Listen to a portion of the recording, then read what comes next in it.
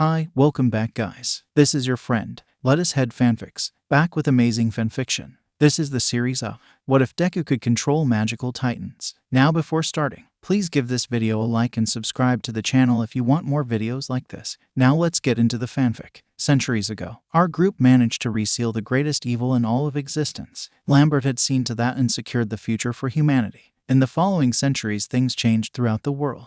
The strange awakening of superhuman abilities that became known as quirks became the norm. For we Seekers, however, this was a disruption to what we do. It was already difficult to hide the world that most don't need to know about. Wiping cameras and minds was very time-consuming. Now, though, there were monsters and destructive animals running around, many constantly wanting to play with the new tricks they had inexplicably gained.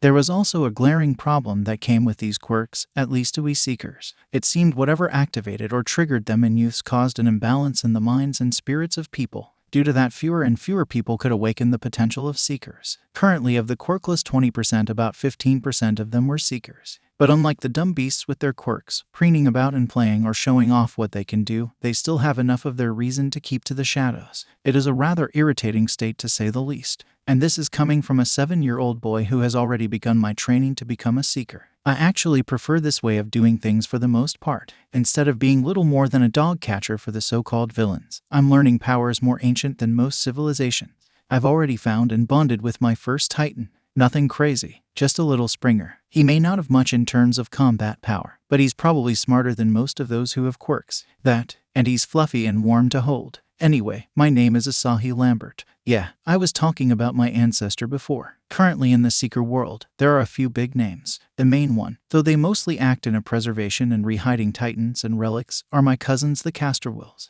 the most ancient of all Seeker families. A smaller one, and opposed to many of the Huntik ideals, but no less respected, is the Zan family. While the organization isn't trying as hard to take over the world anymore, they still needed leadership, as did the island of Pseudos. The Zan family has had a hand in multiple different areas around the world, mostly controlling parts of the underworld. The one in the middle is my family. We may not have the history of the Casterwills or the influence of the Zans. What we do have is a history of capable Seekers and an eye for the good and the talent in people. I'm currently living in Mustafa City in Japan right now. As I'm walking, I see another glaring example of all the reasons quirks are wrong. A trio of kids, one led by an ash blonde-haired boy who had sparks coming from his hands, were ganging up on one kid. On the other hand, there is a scared kid with green hair standing to defend the other. Why do you have to do this, Kachin? Leave him alone. What do you think you can do, Deku? You're just a worthless, quirkless weakling. That last part more so makes me perk up, so I decide to intervene. Better quirkless than a stupid rampaging dog like you. Why don't you run home, pup? Think you need to be paper trained? The other two there laugh a bit at this, but the ash blonde brat just gets mad. You think your opinion matters? You're probably quirkless too. I just smirk at that and say, yeah, but you're so weak it'd be really easy to beat you. And that got the reaction I was expecting. The brat starts bristling up and rushes at me shouting, I'll kill you. And this little piece of shit thinks he deserves to be a hero. I block the wild left he throws at me and place my hand on his chest and quietly say Tukran. The resulting blast sends him flying into a tree, cracking it and knocking him unconscious. As two flunkies look back and forth between the two of us. If you feel like you've got a chance, you're welcome to try, I say with a smirk. They don't though and run off since their alpha got beat, grabbing the annoying little chihuahua as they ran by. I walk over to the green-haired kid and tell him, you got the right kind of guts, you know that. What's your name? Mine's Asahi Lambert. Midoriya Izuku. Is Lambert your given name? I widen my eyes when I realize I introduced myself backwards to most here in Japan. So, with a cough I say, no, it's my family name. They were originally from the Gallic regions of Europe. Izuku is wide-eyed at this and interested by this, but he first turns back to the kid the others were picking on and asks, are you okay? The boy nods and thanks both of us before running off. Just when I thought I was going to be beat down by Kachin again, someone else called out and saved us both instead. He looked to be about the same age as me. Had blonde hair and green eyes almost the same shade as mine. He wasn't scared when Kachin rushed him, and then he sent him flying with what looked like a palm strike, though it almost looked like there was some kind of energy when he did it. After we checked on the other boy, I was more curious about how Lambert-kun did that. When I first called him that, he said, just call me Asahi. My family name sounds a bit funny with a Japanese accent.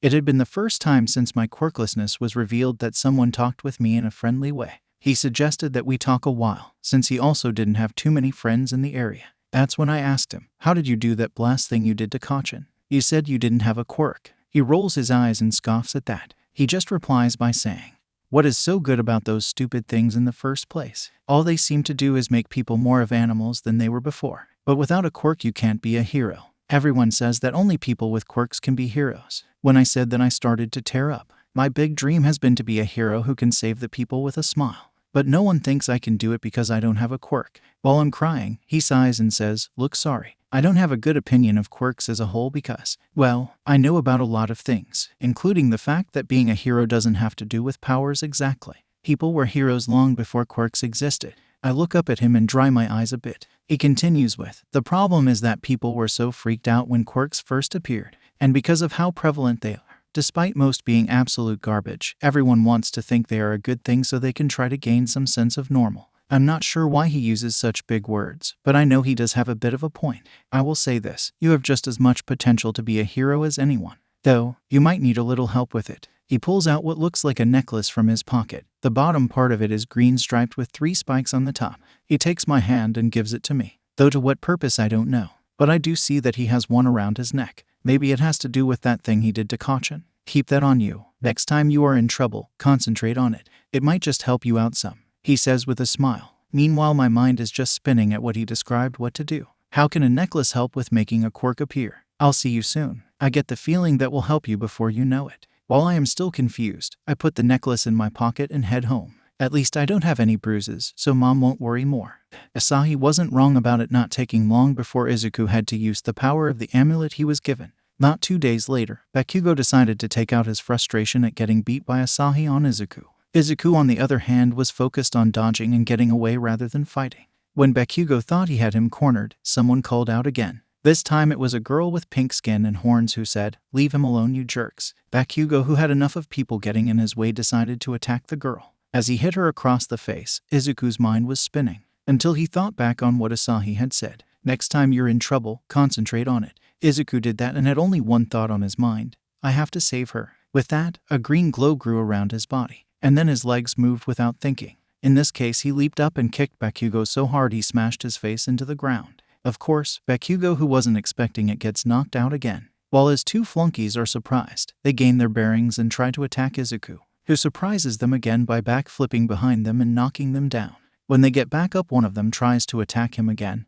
Izuku seems to disappear. They both look around trying to find him. Then one seemingly gets struck across the cheek and falls. The other gets kicked in the shins and falls too. That is when Izuku appears out of thin air in front of them. Just when they are about to get up again, they all hear, "I think that is more than enough. Take that little piece of garbage out of here and don't come back." They turn and see Asahi, who has a smirk on his face. The other 2 grab Bakugo and run, while the pink girl is getting up. "Thanks for the help, green guy. So, was that your quirk? It's really cool, as is the green glow you had."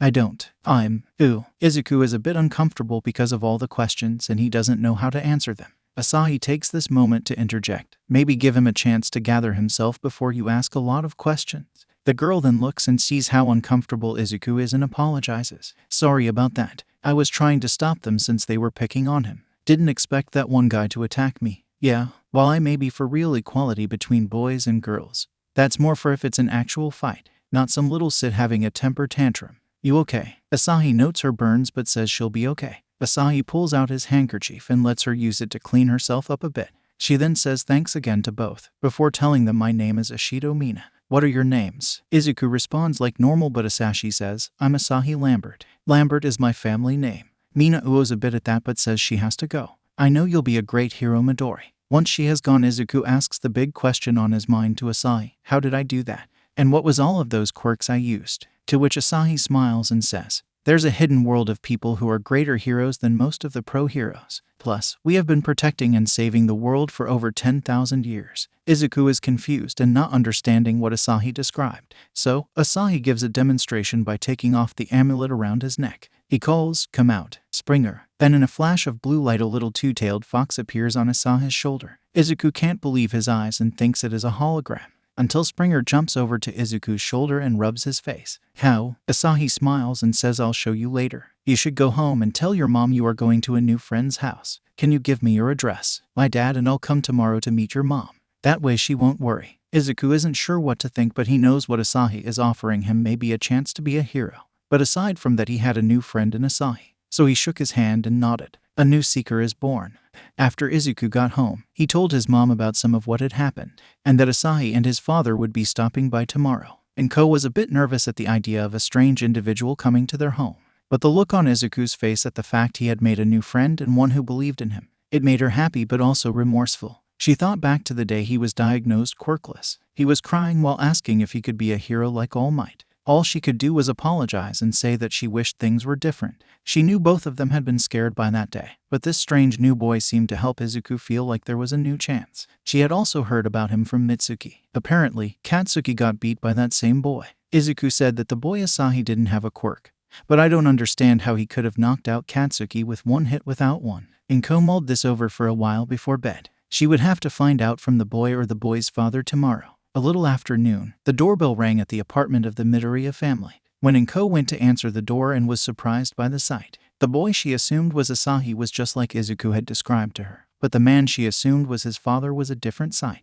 While blonde hair was not that uncommon anymore in Japan, it was the other features that threw her off. The boy had green eyes, but his father had only one green eye. The other eye was obscured by an eye patch. He is a bit taller than Mitsuki if I were to compare. Between the eye patch and the build of his body, I'm sure he's been involved in many dangerous things. Should I really let him in? While is going over these thoughts in her mind, the blonde man says, "You must be young Midoriya's mother, right? I'm pleased to meet you. My name is William Lambert. Asahi is my son here." With that polite introduction out of the way, Inko was brought out of her thoughts. She bowed politely and said, "Yes, I am Izuku's mother. My name is Midoriya Inko. It's a pleasure to meet you." Lambert's incorrect. I'm guessing that is your family name. William just smiled and nodded. "Yes, it is. My family is originally from Ireland, though I grew up in the States. I came here for business a while back and met my wife. I can explain more later, but well." "Oh, yes, please come in. I'll make some tea." Once they had come in and everyone was seated in the living room, William began to explain what he wanted to talk about.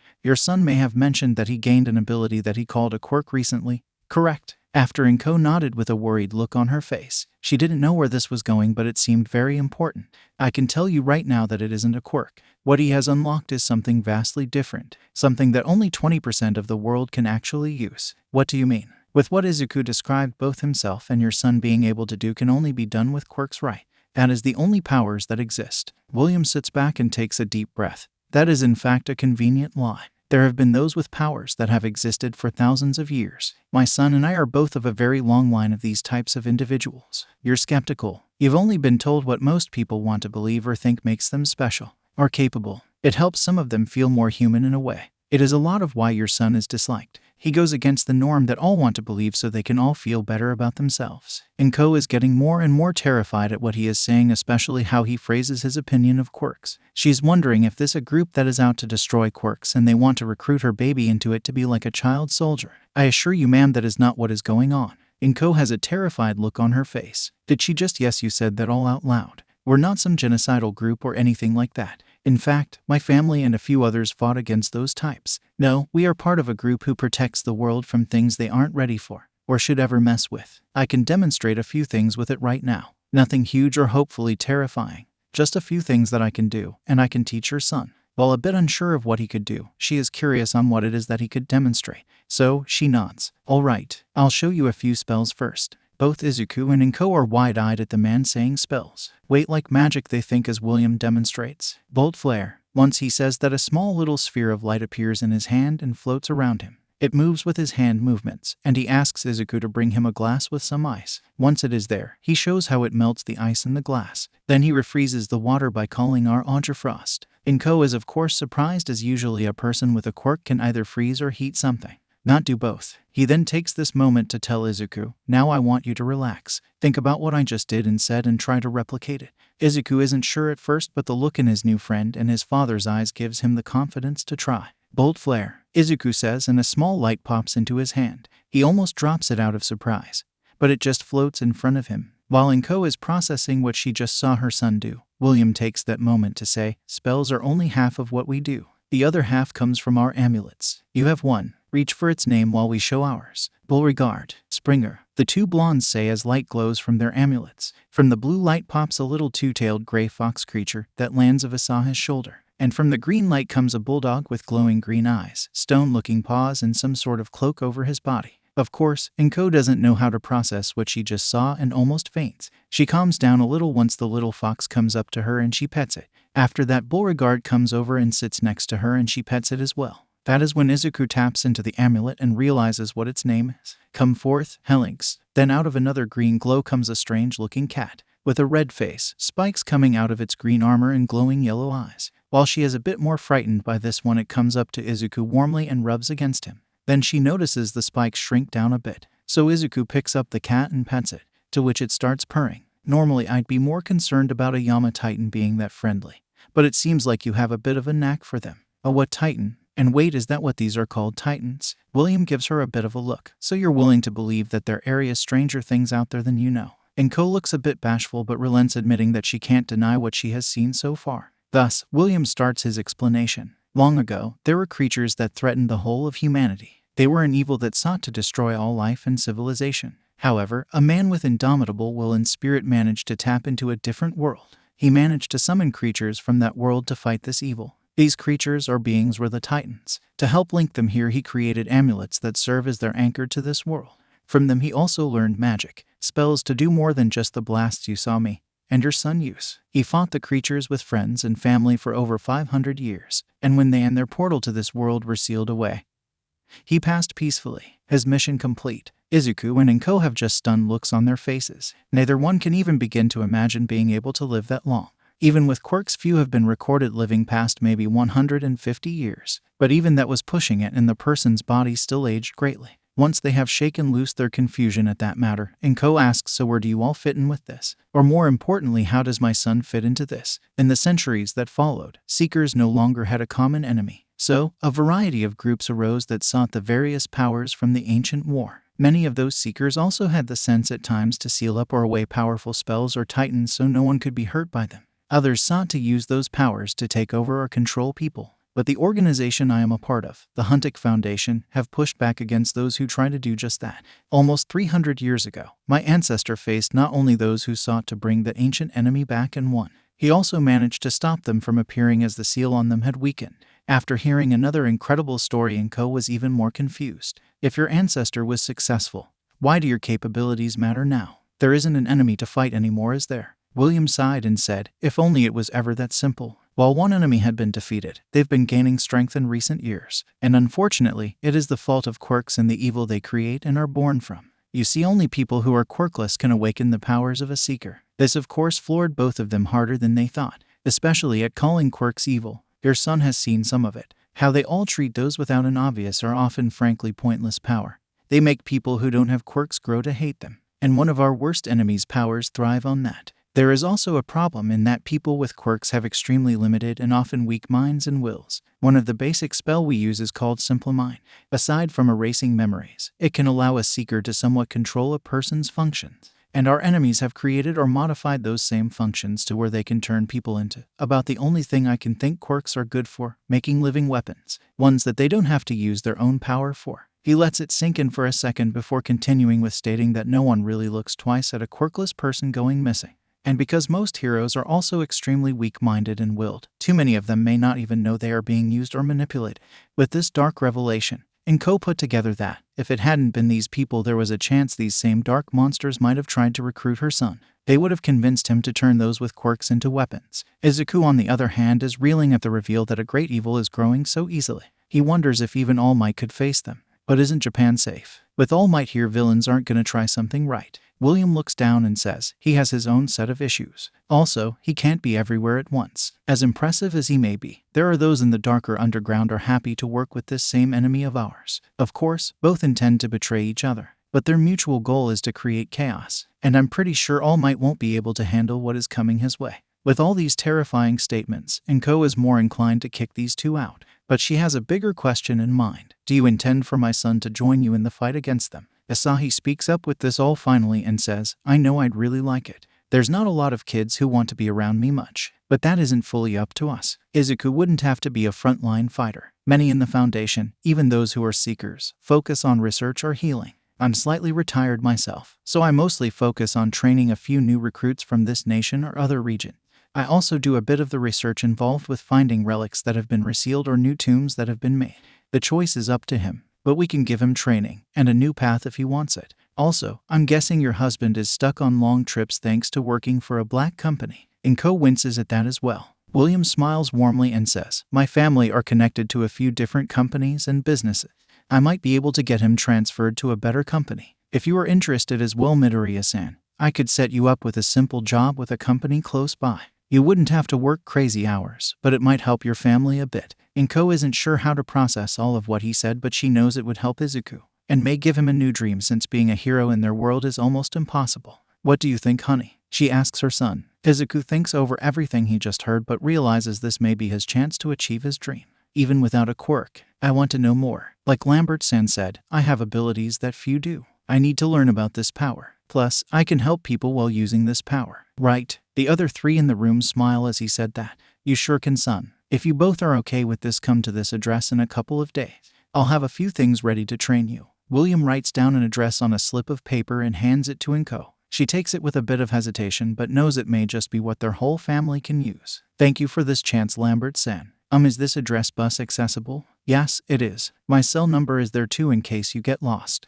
Well, good evening then, Midoriya-san. Izuku, William says with a laugh. He stands to leave, and his son follows behind him but giving a wave goodbye as they leave the apartment. The Midoriyas see them out, and once they've had time to calm down from all the info dropped on them, they have dinner. Katsuden, of course, given it was a big day for Izuku. He also takes his time to practice with what little he learned in just the few minutes the Lamberts were teaching him. He can still do Bolt Flare, but he can't use the Audrefrost spell he saw. He also practices with summoning Helynx a bit and even has him sit on his lap after dinner. Helynx even warms up to Inko and gently rubs against her. With all these happy thoughts and possibilities opened, Izuku goes to be with a smile, for later begins his path to be a seeker hero. The Midoriyas got ready for their trip a few days after the Lamberts came to visit them. Inko had double-checked the bus schedule and the address they had provided was accessible. They would still have to walk a bit after they stopped, but it was by no means a problem.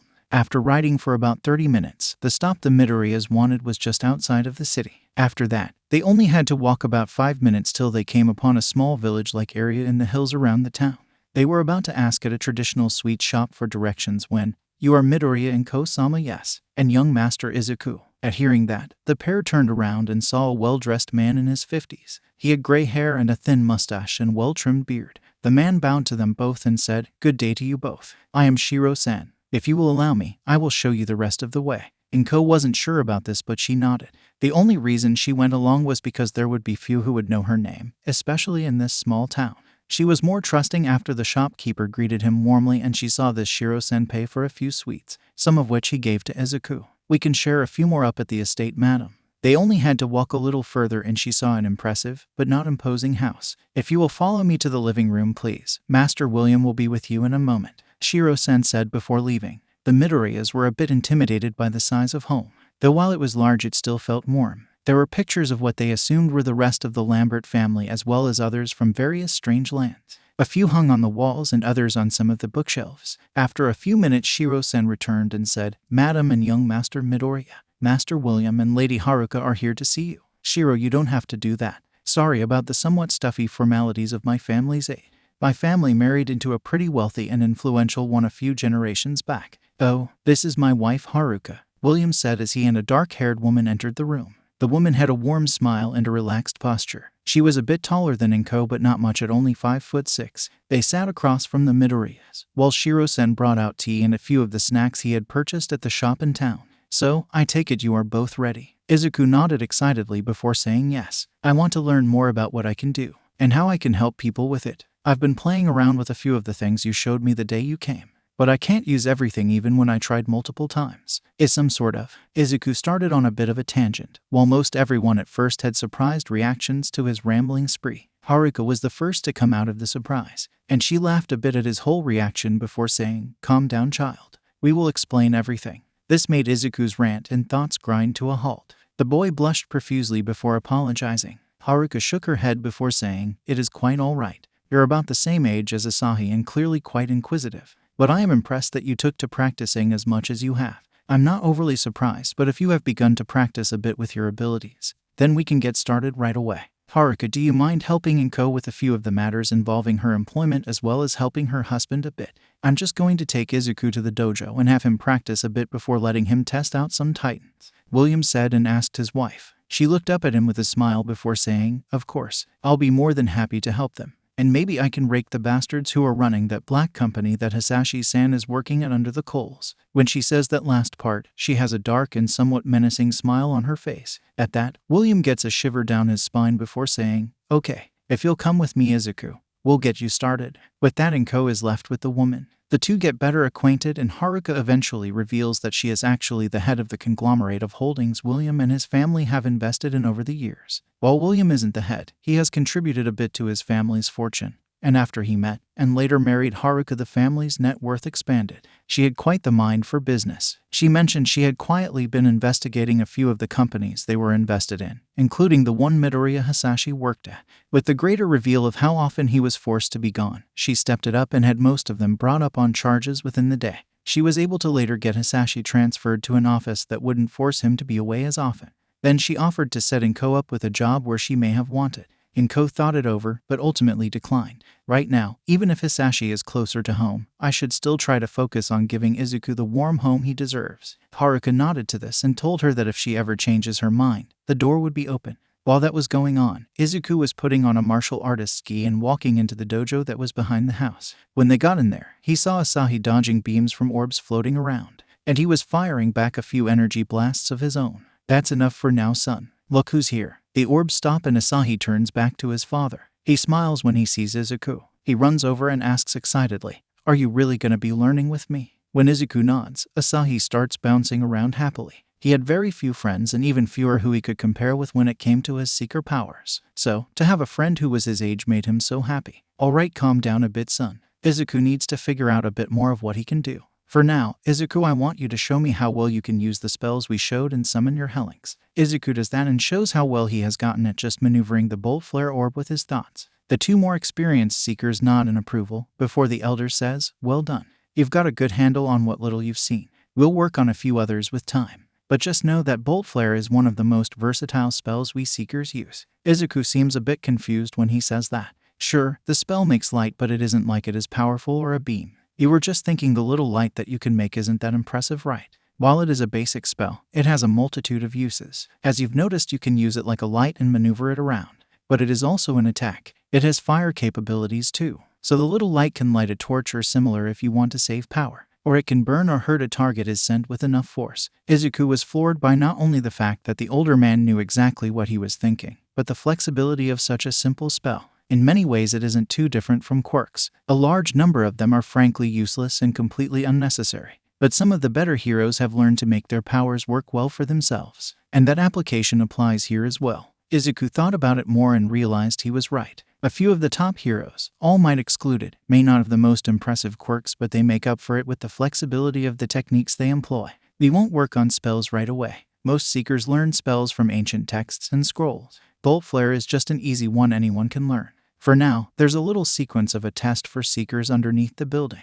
Down there, you'll face a set of challenges to give you an idea on how we do things. William reaches to his side and pushes a hidden panel. On the opposite side of the room, the wall slides to the side and a set of stairs going down are seen. Izuku is a bit frightened and asks if they could come with him. Normally I would say no, but you've only just begun, so Asahi will go with you. He's already done this as well, and reaped the rewards of the test. Good luck, Izuku. With that said, the two boys go down the stairs. When it gets a bit darker, Izuku lights the way with Bolt Flare. Before long they come to a room with a set of pedestals in the center. Each pedestal has an amulet on it, but there is a force field around them. Just then a projection appears and speaks to them. "You have already been here, Master Asahi, but this other boy is new. I'm guessing the test is for him. What is your name?" The spectral entity states while looking at the two. Izuku is a bit flustered but answers, "Midoriya Izuku." "Well, young Midoriya, I should explain more matters with this. There are 2 other rooms with amulets in them, but to leave each you have to pass the tests involved. For now, your first test. I ask this question. You are in a room with the doors locked and high windows. How would you go about getting out?" Izuku thinks it over a few times. Part of him would like to say punch the door down, but he realizes that isn't what the test is about. Asahi-kun didn't try to attack Kachin. He let him come at him. He wanted to see how he would react. Izuku realizes he wasn't trying to beat him. He was trying to figure him out like a puzzle. The test is about how you go about solving a problem. I'd look around and see if the doors or windows are loose. Then if needed, break or wiggle the latches free. The specter smiles and says, "Thought out on looking for the solution. The red searcher would be a good partner for you. With that, a pedestal's field opens. On it is the green-winged amulet with a jade jewel in the center. Izuku takes it and it bonds to him. Good job. I went with pick the locks right away as my reaction at first. That's why I have Springer. He's a master of tricks and traps and solving puzzles. When Asahi says this, Izuku realizes he was correct in his guess about the function of the test. Once they are done, the Spectre says he should use that amulet to find the opening to get to the next room. Red Searcher. Izuku shouts his and a flying red eyeball floats above him. It scans the room and spies a trick on the door. The creature points it out and Izuku pushes it. The door then slides open and the boys press on. When they get to the next room, there are another trio of pedestals in the center. The Spectre reappears and says, "Now for your next test." An imposing figure stands before you and your goal. It will react to motion and what it deems emergencies. It also allows those it approves of passed. How do you get to your goal? Izuku thinks for a bit before saying, "I'd get close to one side, then use a titan or similar to cause a distraction. I might be able to defeat it if I had a spell or titan strong enough to beat it, but that could put the whole matter or purpose of the mission at stake. Better to just distract it and get past to the goal." The Spectre smiles and reveals the pedestal that fits Izuku's answer. Gerwolf will be a good ally and friend to you, especially with what you need to contend with. Then in front of the door they need to go through, there is a golem-like titan standing. While intimidated, Izuku still manages to say Gerwolf, and the astral wolf appears. It keeps the golem busy by blinding and distracting it. With it, the boys run past. Once through the other side, Izuku asks Asahi what he chose. He tells Izuku that he went with causing a distraction to lure it away. Not one in the same room and far enough away to keep it busy. Oh, by the way, you probably won't be able to summon anything more than Red Searcher once we get out of here. Izuku is confused by that and asks why. It's part of the tests. You and I aren't actually strong enough yet to summon most titans. Small ones are easy, but bigger or combat titans are too tough for us. We are only 7 after all. From what Dad said, the test acts as temporary booster for us. We get to see and feel what the titans we summon are capable of. Izuku is a bit disappointed at that, but realizes that it is a good point. They head on to the last room and final test that awaits. Once again, the doors close and the Spectre appears and gives their final question. You are in a fight you and your team cannot get away from. But you know the goal isn't here. It is further away. But with the enemy right on top of you, you cannot let them follow you, lest they be able to take the power themselves. What do you do? Izuku doesn't even hesitate at this one. I fight and hold the rest of so my friends can either get away or can get the goal. And I will hold them long enough for them to do it. With that, an amulet pedestal comes up from the ground, while spectral enemies appear around them. Izuku runs and grabs the amulet and shouts, "Awaken, Caliban." With that, out of the blue light forms a warrior in gray armor with a large sword behind his back appears. The two prepare to fight, while Asahi decides to help out for fun. I know I passed this but want in too, as does my partner. Show them your fury. Asura. With that, a red 3-headed demon with gold arms appears out of a green light. With a nod, the boys and the titans engage the ghostly beings. The titans attacking with fists and blade, while the boys use blasts. Izuku even learns from Asahi how to do tukram after he explains it. Asahi also uses armor brand to protect the two when necessary. With the tests passed, the boys head up the stairs again and meet back up with William. He smiles when he sees that they are both fine. And Izuku now has 3 new partners. Well done. You got a taste of what it means to be a seeker. You've also seen that accomplishing the mission doesn't involve winning a battle. Oftentimes, ancient secrets can be more valuable than any titan or relic could be. You won't be able to use those for a while, but they are still bonded to you. For now, we'll practice a little hand-to-hand and some spell casting. With that done, the boys spend the rest of the day practicing with William. At the end of the day, the Midoriyas stay long enough for dinner, even getting a phone call out to Hisashi so his wife and son can talk to him. Over the next 7 years, Izuku learns much from the Lamberts. Aside from a handful of spells, he has also gone on a mission or 2 and recovered titans. He even bonded with a powerful Litho Titan. Though he can't use it yet, Asahi becomes the best friend he could have hoped for. One who even sees what he is hoping to do as a hero, even if he isn't sure if he wants to take the hero course way. For the rest of the Midoriya family, Hisashi was able to spend more time with his family and eventually got to a management position due to his work ethic and fair management of his subordinates. Inko hadn't taken up the offer to work herself, but she was happier and healthier than ever thanks to her new friends and the help they had given her whole family. When it came time for Izuku to look at high school, there was only one place he had in mind. He was going to UA. Katsuki and the others in my class may have tried to put me down for not having a quirk today, but I showed in more than one way that their quirks, even one like Katsuki's, isn't as impressive as he likes to believe. When he tried to take a swing, I just used a little far slip at his foot and it sent him spiraling. They all just think it is just bad luck that these things keep happening when someone tries to mess with me. but it is enough to get a lot of them off my back. Katsuki didn't even try to mess with me after class. He shouted his usual nonsense and walked out. Asahi doesn't attend our school, so I'm mostly still alone. Though there are 2 others who have been at least actual acquaintance, namely the boy that Katsuki and the others were trying to attack the day I met Asahi. His name is Otaru, and he does find what I have learned about parts of the world interesting. Since his quirk isn't too impressive, just an ability to generate light, he doesn't plan to be a hero. In fact, he is looking to other things away from heroes. I know that I have already been a hero, given a few of the missions I have been on and some of the people I have helped, but I don't want to hide what I can do. Asahi has thought about that same thing. He agrees that we could be great heroes and that our powers wouldn't be that uncommon in this world of quirks. Besides, if what Mr. Williams said is true, then the blood spirals may be both making a move soon and have allies in the villains. Well, now a medium-sized invisibility cloak. I hear that as I am going through a tunnel on my way home. A mass of sludge and grime comes out of the drain pipe. Old me might have been scared and run or freeze up. The current me is still thinking about running, but I also know that I can take him. Armor Brand. I shout as the shield forms around me. With that stopped, I pull out a Titan and call out, "Take control, Dendris." At that, a being wearing a golden mask and manipulating 2 dragon puppets appears next to me. Dendris only used the ice dragon. We'll stop him in his tracks. Audra Frost. As I give my instructions, I also fire off a few freezing shots to stop the massive slime. It doesn't take long before the villain can't move. There is no need to worry, because I am here. Halt, villain, and he is already halted. I can't believe it. All Might right here, in person. I guess he was chasing this guy when he tried to jump me. I have to admit, young man, you handled yourself well, and you captured a villain that had gotten away from me. Though I will give you a warning about using your quirk in public. And what the heck is that thing? Oh crap. Bad enough I caught the villain by using my spells and Titans, but both him and All Might have seen Dendris. Can you wait a second, All Might? Hopefully I can do this right. First things first though, Dendris return. At hearing that and seeing Dendris disappear into an amulet, All Might starts to question how this Pokemon-like scene is possible. I might be willing to explain in a minute, but first I need to handle this guy. I place my hand about where I think his head is and say, "Simple mine."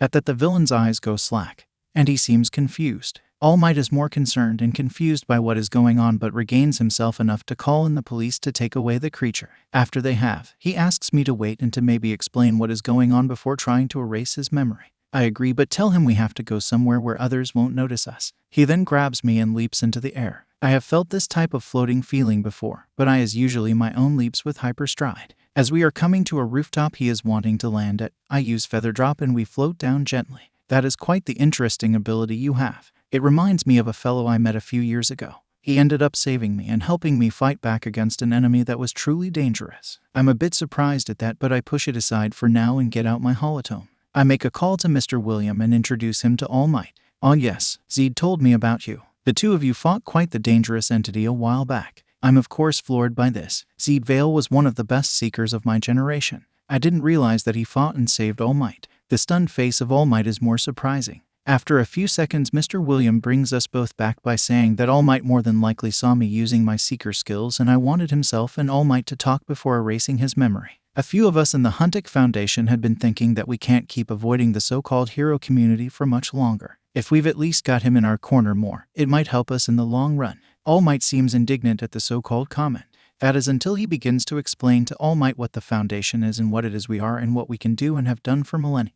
At hearing all of this, All Might has to sit down. And those of us who have powers think we are heroes. We really are jokes. Me especially. There have been heroes longer than any quirk, both powered and non-powered. I guess I've forgotten that after being at the top for so long. He takes a moment and gathers himself. He then says to Mr. William, "If you need help with trying to get the authorities off your backs, I'm more than happy to help. I owe you more than I can imagine. One of your best saved me from a grievous injury or possible death. And you all have been protecting the world longer than I have been alive. I could even get in contact with both the Hero Commissioner and a few others to see if we can't help you in protecting certain areas." That doesn't sound too bad, but mostly the meeting the commissioner part. As for the protecting areas, it's better if they don't get near them. Most everyone with a quirk is so weak-willed and minded that they could be easily influenced by aspects of what we need protected. All Might isn't sure what to say at the weak-minded part, but he agrees. After all that is said and done, Mr. William tells me to come to the dojo later. There is apparently a new seeker he wants to introduce me to. But once I have hung up, I decide to ask All Might a question that had been a thought of mine from before I found out about my seeker abilities. Can a person be a hero without a quirk or powers? All Might sighs before he admits something. I may have thought no at one point in my life. But really, I have remembered that a hero isn't, or rather shouldn't be, defined by their power. Many heroes exist in places where power is pointless. A quirk may be helpful in a hospital or surgery, but many times it could get in the way. The police and first responders to a crisis are also heroes in their own right. They just get disrespected because everyone likes to think quirks are the greatest thing ever. But I know that a person can be a hero without a quirk. You just need to be willing to look in those places and see it for yourself. His own humbling admission and the fact he gave respect to others more than himself inspired me more. I will take the UA entrance exam and show more of the possibilities that are out there. Hopefully Asahi will join me, and we can be heroes together. With that done and All Might giving me lift to the Lamberts' home, I'm ready to talk about it with Asahi and Mr. William.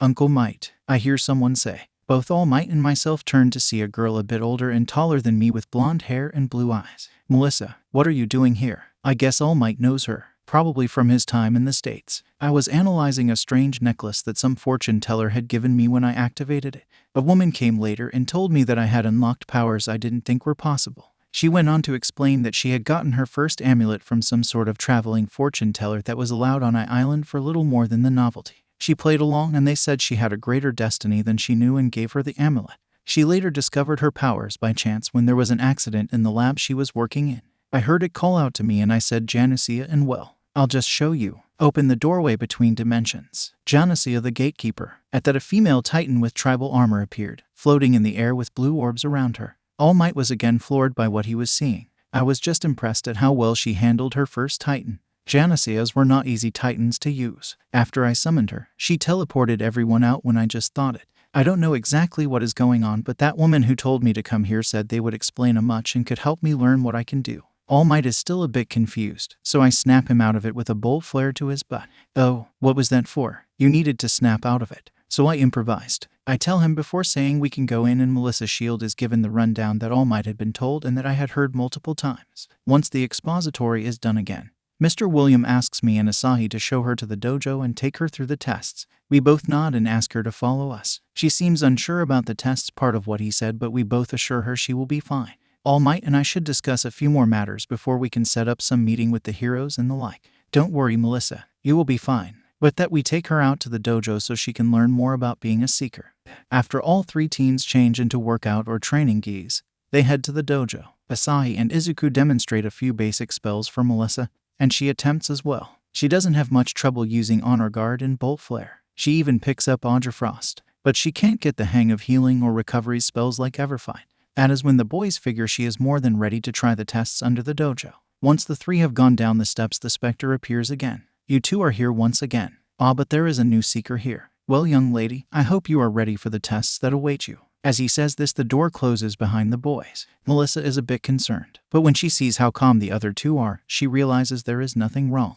With that out of the way, the specter gives her the rundown of the tests and gives her the first question. You are in a room with the doors locked and high windows. How would you go about getting out? Melissa thinks about it a bit before saying, this place must have weak points or maybe a gap that these two have gone through before. If I can find that, I could open a new path. With that, the specter nods and says, Silver Hunter would be a good partner for you to find this opening or path. With the barrier to one of pillars released, Melissa walks up and takes the silver and white amulet and calls out, find the way. Silver Hunter. Out of the blue light, a large silver-haired wolf appears. It sniffs around a bit and finds where the other two had solved the puzzle before. With that, she also pushes the point that opens the door. The next room, the large figure is once again in front of the trio. So the specter poses its question. An imposing figure stands before you and your goal. It will react to motion and what it deems emergencies. It also allows those it approves of past. How do you get to your goal? When she notices that he said it allows those it approves of past, she notes that is her way in. I'd try to pass off that I was its fellow guard or perhaps someone who has come through before. Better to not fight and make sure that the guard isn't removed so someone may know something is up. With a nod, the pillar reveals an amulet with a mask-like appearance in blue and silver. Shifter is a crafty titan. He can help you pass by unseen by your foes. With that, she calls forth Shifter and takes on the form of William. She walks up to the large being and it steps aside. The door opens and they all pass on to the final trail. They enter the large room with spectral enemies again. The boys note that there are more than both of the times they came through. I know both of you want the chance to fight with your favorite combat partners as well, so I created a few extra opponents. At this, Melissa gives them both a bit of a stink eye before saying, thanks a lot, now it'll just be harder. To this the Spectre chuckles before saying, "Don't worry about them. They can handle themselves. For now, you have your final question to answer, and it is this. You are in a fight you and your team cannot get away from. But you know the goal isn't here. It is further away. But with the enemy right on top of you, you cannot let them follow you, lest they be able to take the power themselves. What do you do?" Melissa thinks it over before saying, "I would put my faith in my teammates. I may not be much of a fighter right now, but if the goal is further ahead, then there is no point to extra fighting and exhausting all of us. I would leave something strong enough or that would help them fight back against the enemy and try to end the fight from behind the scenes." And with a nod, the last pillar shows a silver and blue amulet with 6 protrusions from the back. After Melissa bonds with it, she calls out, "Fight for your lady, Kilthane." After the imposing black knight with a kite shield and sword appears, the other 2 seekers chuckle, and Asahi says, "No way, I'm letting you have all the fun. Let's go, Asura." And his favorite combat titan appears. "I'm with you there, my friend. Come out and play, Caliban." Izuku calls out and the impressive Miso Titan warrior appears. The Titans engage a few of the ghostly enemies, as do the boys. Then both may want to help Melissa, but they know she has to do as much of this herself. She handles the battle pretty well. Her Kilthane covers her from some attacks from the back, and she manages to blast away a fair number of the ghosts herself. With the battle and thus the trails done, all 3 return their Titans and head back up. Once back in the dojo proper, Asahi explains that she may not be able to use all of her Titans that she could down below. Certain Titans are easy to invoke. Others require more experience and effort. I think the only one you may have trouble with might be Silver Hunter. It may have been the opening Titan, but it is still a powerful tracking Titan as well. Kilthane though won't be a problem. But for now, I say we practice what you have learned and begun to understand. With that, the 2 more experienced seekers get ready and prepare to spar with Melissa. She is a bit nervous at first but adjusts into a stance of her own. The 3 practice for a few hours before they call it a day. William offers to let Melissa stay at their home so she can practice, but All Might instead offers to let his niece stay with him and he can bring her up for a few lessons each day. With all that done and Melissa talking with her father about some of what has happened, they all prepare for whatever may come in the next year. With the start of a new year for students came the entrance exams for high schools, and none more prominent than the UA entrance exam. And this was the biggest day for Midoriya Izuku. He had prepared for months with his best friend and partner in seeker work, Asahi Lambert, who was in fact standing next to him as Izuku was admiring the UA building itself. "Move your ass, you worthless Deku." And of course, the biggest fool in existence, Bakugo Katsuki, was trying to push him around. "Lots of room here, man. Just go around," Asahi said. Katsuki was about to launch at him, until he saw it was the same kid who had blasted him away like he was nothing. Asahi narrowed his eyes at Katsuki, just daring him to try something. Katsuki just walked away with a huff, muttering about it being a waste of his time or other nonsense. "Thanks, Asahi, but you didn't have to do that. I can deal with Katsuki," Izuku said with an unsettled look on his face. To that Asahi nodded and just said, "I know, man, but I still wanted to help." With that said, both gave each other a smile and walked up to the building for their exam. Izuku had to sit next to Katsuki given they were both from the same middle school, but he wouldn't make a big deal about it for now. The written exam was little issue for any of the 3 of them, but the real test would come from the practical exam.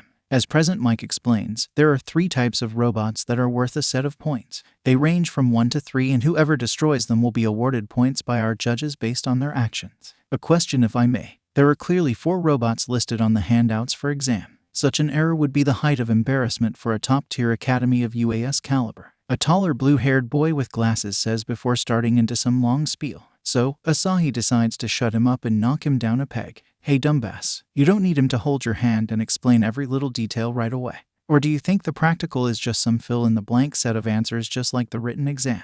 If you can't think that far out of the box, then you should leave." While the tall boy is about to retort, Present Mike comes in to defuse the situation. "All right, that is enough, both of you. Though one of you did make a point that this isn't that simple. The final robot is an obstacle of sorts. It is worth 0 points, so there is little value in bringing it down." With that said, the tall boy sits down with an angry look to the one who called him an idiot. Izuku, on the other hand, just thinks Asahi didn't need to go that far. But I'm guessing he may have thought of something that the other guy didn't. With all of that done, each examinee is given a card with the number of the battleground they are assigned to. Izuku is at Site 2 while Katsuki is at Site 1. While Katsuki is bragging up that is how it should be, Izuku realizes that the real point is just to avoid classmates working together. Well, he won't be making it into the hero course, Asahi says as he walks up to Izuku. To which Izuku responds with a puzzled look, "Why not?" Asahi just holds up his card and it is Site 1 on it as well. Izuku is wide-eyed at the fact that Asahi may try to sabotage Katsuki. "Don't worry, I'm not gonna try to make him lose. He can do that just fine on his own." Asahi reassures Izuku before heading to his bus. I can't worry too much about what Asahi may or may not do. Just like on our missions, we each have our own role to play and job to do. And mine is to pass my test as Site 2. Izuku thinks before nodding to himself. I get on my bus and put together a plan while on the way. We aren't trying to hide what we can do today. So I'm gonna bring out every Titan I can and use all of my spells. I'll keep the biggest guns in reserve. I think I've already put together the puzzle of this whole exam anyway. Once we are at the battlefield, I see some of the other examinees getting ready. When I'm taking out my amulets, the glasses guy tries to make a big deal about them. What is the point to silly trinkets like those? This is a serious exam.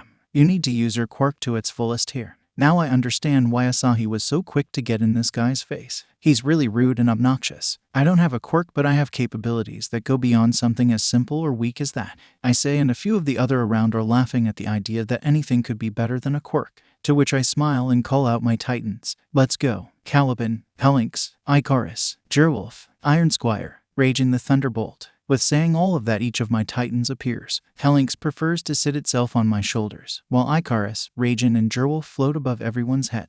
Of course, everyone is dumbfounded at this whole situation. None of them probably thought anything like this is possible. They are all so confused they don't even notice Present Mike say go as the doors to the fake city open. Nimble fire. I call out and rush into the town alongside my Titans. Mike apparently had to tell everyone else to snap out of it. But it matters little. Me and my Titans have already started attacking any robot in sight. I'm hitting the bots with everything from bolt flare to ray pulse. I've even tripped up a few with Ongerfrost and stop glue. I also have given certain Titans a heads up about helping if necessary. Most, like Caliban, are of course fighting any robot in sight.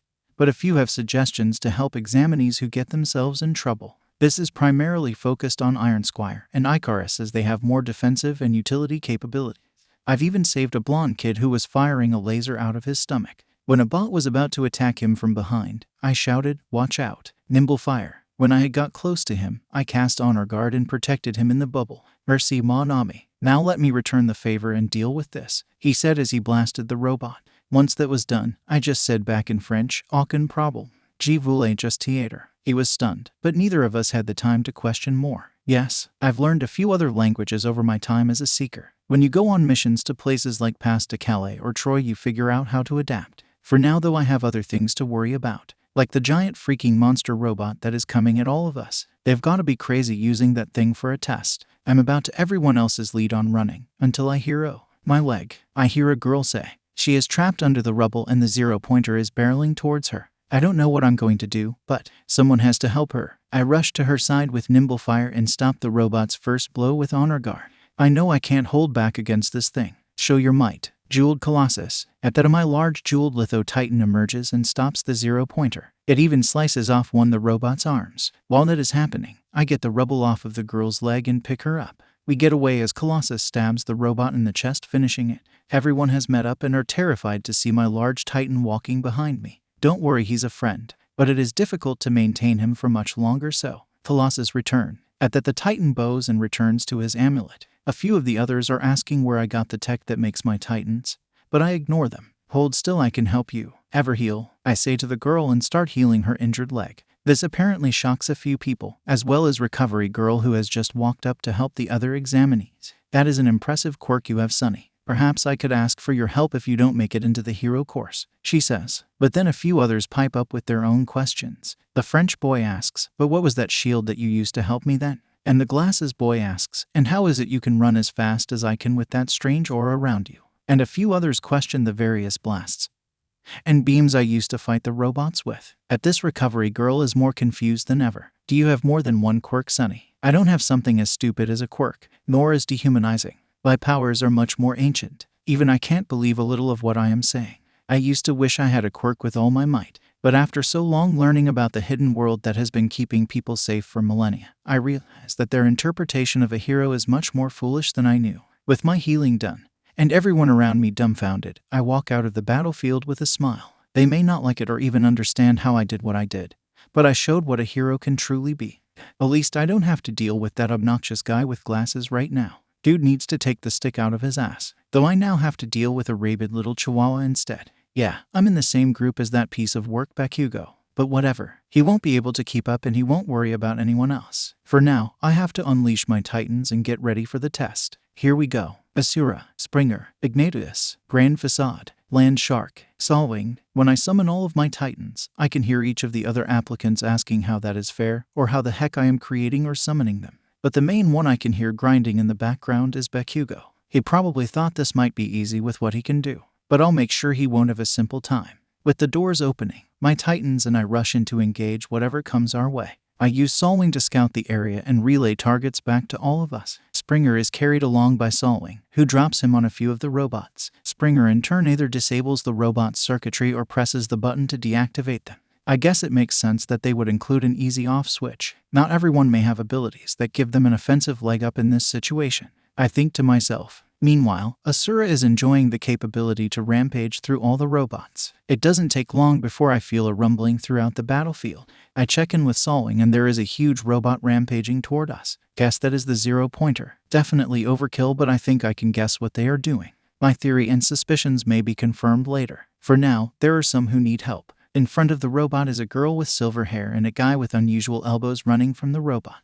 A girl with long earlobes is helping a kid who looks like he has a speech bubble for a head who looks like he hurt his leg. Okay, I've got to wonder how some people think some of these changes are good things. Hyperstride. I leap up to the top of a building and get a better view. The one with the speech bubble seems to be trying to make walls to stop the robot, but it isn't working. No point holding back. Hyperstride. Repel the enemy. Taros. With that, from my gold and greed amulet awakens the bronze giant Taros. It is a large metal titan that, while unarmed, strikes with enough force to shatter the 0-pointer. Unfortunately, some of that is still falling towards the others. Stay behind me. Wilwa. With that shout, I create a green wall upward that stops all of the falling debris. Taros, you mind getting some of this junk off? At that, the bronze behemoth does and I can release the spell. Though the spell does take a bit out of me. That was crazy, man. What the heck is that thing and where did it come from? The one with the odd elbows asks me. The others in the area ask the same and I just hold up Taros' amulet. Taros return. At that, Taros nods and returns to the amulet. The others are dumbfounded by what they just saw. Or I'm guessing the one with the speech bubble head is the same. The girl with the long earlobes snaps out of it first and says, "Well, however you did it, thanks man. What the heck is your quirk anyway? Don't have something that useless." I say bluntly. Of course, they are all dumbstruck and confused again. Hold him still a second. I'll fix him up. Ever heal, I say, and heal the bubble-headed kid's leg. How is it possible to work the miracles and makings that you do? Are you of a world beyond what we see? Okay, that was the weirdest way to describe what I can do. But I wouldn't say she is entirely wrong.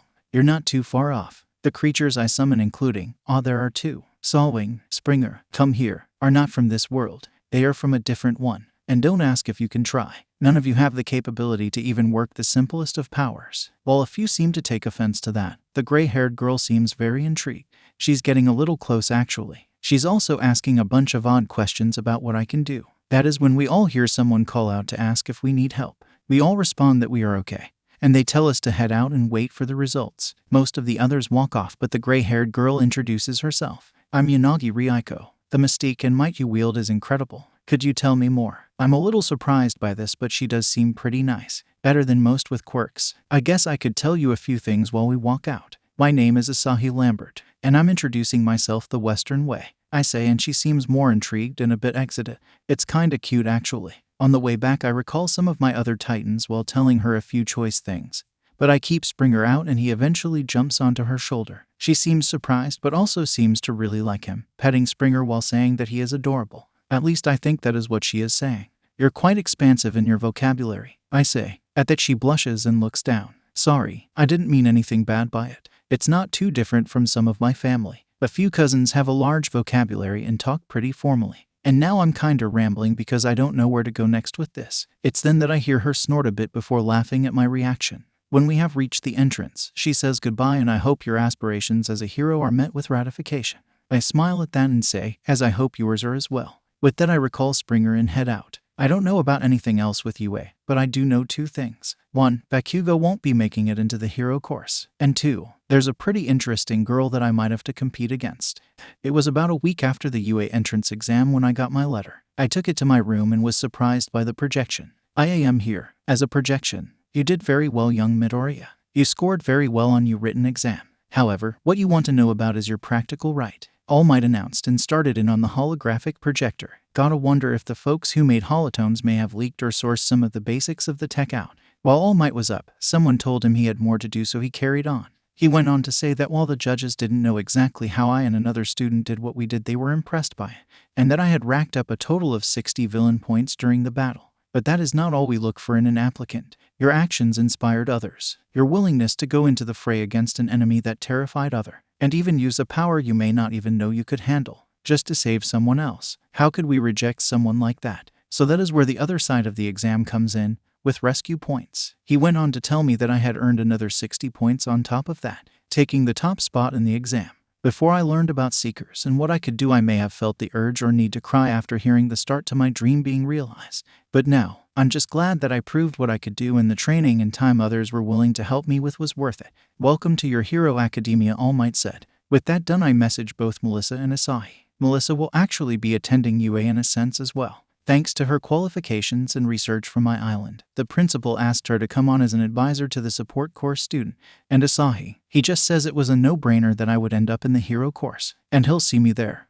After going over some old tomes from South America, I checked the mail and found my letter from UA came in, or rather the holoprojector, with someone telling me my results. Hello there, young man. I am the principal of UA Academy. My name is Nezu. A strange mouse-like creature says when I activate the projector. Not what I expected in more than one way, but I guess quirks have caused a lot of weird shit over the last 3 centuries. Now for your results. Of course, you passed the written half of the exam, but the practical is where most are more concerned. You earned the top in villain points at 65 total. Izuku must have gotten the same amount. Well, it will be fun to compete with him in a friendly way outside of missions. But that is not all we judge here at UA. For there is another element that is more important than defeating villains, and that is to rescue a life, of which you did. 4 of them in fact. Not only that, but you defeated the villain with quite an impressive display. And I know there's gonna be a but in this, because I know about where and how I screwed up.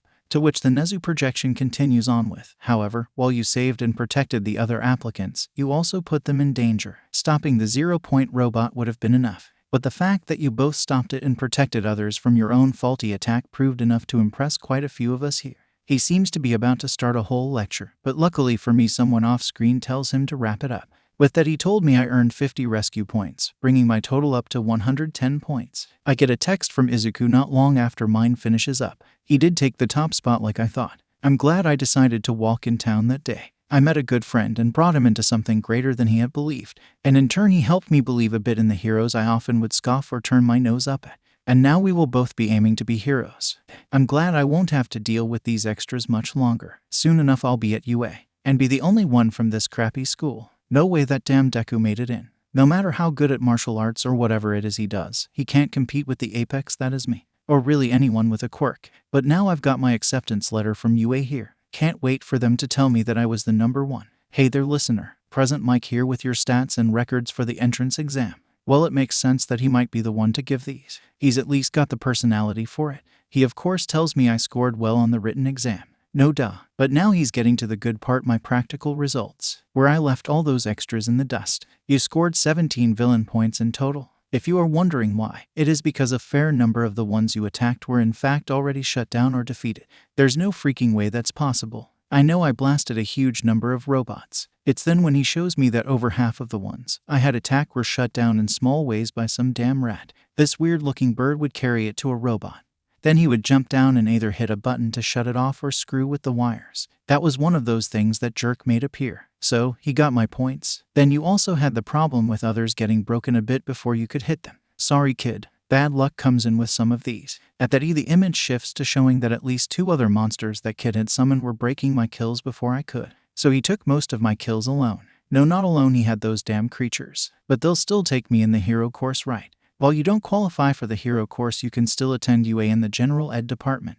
Who knows, maybe you'll get lucky and get a different chance here. Well, see ya. And with that he just blinks out. There's no way this can be happening. It just got effing worse. Turns out that damn Deku did get accepted into UA. And not just the general ed course. I figured if he could even get the chance. No, he's in the effing hero course. How? How could they accept that worthless, quirkless piece of trash and not someone as great as I am? Well, screw UA. If they can't see greatness, then they don't get to have me. Shiksu is on par with UA for heroes. I'll show that I'm even better and I don't need UA. It's only more annoying when the teacher tells everyone that Deku got the highest score on the entire exam. Triple effing digits. And I didn't even get to 20 total. Screw them all. I'll show them I'm the greatest from a different school. It had been a quiet couple of weeks before my first day at UA. Katsuki hadn't tried to make a scene after it was revealed that only I got into UA. Apparently, he had applied to Shiksu and made it into their heroics program. But I can tell he's still mad about what happened during the practical for UA. Asahi may not have directly sabotaged him, but he still took most of the points that Katsuki had gone for. And I'm guessing he doesn't want to be around me anymore, even in the UA general course, because it'll keep reminding him of how he failed. Though given his personality and the way he views himself, he'll probably have more than a few rude awakenings at Shiksu.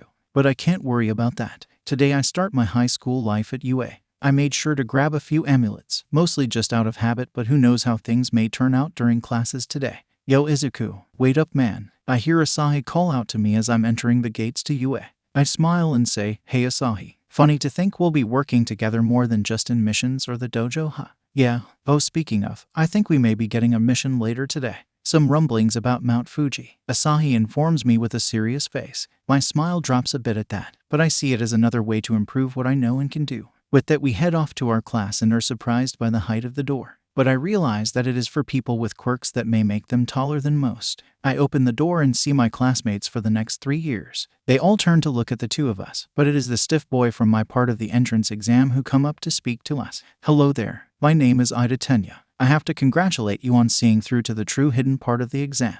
Oh, and what is your name? Well, he's a bit abrupt, but I'm quick to recover and say, I didn't actually know about a hidden part to the exam, but I'm pretty sure Asahi here did. Oh, and my name is Midoriya Izuku, I say, pointing to him. Ida seems a bit surprised that the one who called him out at the overview session knew what would happen, but some others decide to speak up. Hey, you both have those weird necklaces. Do you two have similar quirks? Wait, does that mean he can summon a bronze giant too? It wasn't bronze, but I did see a giant of some kind, HanBaron. I'm guessing that last one was from the kid with the laser from his stomach. As I'm about to say something to answer some questions, I hear a voice behind me say, hey, you're that plain-looking guy who saved me. It's great that we're in the same class. Said person is the girl I saved from the zero-pointer, who has a bright beaming smile on her face as she talks. I'm not sure what to say next as I'm still getting used to girls talking to me in a positive way. I'm more comfortable with Melissa, but most that is due to training together. If you're here to make friends, I suggest you go elsewhere. At that, the four of us at the door look around and see, well, a giant yellow caterpillar with a human face and sucking on a yogurt pouch. Okay, this is weird. And I've gone into tombs before and seen all kinds of otherworldly monsters. It took you 8 seconds to quiet down. None of you are rational enough. Okay, is this guy in any place to say that? But it is enough for all of us in the class to go and sit at our desks. Alright then, I'm your homeroom teacher Aizawa Shouta, and I think it's time we have a little exam before we get started. Put your pea clothes on and meet me at the Phys Ed grounds. At that he presses a button that reveals our gym uniforms and walks out. This is all confusing, but Asahi seems to be putting the pieces together of what he said. I start doing the same and realize some of what is going on. This is about whether or not we can hack it as heroes, isn't it? I ask Asahi privately after we've all changed and are heading to the grounds. He nods a bit and says, most likely. He seems the type that is more about the realistic side of heroism. You and I both know that All Might and the media have given people a somewhat idealized and unreasonable idea of what heroes are. Aizawa is doing this to make sure we know that. I nod because I had thought some of that too. The two of us won't have a problem, but some of the others may have issues given that they haven't gone through the same trials we have. But for now, we have to give this our all. With everyone gathered outside, Aizawa decided to explain what he had in mind.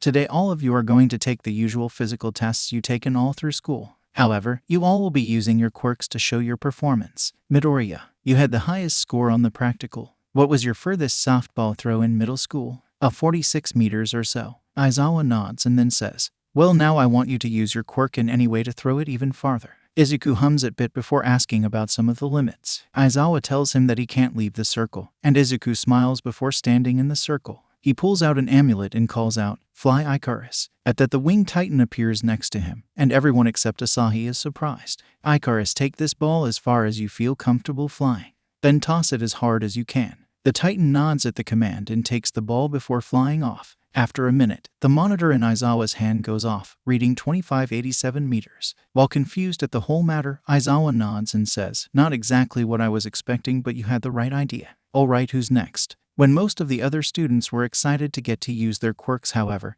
they wanted, some commenting that it would be fun, Aizawa decided to drop another bomb on them. Fun, huh? In that case, whoever scores the lowest on the exam will be immediately expelled. This shocks everyone with Uraraka saying that it wasn't fair. To which Aizawa responded that was the point. You aren't here to have a leisurely high school life. You are all here to train to be heroes. If you can't hack it, you don't belong here. While most are intimidated, Asahi and one other knows there is something else to what their teacher is saying.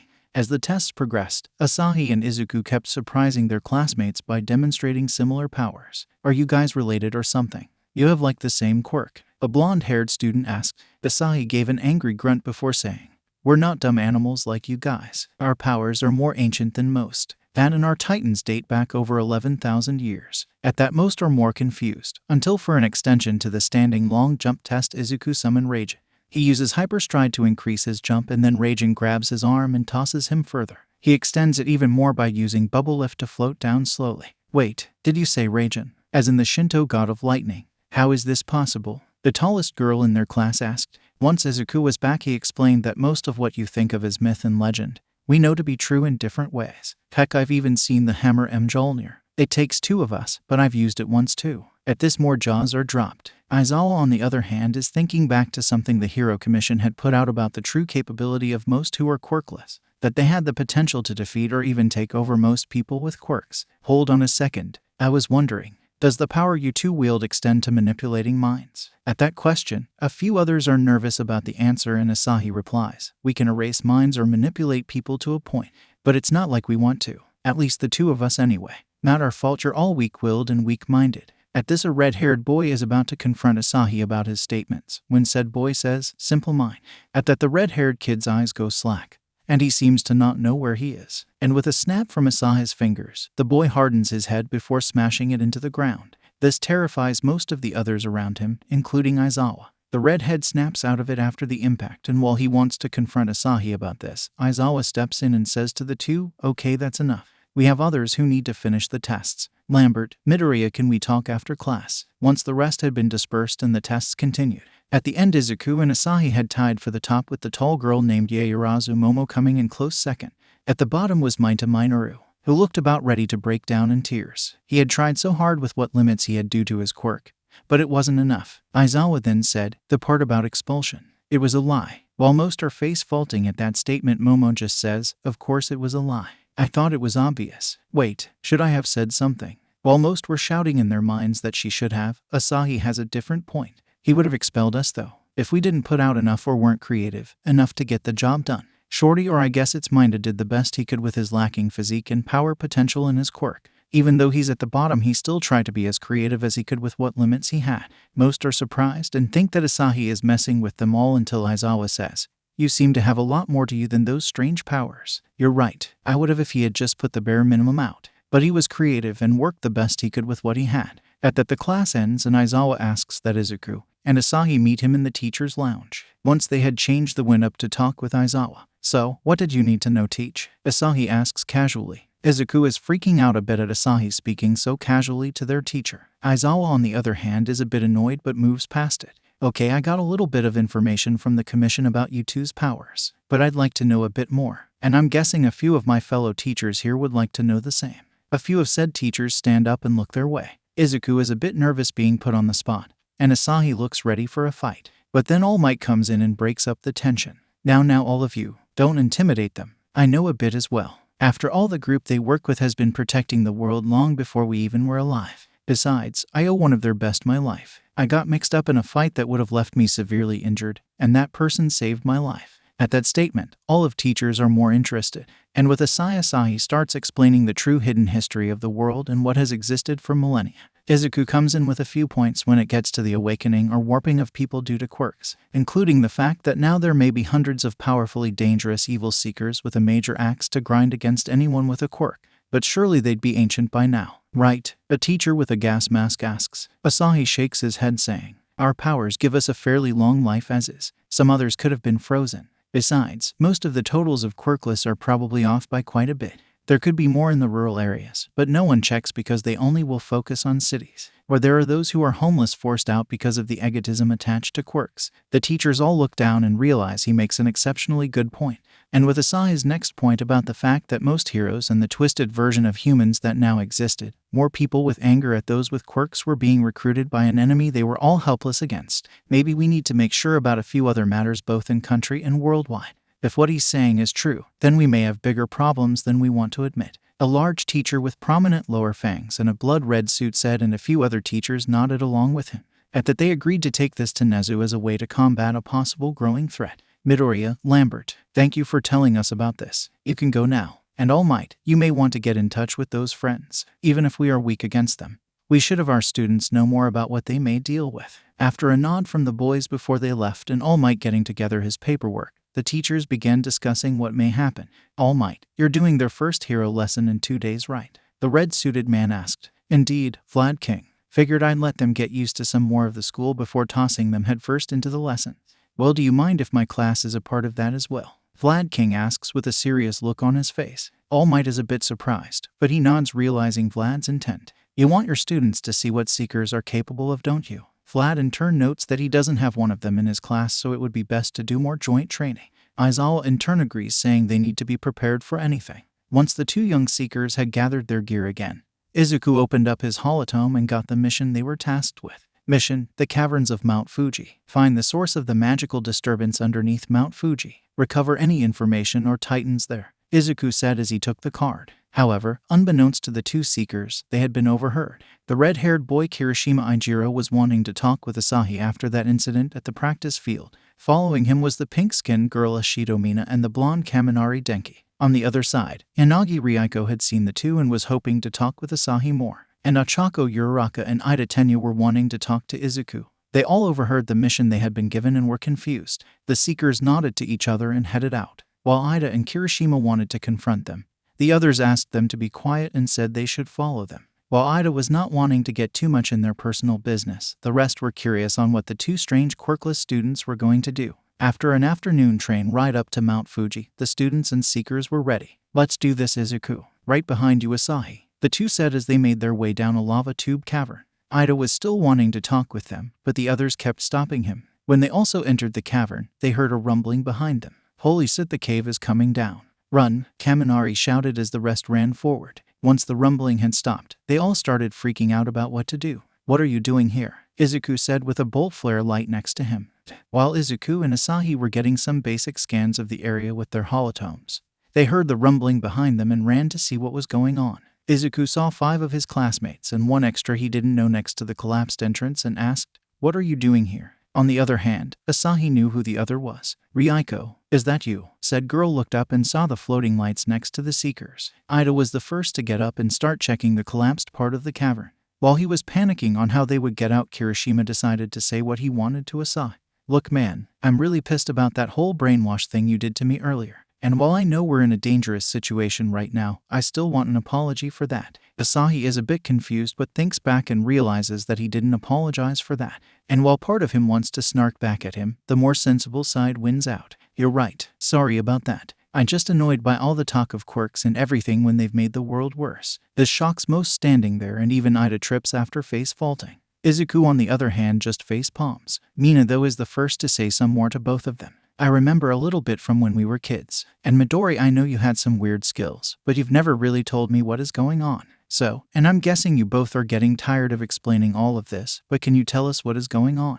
And who or what exactly you are?" And while Ryuko isn't saying the same thing, Asahi can tell she is thinking it from the look in her eye. As Seekers look at each other before sighing. They were still waiting on their holotomes to finish scanning, so at least they had some time. Asahi decides to start first with the true history of the world around them, about the powers and creatures that have been in the world since time immemorial. Ryuko is more and more amazed at what Asahi is a part of, while the rest are even more shocked that there have been heroes of greater capability than All Might, let alone the fact that Asahi is descended from 2 lines that have saved the world multiple times. So, all the creatures of myth and legend from around the world, they are actually those titan things you summon? Ida asks, and the Seekers just nod. Ryuko decides to speak up next, talking about more of the history. "And over 300 years ago, your ancestor fought against multiple dangerous entities to save all of civilization. Technically, both 300 years ago and 10,000. The one 300 years ago married into the Casterwill family. So, I'm actually related to the noble houses of the Casterwills." At the mention that he is a noble, Ida is the first to bow before someone he views as higher status. Asahi just waves him off, saying that the status didn't really matter to him for the most part. Kirishima on the other hand had a different thought. "These powers you guys can use. You said any quirkless person now has the potential to use them. Izuku nodded before taking over the explanation. He mentioned that the ancient enemy that Asaha's family faced is growing stronger, and unfortunately, they will a lot of prime recruits and candidates. Ashido, you remember Bakugo, right? At Mina's nod, Izuku goes into explaining the bullying he had experienced thanks to being quirkless. All of them looked down and thought about the fact that even if they wouldn't be ones to push them around.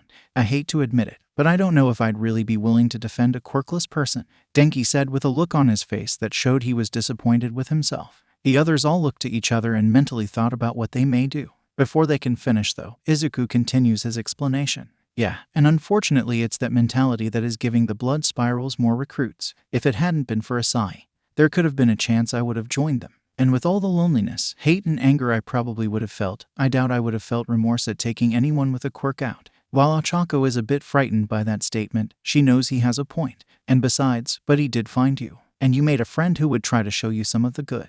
And while we may not have earned a lot of trust given what we've done today, I hope you both can think of us as friends at some point, she says with a warm smile on her face. Ryuko in turn smiles as well, looking to Asahi. Once that was said though, both boys' holotomes started beeping. They picked the devices up and it showed 3D map of most of the caverns. This is impressive technology. Where did you get it? Ida says while chopping his hands. It's mostly standard issue tech for seekers. We use holotomes to get missions, scan maps, and titans, Izuku says before demonstrating with his Caliban. Caliban, attack, 8 defense, 4 type, Miso Titan warrior, size average, special ability, power attack. While the others are oohing at the graphics and descriptions, Asahi decides to show his strongest titan. Taros, attack, 6 defense, 6 type, Chrono Titan warrior, size large, special ability enduring body. Most are also oohing at that, but Ijiro points out that, wait, the smaller one has a higher attack. How does that work? Asahi chuckles a bit before explaining that the size usually can add about another 5 to 10 points of power to each stat, depending on how big it is. Also, it's more of a general application. Ryuko saw how strong my Taros was. Okay, we may have to split up Asahi. I agree. These caverns look like they are leading to a similar point, but it's hard to tell what that point is. With that, the groups divide up. Asahi with Ryuko, Mina and Ijiro, and Izuku guiding Ida, Denki and Ochako. Listen you guys, you have to listen to us with whatever happens. Okay, Izuku says with a severe look on his face. Asahi backs this up with a similar look before saying, we know what we may be dealing with, but you guys, well frankly and no offense, don't belong here. I'll probably explain on the trip. While most of them are confused, Ochako and Ryuko agree quickly. With a nod, the boys bring out their titans, Red Searcher, Springer, as they were doing the summoning. Their classmates were looking on in interest. At the sight of the Yama Titan, most of them were a bit creeped out. The girls, however, were gushing over how cute Springer looked. All of a sudden, Springer jumped from Asahi's shoulder to Ryuko's and nuzzled up to her face. Oh my gosh, that thing is so adorable. Ochako and Mina gushed. All right, that's enough. We'll go down the right tunnel. Izuku, you go left. With an affirmative, the groups head out. As they are walking, the seekers keep moving their bolt flare lights around. I was wondering, Midoriya, what is generating that light? Ida asked after walking for a while. Izuku just looks back at him and sighs before just casting another bolt flare. Ida has a moment where he looks sheepish, while Denki and Ochako laugh a bit. A little after this, they walk through an area with what looks like metal sticking out of the walls. Be very careful here. And just as he says that, Denki trips over a rock. Oh, what the heck? The blonde says as he pulls out his phone to check at his feet. Kaminari don't. But it is too late. Denki turns on his flashlight and it bounces around, setting off some traps. Ida looks around before deciding to try and grab all of them. But Izuku moves first, shouting Takram, and blasting both Ida and Denki back. He then grabs Ochako around the waist and hyperstrides away before casting rope trick on a stalactite above. When the traps go off, Ida sees a variety of effects that he would have impossible for him to dodge. Denki, on the other hand, looks like he is about ready to wet himself from all the danger he just put himself in. Once the traps have reset, the two boys hurry up and see both Izuku and Ochako blushing while they are hanging from the ceiling. Once down, Ochako sheepishly thanks Izuku. No problem. Remember what we said at the start. Listen to us, Izuku says pointedly to Denki, who tries to defend himself by saying, how was I supposed to know what was gonna happen? I'm not a treasure hunter. I don't understand. Why did Kaminari's light set off the trap when yours didn't, Midoriya? Ida asked, and the other two also looked to him. Izuku just sighs with a smile before saying, Bolt flare is a magical light. I passed by because this is an area for seekers only. This shocks the rest and realize more of what Asahi meant. They really didn't belong there. While that is happening, Asahi is faced with his own magic puzzle. Looks like some manigana here. Let's see what it says. As he said that, he maneuvered his bolt flare closer. Dude, why don't you just use your phone's flashlight? It's probably brighter, Ijiro says, reaching into his pocket. Asahi turns back and rushes at him, grabbing his hand. Don't do that. No one take out your phones and use the light. You'll either get all of us killed or badly injured. With how serious his face is, the others heed his advice. Okay, now let's see here. The separation of night and day. What is that? Oh, Springer, Asahi called out and maneuvered his light around a few other places. There, the old symbol for moon. And this one here is sun. As he said that, both Springer and Asahi touched the symbols and a wall opened up. Whoa, what was that about? Mina asked, seeing two amulets on a pedestal behind the wall. Asahi picked up the amulets but could only bond with one. He scanned it and it said the one he bonded with was a Barrage Titan. Asahi then explained, this was a treasure hidden by the last ones to use this cave. Aside from the traps, they wanted to make sure that those who would gain this power would know their legends. Mina and Ijiro are confused, but Ryuko had an idea on what he meant, as well as why they had to be extra careful. This cavern is supposed to be for seekers only, isn't it? Ryuko asks, and the other two have an even more confused look. Asahi, on the other hand, smiles before saying, yeah. The last ones to use this set of caves were a group of powerful seekers. This makes the other two panic a bit before getting closer to Asahi, so they have a better chance of surviving. After a few more traps to avoid and eventually meeting up with Izuku's group, the seekers realize what the last challenge is, and confirm who originally used this cave. They reconvene at a center point with a strange round stone blocking their path. Okay, this may sound weird, but we need someone to dance in front of the stone. We'll play some music on our holotomes. All of the others are confused, but Mina is happy to dance and show off a bit. This probably won't be anything like what you think, but we'll try to change it a bit so you can dance to it. At that, a slightly techno version of Kegura music starts playing. While Mina has no idea what is going on, she eventually gets into a rhythm and performs some impressive moves. The other members of her class are impressed with her athleticism. Eventually, as the music stops, the large rock flashes and moves to the side. When they walk in, Ida is the first to gape in amazement at the priceless Han-era paintings and golden treasures. Ochako, however, passes out at the sight of so much gold, jewels, and treasures. The others are amazed at the sights before them, with three of them looking to grab as much as they can take. This isn't what the two seekers are looking for, though. They walk up to a special pedestal with a sword, a bronze mirror, and a Magatama necklace. You thinking what I'm thinking? Izuku says to Asahi, who nods before saying, yeah, each of these has a titan. But which is which? Ryuko decides to walk up and put her own thoughts in. This is the cavern of Amaterasu, isn't it? That was what was up with the answer puzzle you solved earlier, and why we needed a Shido to dance. Amaterasu was a seeker, wasn't she? While the other members of their group are stunned, both Izuku and Asahi are impressed. Dead on. She, Aim no Yuzume, and Suzuno were all seekers. This was her cave. While in the legend she shut herself in here after an incident Suzuno caused. The Foundation believes it was a place she went to protect her treasures and train with her powers. This stuns the others even more. Not one but three of the primordial gods of their country were in fact seekers, ordinary humans who could bond with creatures of incredible power. Ryuko then walked up to the pedestal with the mirror and grabs the artifact. Both Izuku and Asahi are surprised and ready to jump in case something went off. But nothing happened. Ryuko then presented the mirror to Asahi. The mirror was the object used to surprise her so she would come out of her cave. It stands to reason that it was the artifact that represented her. Asahi takes it, but notices something odd. But he puts that aside for now as the other two artifacts disappear. He then looks to her with a smile saying, you had a feeling something like that was going to happen, right? Ryuko then looks up at him, nodding before explaining that the other two were fakes to lure treasure hunters. Asahi nods before saying he needs to read up more on his motherland. Ryuko and Izuku laugh at that while the others are more and more confused. Izuku eventually finds a new titan though, this being a Yama titan called Ronin. At the mention of the name, a few of them wonder if this is where the title of Ronin from the feudal eras came from. Well, let's see what he can do, Izuku says before scanning the titan. Ronin, attack, 5 defense.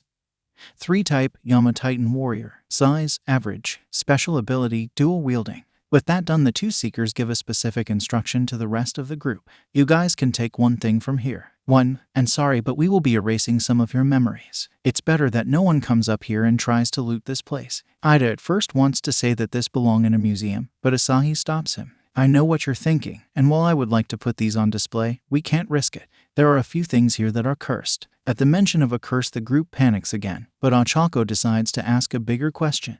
If I took something and sold it, would that be alright? Most of them are confused at why she is questioning that, and she tells a bit about her family. Asahi HMS a bit before saying, "How about this instead? Izuku and I are going back to my house for a debrief. If you want, you could sell the piece you want to take to my father, and he can keep the item safe until you feel like you want to keep it." Ochako is surprised at the offer but agrees. Ida commends Asahi for his offer and asks to take one of the paintings. Mina, Ijiro and Denki instead opt for a few other pieces. Ijiro taking a sword, Denki taking a jeweled pendant, and Mina taking an impressive jade ring. Ochako then chooses to take a golden cauldron, removing the item's gravity so she can carry it.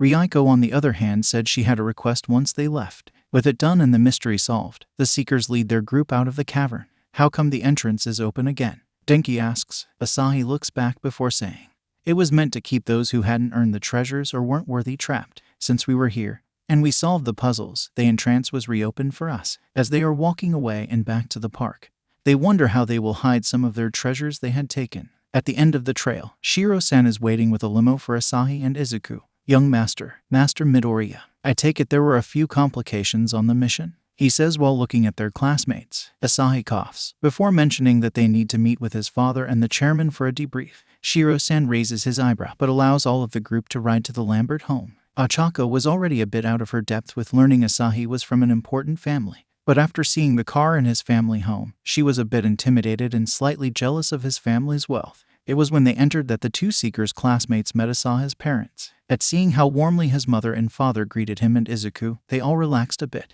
"I gotta say, your dad looks pretty manly with that eye patch." "Indeed, he does, young man. Though that wasn't what made me fall for my husband," Haruka said while tittering a bit to the side. With the kids calming down, William invited them to the tea room to discuss a few matters. After they all had a drink of green tea, William decided to get down to business. "Now then, I know Asahi allowed you to take some things from the vault. However, I have to strongly advise that you leave the artifacts in question with me. Some of those could put rather large targets on your backs. For you, young Ida, I would say that you could probably keep that one you have. I take it you had something in mind with the painting." Ida stood up and bowed before explaining his reasoning. "The painting is of the Battle of Susanoo against Yamato no Orochi. In many ways it is a symbol of justice and what heroes should strive for. I was thinking of giving it to my parents or my brother." William nodded before Ijiro asked who his parents were, and he went of a spiel of pride about his brother and family tradition of being heroes. William smiled a bit more at the mention of being a legacy of heroes. "It seems we have something in common with that. A young Ida, indeed Lambert-sama. And while I know you may want to stop me from saying that, I do want to show respect to a man who has helped protect others longer than many pro-heroes could," Ida says, bowing again. While the others are hesitant to give up the treasures they took, they know William makes a good point. Denki asks, "But we can still get them when we're a bit older, right? Like maybe after we become pros?" Haruka decides to speak up and agrees with the young man's suggestion. "At that age you should be better able to handle something this expensive." Denki's smile falls a bit and acknowledges that it is something that would come with age and experience. Mina and Ijiro acknowledge this as well and give the artifacts to Shiro-san. Ochako is the next one to speak, and she just asks right out, "How much would you be willing to pay for this cauldron I brought back?" She sets the object down gently and returns the gravity to it. It still thuds a bit on the ground but doesn't leave a mark on the hardwood. William and Haruka take the time to examine the piece. From the intricate etchings and detail work of the gold to the gems around the rim and the writing along the side. After a few minutes, William walks out and comes back with a check for Ochako. When she looks at the amount, she all but passes out again. She had never seen that many zeros in her life. Even Ida was shocked by the amount William was willing to offer. "I may have another offer as well." Ochako shakes out of her stupor and looks up at William. He then goes on to explain that they could use a good construction company to help develop a few areas around the town. "Unfortunately, when they find out I'm from overseas and quirkless, they're all quick to turn up their noses." At hearing that, the students realize there is much more bias towards these people than they ever knew. But Ochako knows her parents wouldn't turn them away for those kinds of reasons. So, she agrees to pass on the offer to them. As she is saying that, her eyes start to well up with tears. "Wait, why am I crying? I'm sorry, I don't." Before she can finish, William had walked over and patted her head endearingly, all with an easygoing smile on his face. As she started to cry more, the man and his wife pulled the girl into a hug, while she let out as many happy tears as she felt were needed. While watching this, Ida and the rest were more and more impressed with the compassion and kindness these people had shown.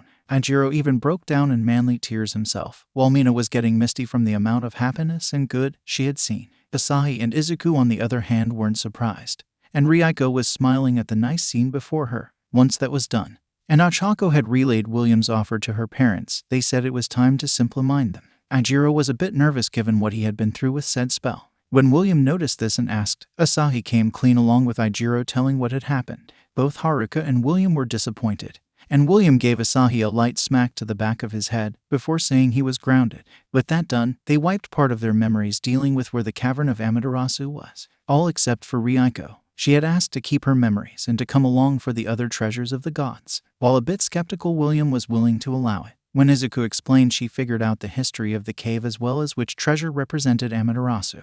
Not bad. I guess it couldn't hurt. I think we could allow it for now. Now then, let's get you all home, shall we? Asahi though looked like he wanted to talk a bit more with Ryuko, but his mother stopped him. You can talk with your girlfriend after your punishment has ended. At the mention of girlfriend, both Ryuko and Asahi blushed up a storm. Mina, on the other hand, was in full shipping mode and slipped alongside Haruka to tease the two a bit more. Okay, that's enough. Like I said, let's get these kids home. Shiro, if you give him your addresses, he'll drive you home, William said with a smile. Then he turned to Asahi with a light frown before saying, as for you, young man, you're going straight up to your room and working on your homework. Without the internet, you know I can make a dead zone around an area. And no games or shows for a month. Also, no talking to your girlfriend outside of school. At hearing he would be without internet, a few like Mina and Denki were extra dramatic. But Asahi knew he did deserve it. He had done just like their enemies, the blood spiral. Even if he had only done it in light fun, he still abused his power. When they walked out, Ryuko and Asahi spent a few moments just talking about various myths and stories she would like to talk about with him. As she was getting in to leave, she looked back at Asahi with a light smile. Asahi in turn was smiling too. On the way back, Mina was prodding Ryuko more and more about her and Asahi. Izuku decided to help her and suggested to Shiro-san to drop Mina off first. While Mina was awing, Ryuko just looked over at him and mouthed a thank you. Izuku, for his part, was talking a bit with Ochako and Ida about what the next day at UA could be like. When everyone got to school the next day, there were some who were hoping they would jump right into more heroics and quirk usage classes. But no, instead for 3 days it was focused on normal classes. While most were bored and somewhat dreading this pattern, a few didn't mind too much. Izuku did exceptionally well with Japanese history and literature, while Asahi was well liked by President Mike given he could understand his classes better than the rest. But after 3 days of just general classes, it was time for the first true hero class. I am coming through the door like a hero, All Might announced as burst into the classroom. The cheers from the students were all quite excitable, be it discussing his costume being from his silver age of heroism, or extra excitement at the fact he is now their teacher. Now then, students of 1A, I'll have to ask that you take your costumes and head towards ground beta. I'd give more of an explanation, but I have to meet with class 1B as well. At that mention, a few were confused. They thought he would teach the two classes separately, but Izuku had an idea what this was about. It's because of us. There are only 2 seekers in the hero course, 3 in the whole of UA, so he feels it would be best if all of the students got an idea on how we operate. With that thought out of the way, Izuku collects his suitcase and heads down to change. He and Asahi both went for more of a simple style for their hero costumes. Asahi had bodysuit on under his other clothes, more of a last resort protection. Izuku, on the other hand, went for at least a type of easy mask top. For pants, both went with a more casual style of cargo jeans. But for the top, Asahi went with wearing a light leather jacket that went down a little below his waist. When they had reached ground beta, the 2 seekers got a good look at the other hero class. So these are some of the big shots of 1A. The 2 at the back don't look like much. A blonde student who looked to be dressed in a tuxedo said in a condescending tone.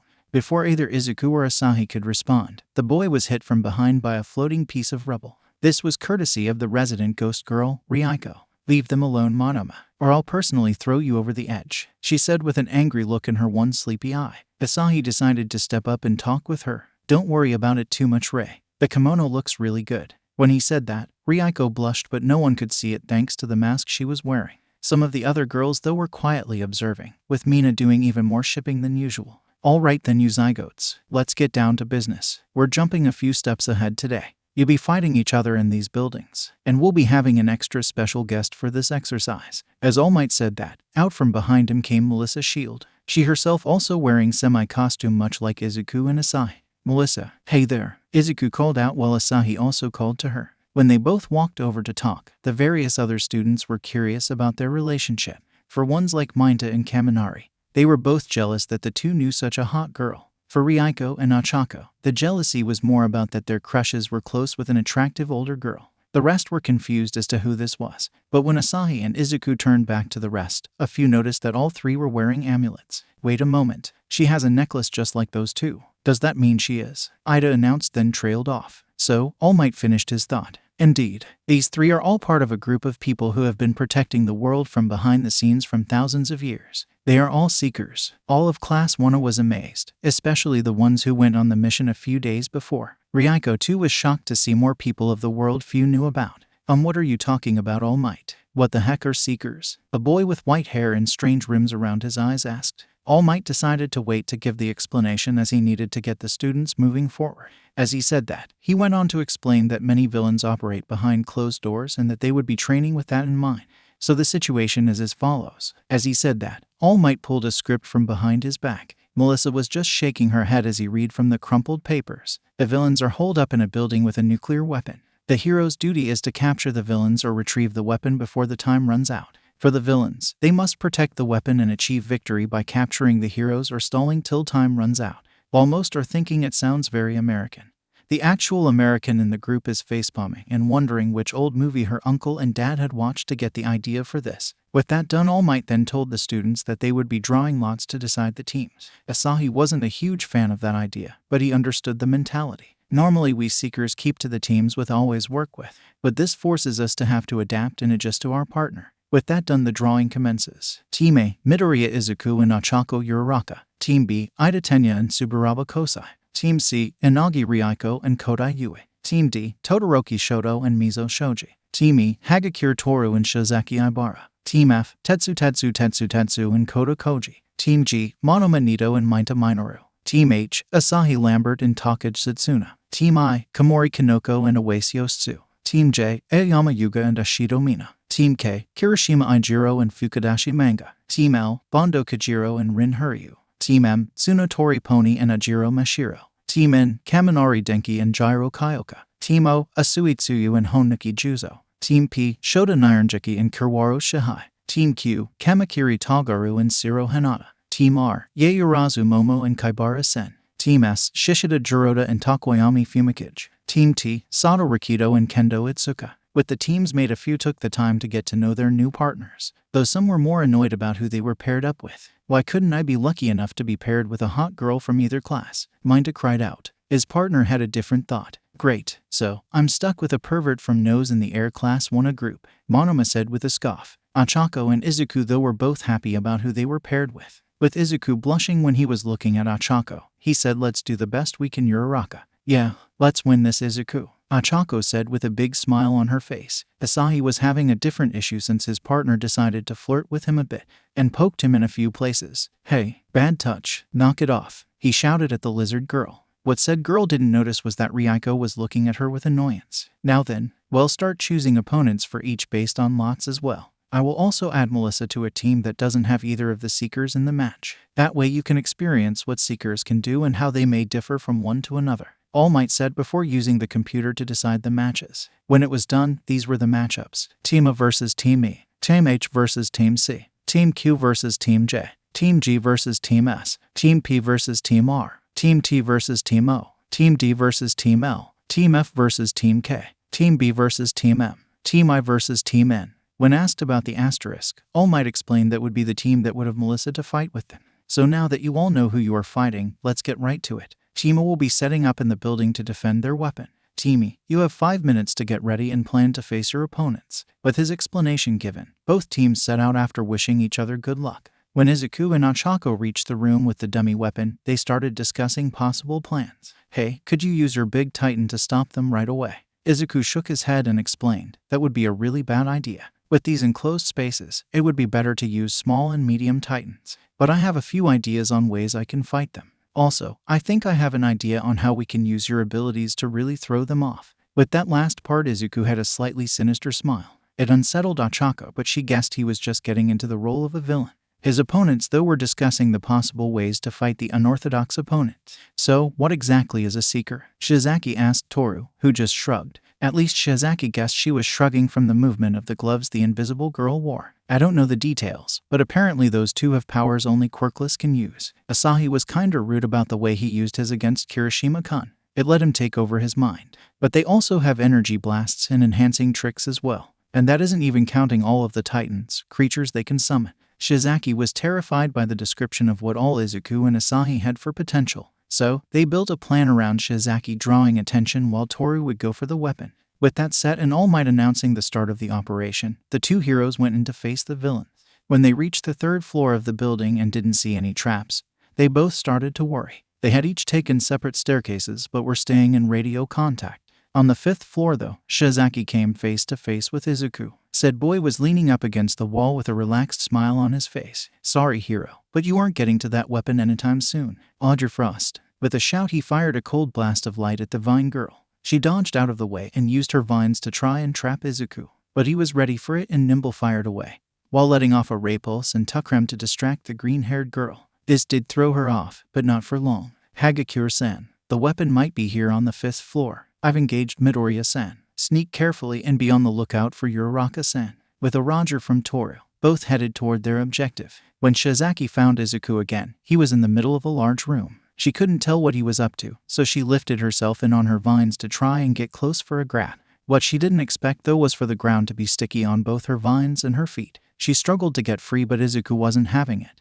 But not the Izuku she saw. Audra Frost. She heard called out from behind her. She turned and saw Izuku behind her with a big smile on his face. He called out the spell a few more times and made sure that the vine girl wasn't going anywhere. Whoa, what the heck was that? A few in the audience room said as they saw the other Izuku behind Shizaki and freezing her in place. Bondo was interested in the substance that was trapping his classmate, thinking that it was just like his power. I didn't know he learned that spell. Did you know that, Asahi? Melissa asked her fellow blonde seeker. Asahi shook his head but was impressed at Izuku's creativity with the spell. When everyone else around them looked their way, they figured they should explain. It's a special power called Thought Spectre. It lets a person conjure illusions, and they're almost impossible to tell from reality. I heard that back in the day an obelisk was enchanted with the spell, and it was so strong it covered an entire island in illusions. This makes more people drop their jaws before turning back to the screen. While Izuku was capturing Shizaki and making sure she couldn't report it to her partner, Toru had managed to maneuver around a few traps that were near a big door. When she opened the door, she saw the weapon there completely unguarded,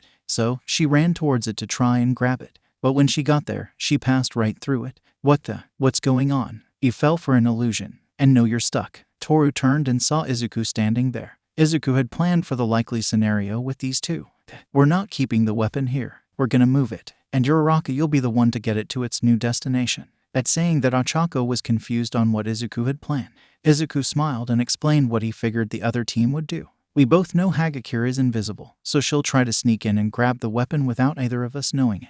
Though I'll know. The last sentence was said under his breath as he explained that he could create illusions that should fool their opponents. Ochako was seeing how he could get the job of trapping the enemy done much better than she could. Okay, so you want me to move the weapon to a different location, taking advantage of the fact I can remove its gravity, right? At Izuku's affirmative, she does just that and takes the dummy weapon to a point 2 floors up. With that, Izuku sets a few obvious traps and heads for the staircase Shizaki is coming up. She wasn't going to be able to sneak by me anyway, Izuku thought while he was leaning against the wall.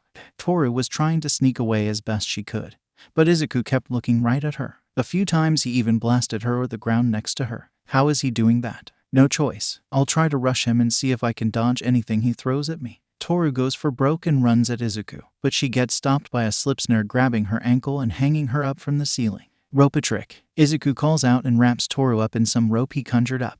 With that done and time running out, the villain team are called the victors. Izuku helps Toru down by cutting the snare and slowing her fall with Feather Drop. He then uses his Ignatius to melt the frozen glue holding Shizaki, and they all head for the observation room. When they get there, everyone was clamoring to ask Izuku how he did all of that, but All Might stopped them for now. Now then, I would say young Midoriya is the MVP of this exercise. Can anyone tell me why? Momo was the first to raise her hand. She then explains, Midoriya took this whole exercise seriously from the start. He knew the likely ways his opponents would approach the mission and planned accordingly. He even made sure to fake out the opponent in a few ways. All Might was impressed by the young girl's reasoning and nodded before adding, he made sure to have a way to keep an eye on the more elusive opponent. At that, Toru decided to ask Izuku how he knew where she was. Izuku just smiled and waved his hand down before saying camouflage, and dispersing the camouflage he put over his red searcher Titan. While most were creeped out by the creature, the ones who tagged along on the mission recognized it. Oh yeah, that thing has special eyes. Didn't you say you can see things that are invisible with that Titan? Kaminari asked bluntly. Toru was extra embarrassed as that meant Izuku had seen her. Well, everything. Izuku coughed in his hand before saying, technically yes. We use Titans like Red Searcher to find hidden traps and the like. So, I had it fly down to the lower floors and wait to find you, Hagakure. While she is still embarrassed, Toru has to admit it was a smart plan. While the rest of the student were a bit unsure of how they could face off against people with abilities like this. But there was no time for that now. The next match had to get underway. All of the hero students were surprised at the skill and tricks Izuku had shown during his bout. All Might decided to give them a more detailed but still abbreviated version of what Seekers were. In the very distant past, the Seekers protected the world from a monstrous enemy from another world. Is that correct, young Lambert? At Asahi's nod, All Might continued by explaining.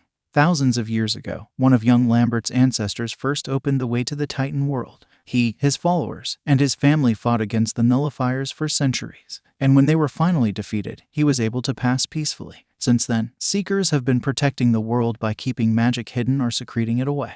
But they may not have that luxury much longer. When All Might finished, Ijiro was quick to speak up next, saying that a few of them saw firsthand how dangerous the missions the two had to do. I'm not so sure most heroes could handle it. All Might maybe, but that's thanks to his crazy power. All Might then admitted that a friend of the Seekers had saved his life, saying that the person who was considered the top seeker for their organization had fought on par with him and protected him from a grievous wound.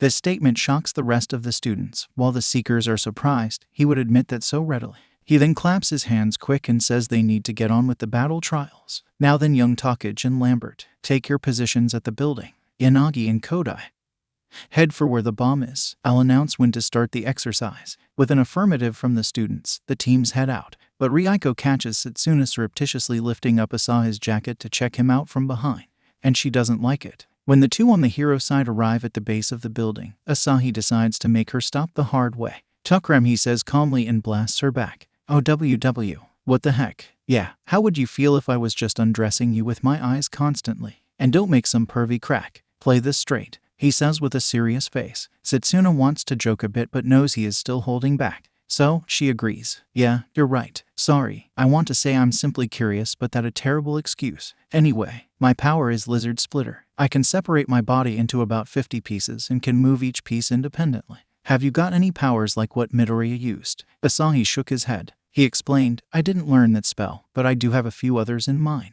How long can you keep those pieces floating? Setsuna smirks before saying she can fly for the whole time. Asahi nods before telling her what he has in mind as All Might calls the start of the match. Ryuko is extra annoyed right now. She knew Takage was a bit flirty and chatty, but she had crossed some lines. You okay, Yanagi? Kodai asked her teammate. Ryuko coughed before saying she was fine. You should use your quirk to seal up the doors. Actually, no. You should head for the stairwells first. Use it there to stall them. Asahi doesn't have a titan or power that lets him melt trough things that fast today. Wait, how do you know that? Kodai asks in her usual monotone voice, but Ryuko blushes before saying there was no reason. Kodai's eyes narrow a bit but she just shrugs and moves on. I should probably seal both sides of the door when I get back, she says as All Might gives the start signal. Ryuko agrees and stays with the weapon. While she does, she keeps letting what happened get to her, until she hears Kodai call out that she had heard Asahi and Setsuna a floor below. Sound like Setsuna is up to trouble. Apparently, she can't keep her hands to herself. This gets Ryuko incensed again and asks if the size-shifting girl had sealed all the stairwells. When she says one was still clear, Ryuko tells her to come back and bar the doors. I want to have a little word with our reptilian classmate.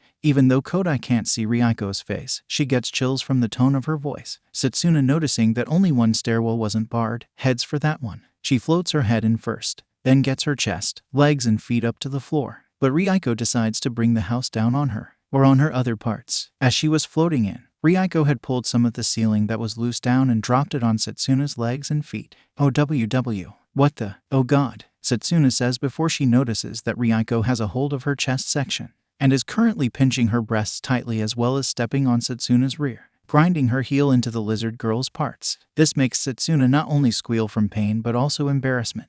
Not so much fun when you're the one being touched all over, is it? Ryuko says with a dark look in her one eye. Hey now Ryuko, let's just calm down here. PLLEASE. Oh, not there, Setsuna is saying with varying intensity due to the mixture of pleasure, pain, and embarrassment.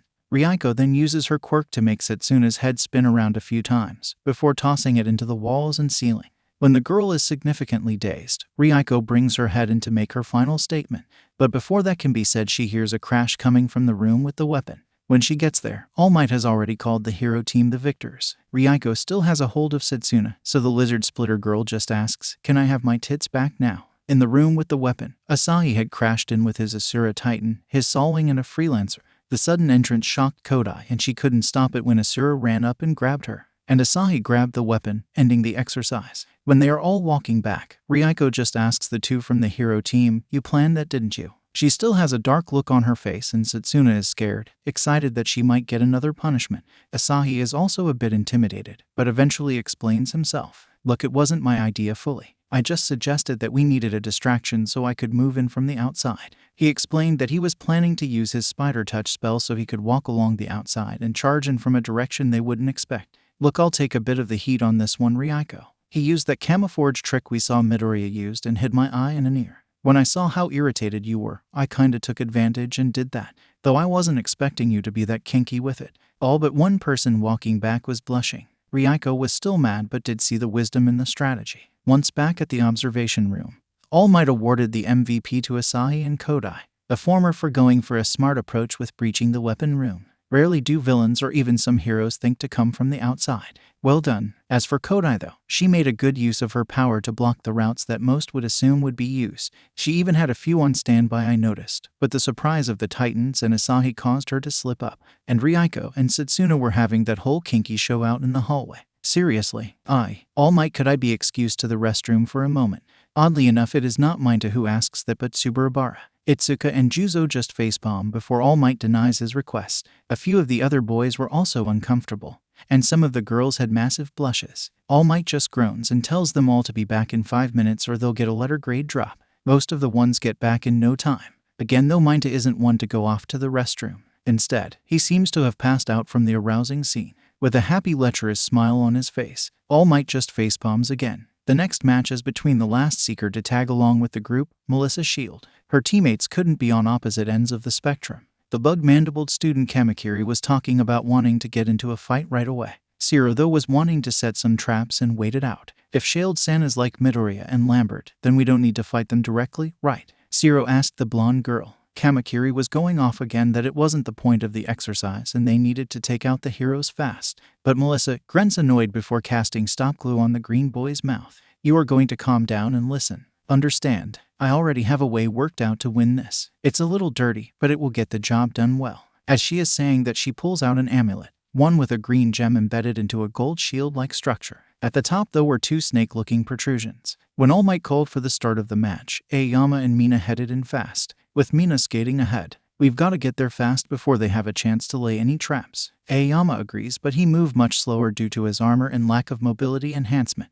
Up on the 3rd floor, Kamakiri and Zero are waiting by the weapon. "Does this seem like a good idea?" Kamakiri asks, and Zero isn't sure himself. "I want to say it should be fine, but we don't know much about Seekers. Apparently, these guys all work with a group called the Huntik Foundation. They're all about protecting people in the world. But maybe there's a different reason." Zero musses with the 1B student. When Mina gets to the 3rd floor, she skates around a bit before seeing Melissa. The acid girl smiles before saying, "Sorry Mel-chan, but I won't hold back." Melissa just smiles before saying, "That's okay. I wasn't either." As she says that, the Titan she summons slithers up behind the pink girl. She vaguely feels something is off, before turning around slowly, and then she looks up and sees it. The Titan Medusa. In that moment, Mina is turned to stone. This terrifies everyone in the observation room, some crying that Mina had been killed by a monster. All Might on the other hand is shocked his niece would do something that drastic. Only the Seekers are relaxed, though both are surprised at the Titan. "Didn't know she bonded to that Titan.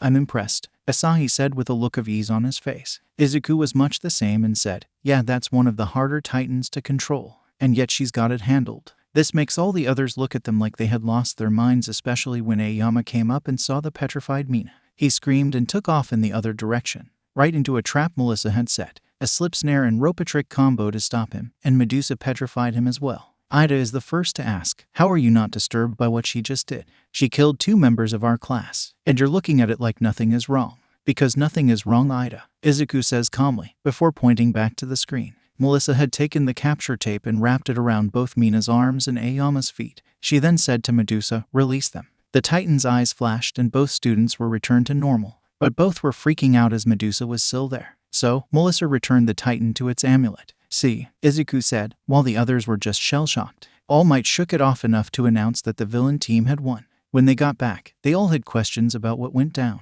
Izuku started by saying, "It's not that surprising. There's lots of myths about creatures turning people to stone. Happened to me once too. Felt weird when I woke up. The others all looked at him like he had a few screws loose. Melissa and Asahi were quick to point out that this is how villains do things. If you think the villains will hold back, you are fools. They'll come at you with whatever they can to win or succeed, and that doesn't always entail beating the hero. While All Might didn't like how she had handled the matter, he could see the wisdom and reason. With that, he gave the students a few minutes to shake off the terrifying sight they had seen. He then suggested that Mina and Aoyama go and rest in Recovery Girl's office. When that was done, the rest of the matches could continue. While none of them could shake the effects of what they had seen in front of them, they resolved to make sure that couldn't happen to them. A few teams faltered, namely the team-up of Monoma and Mainta. They both kept arguing, so the heroes got to the weapon. Overall, the day showed many the potential each of the hero students had. With that done, All Might advised a few of them take some time to come to terms with what it means to be heroes and what risks are involved. With the class dismissed, a few hero hopefuls were having conflicting thoughts about the whole matter with the Seekers, and the fact that there were multiple evil Seekers with massive axes to grind against those with quirks. After the training battles had ended, a few of the other students were still nervous and wary of the Seekers. With a few exceptions, most of the ones who went on the mission with them were less afraid. Though Ida was quick to question how Izuku knew what petrification was like. I got into a fight with a dangerous group of Seekers, the Blood Spirals. We were competing for the Titan Cockatl. It's a litho-titan with the power of petrification. Izuku mentioned that the Spirals had kept the power, and that was a mission they somewhat failed. Asahi continued by saying that aside from Medusa there was also King Basilisk. He told them they were held by the Huntik Foundation, which was why Melissa had that titan. And there's a silver lining in a sense to them having Cockatl. It has a weakness similar to KB in that its petrification can be reflected. Also, unlike KB, the petrification isn't permanent. The other students were confused by that, so he explained that Izuku's petrification had faded after a few hours. What they found in the creature's cavern later confirmed that it was a weaker version of petrification.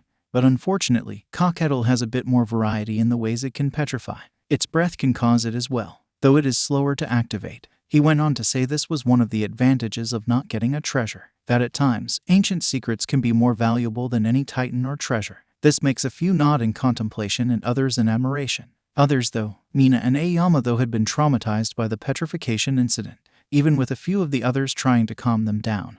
They kept avoiding and flinching when they saw Izuku or Asahi, and this trend continued for a few days, even as classes continued like normal. For Melissa, she had tried to make it up to the two she had petrified, but they kept either running or backing away with terror in their eyes. Maybe I shouldn't have gone so far, Melissa said one day at lunch. Izuku, Ida, and Ochako were sitting with her, and while Ochako at first wanted to disagree, she too was nervous about the whole matter. Ida, though, did try to put her mind at ease. You were giving it your best in the match. Yes, the method was probably a bit overkill, but if anything, it gives us a better idea of what true villains in these blood spirals could be like. Both Izuku and Ochako facepalm a bit given his rather backhanded approach to trying to ease Melissa's conscience. It sort of works. She gives a smile and thanks Ida for at least seeing a positive spin on the matter. But just as she was about to ask some other people for opinions, Hatsume and a few other support course students start talking to her, each hoping to get insight into her designs, though a few are trying to get her autograph. She just laughs a bit awkwardly before All Might comes in to help her. Hey Melissa, everything going okay? I'm fine, Uncle Might. Though, Camoforge. As she says that, she disappears and slips away while a few others have been distracted by All Might. For Class 1, though, Aizawa had a big new bomb to drop on them. You have to choose a class president. With that, the class gets into an uproar with each trying to nominate themselves as the representative. Wait, we should do this democratically. It is true we know very little about each other, but that can also give a greater insight into who would be best for the job. With that, and a lazy approval given by Aizawa, the ballots are cast. And somewhat to Ida's surprise, he is chosen as the class president with 4 votes, with Momo and Izuku tying as his vice. Asahi is quick to say, I know I was one of the ones who voted for you, man. I saw how you took charge, and you were capable of working with someone who may not like us much given we're from rival classes. You built a plan and acted on it well, leading your team to victory. Izuku mirrors this statement, as does Denki. When we got stuck in that cave following Midoriya and Lambert, you were the first to push us out of the way. And when I set off that trap, I noticed that you were planning to use your quirk to try and save all of us. I think you're the best choice. Ida then promises to do his best as the Class 1 president. Izuku then drops out of the VP slot. There may be times I have to be away with what I do as a seeker. It wouldn't be right to have this position and not uphold or do the work involved. Momo nods and comments that she will do what she can as the VP of Class 1 and try to tone down Ida's stiff nature. I'm not that stiff. I've seen Litho Titans more flexible than you, dude. And they're made of rock. This gets a few people chuckling, and the two representatives call the matter to a close. During the lunch, though, Izuku, Asahi, and Melissa can feel a strange aura around and near the school. At first, they think it might just be from the reporters who had gathered earlier, until the alarm sounds, denoting the UA barrier has been breached. As the students are panicking and running for the exits, the seekers can feel the strange aura getting stronger. So, Melissa uses her Janicea to move the three of them up and away from the rush. With a nod, they head out to find wherever that aura was coming from. And on the roof, they find a few of them, silent soldiers of the blood spirals. So now the Huntik Foundation is playing along with these monsters. Well, no matter, chaos will consume you and we will turn them into the instruments of that chaos, the apparent leader says before calling out his Harlequin and Sycophant. The rest follow suit with their own titans. Let's do this, guys. Show them your rage. Basura, charge, freelancer. Asahi calls out first. Izuku continues by summoning his Caliban and Ronin before calling out Helix. Melissa keeps Janicea out before commanding, fight for your lady. Kothane, Bellona. With that said, the Titans and Seekers face off. Asahi opens up by rushing in with Nimble Fire and unleashing a flurry of punches into the leader, before launching him back with Tukram. Izuku trips some of them up with Audrefrost and Bolt Flare before copying his old idol with a Dragon Fist. Melissa meanwhile uses a few other pieces as well as her spells. While still learning to be a seeker, she still enjoyed making tools and other support gear. She uses Quick Collapsing Staff and a few other pieces that were inspired from her various other support gear she had made over the years. As they fight, each of the Huntik Foundation seekers note that the blood spirals seem to be fairly unfocused. While they can combo and build off of each other's skills, the spirals are constantly getting hit by one another, or getting in each other's way during an attack. It doesn't take long for over half of them to be defeated. After 10 of his troops have been beaten, the leader decides to go for broke. Enough of this. Destroy. Belgrieve, Slitherfang. With that, he unleashes the large blind titan and the giant cobra titan. They both proceed to jump down and leap toward the reporters nearby. Oh hell no, Asahi shouts before hyperstriding in front of the two. And with a quick wave of his hands, he casts Willwall to make a large green shield to stop them. At seeing this, the reporters freak out and some are knocked back by the shockwave from the attack. Izuku and Melissa follow quickly, deciding to call out their strongest titans. Show your might. Jeweled Colossus, blast through. Mason, Melissa calls out and the floating titan of stone appears. Izuku and his Colossus face off with Slitherfang, taking advantage of the shield the Litho Titan wields. While Melissa fights Belgrieve up close with her Kothane and Mason backs her up with blast. But apparently the lead spiral decided that wasn't enough of a challenge. So as they were escaping with their allies, he unleashed a Black Bull that starts to charge as well. Asahi stops it again with the Willwall, and then pushes it back with Tukram. Repel the enemy. Taros, and with that the bronze giant of Crete joins the battle. It doesn't take long for the three seekers to defeat the large titans, though when the teacher try to get involved, they end up in the way more than anything. Just stay out of this. You and your quirks are worthless in this situation, Asahi and Izuku shout at one point before finishing off their respective opponents. Unknown to them, a few of the reporters had been taking various video footage of the whole battle, as well as noting how they recalled their titans after the fact. All Might then rushed in, apologizing for being late. I had to deal with a matter in a different prefecture, but it seems like our three seekers had everything under control, he says with a big jovial laugh, and then telling Melissa he is proud of her, causing the blonde girl to blush. This gets a few of the reporters questioning more and more about who this girl is and what all is happening at UA in the current year. But Aizawa is quick to remove the press and call the police to forcibly remove some. After that, though, they ask what the Seekers were doing fighting those titans. Izuku is quick to come up and explain the basics. We felt a strange aura during lunch, and when the alarm went off, we decided to investigate.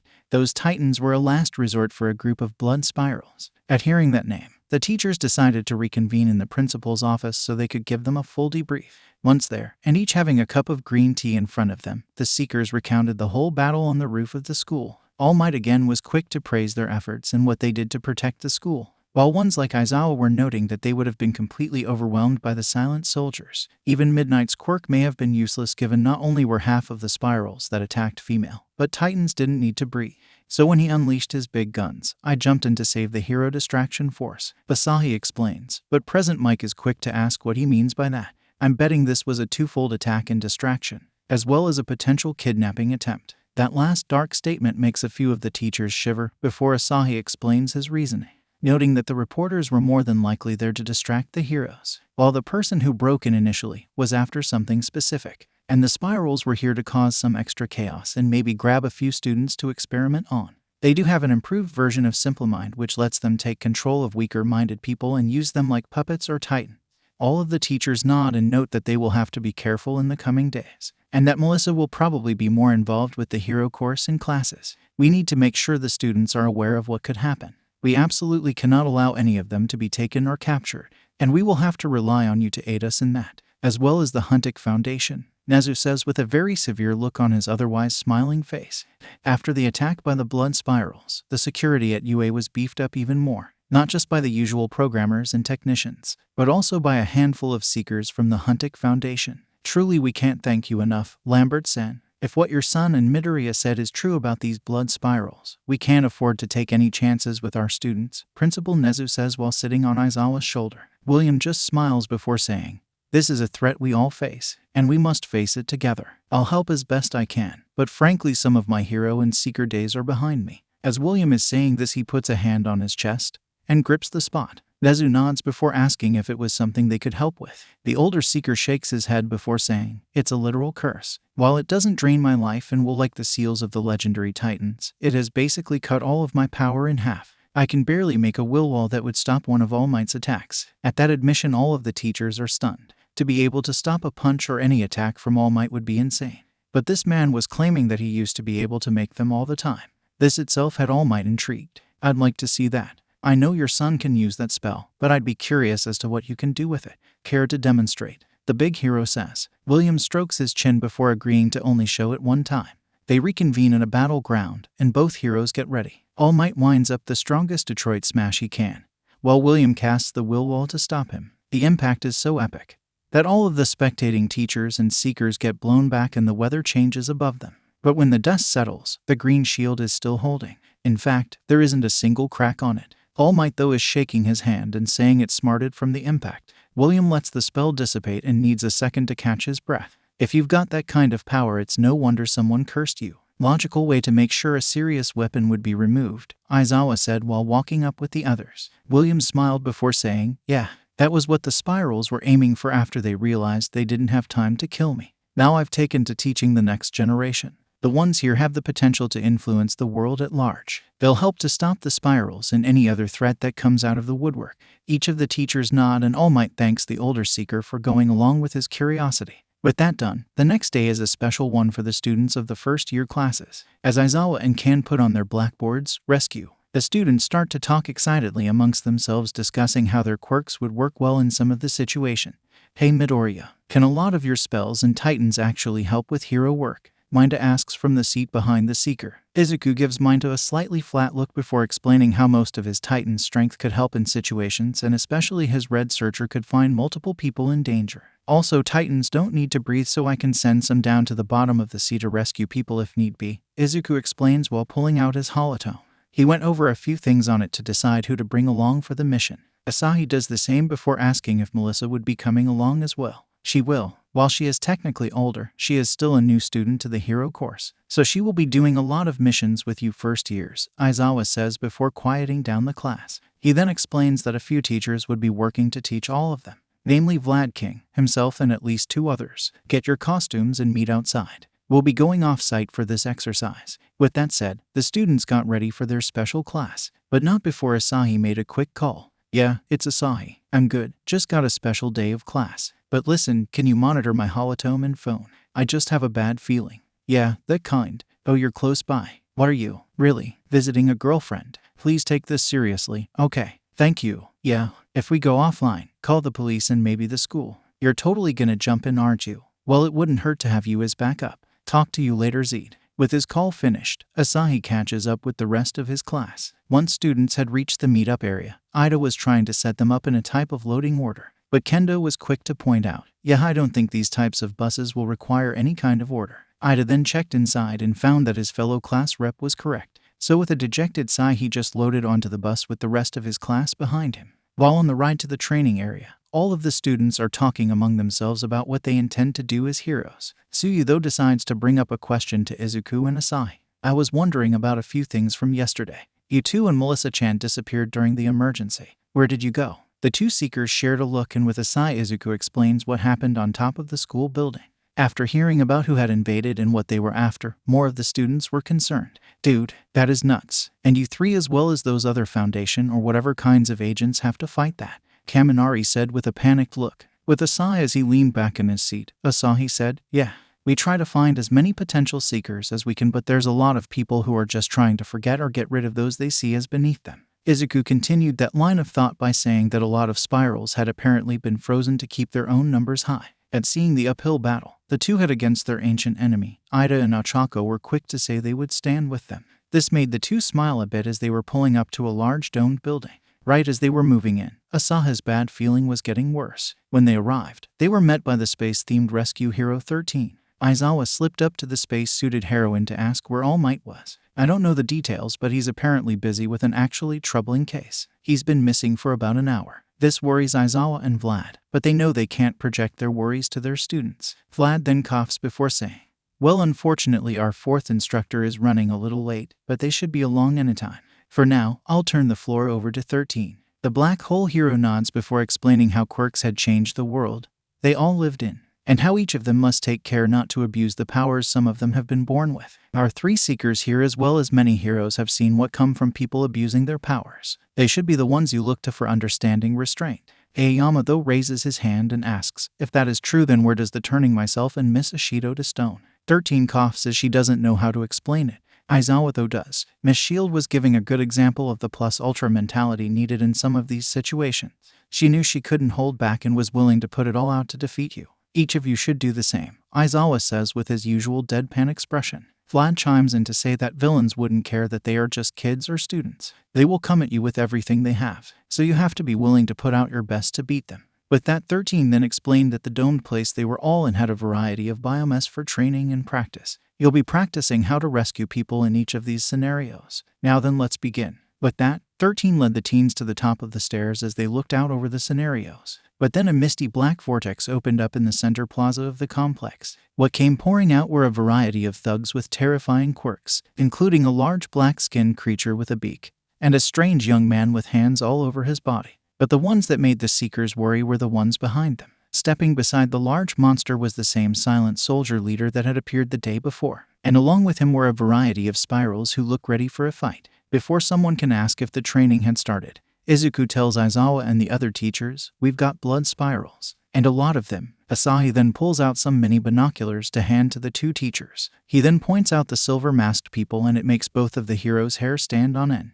They really are like a cult. It's no wonder these guys make you nervous, Aizawa says before instructing 13 to evacuate the students. Asahi and Izuku though step forward to back up their teachers. You'll need us down there. If the spirals get too close, they could try to take over your minds. We can't let that happen, Izuku says before pulling out a few amulets. He then summons his freelancer, Icarus, Ronin, Caliban, and Raijin. Asahi does the same with his Asura, Barrage, Freelancer, Solwing, and Ignatius. I had a feeling something could happen, so I called a friend earlier. Given what happened when I checked my phone, we've been cut off from the outside, so he should be on his way. We just need to buy time. Vlad and Aizawa looked between each other before Vlad says, only one of you should come with us. Maybe just send your titans down. The two seekers look to each other before they nod. Izuku steps back but not before summoning a hoplite. Asahi and Melissa also summon hoplites, and Izuku instructs his titans to help fight the incoming horde of villains.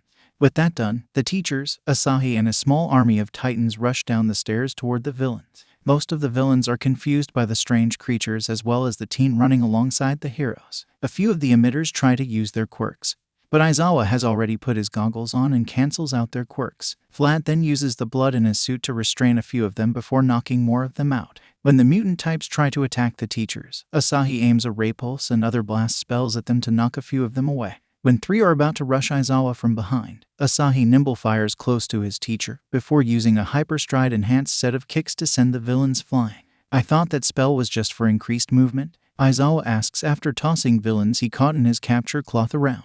Asahi stands before unleashing his favorite spell Tukram and says, that's just the usual application. If you can get creative enough, any spell is combat capable. Rear view. When Asahi says this, he sees the battle going on behind him and can fire a few more blasts at the villains that are struggling with the Titans. But things started to take a turn when a few of the blood spirals got involved. Some of them had already sent out harlequins and marauders, while firing off null curses and rushing in with cut rays. Daiyu Foundation lapdog. One shouted at Asahi, who just flipped over the spiral, and sent him skyward with a dragon fist. And when another tried to sneak up on him, he fired a quick kindle strike behind his back into the stomach of his attacker. The teacher also fought some of the spirals and had mixed success. Aizawa was quick to notice a few of them didn't seem to work well with each other and took advantage of that and the recklessness of the villains.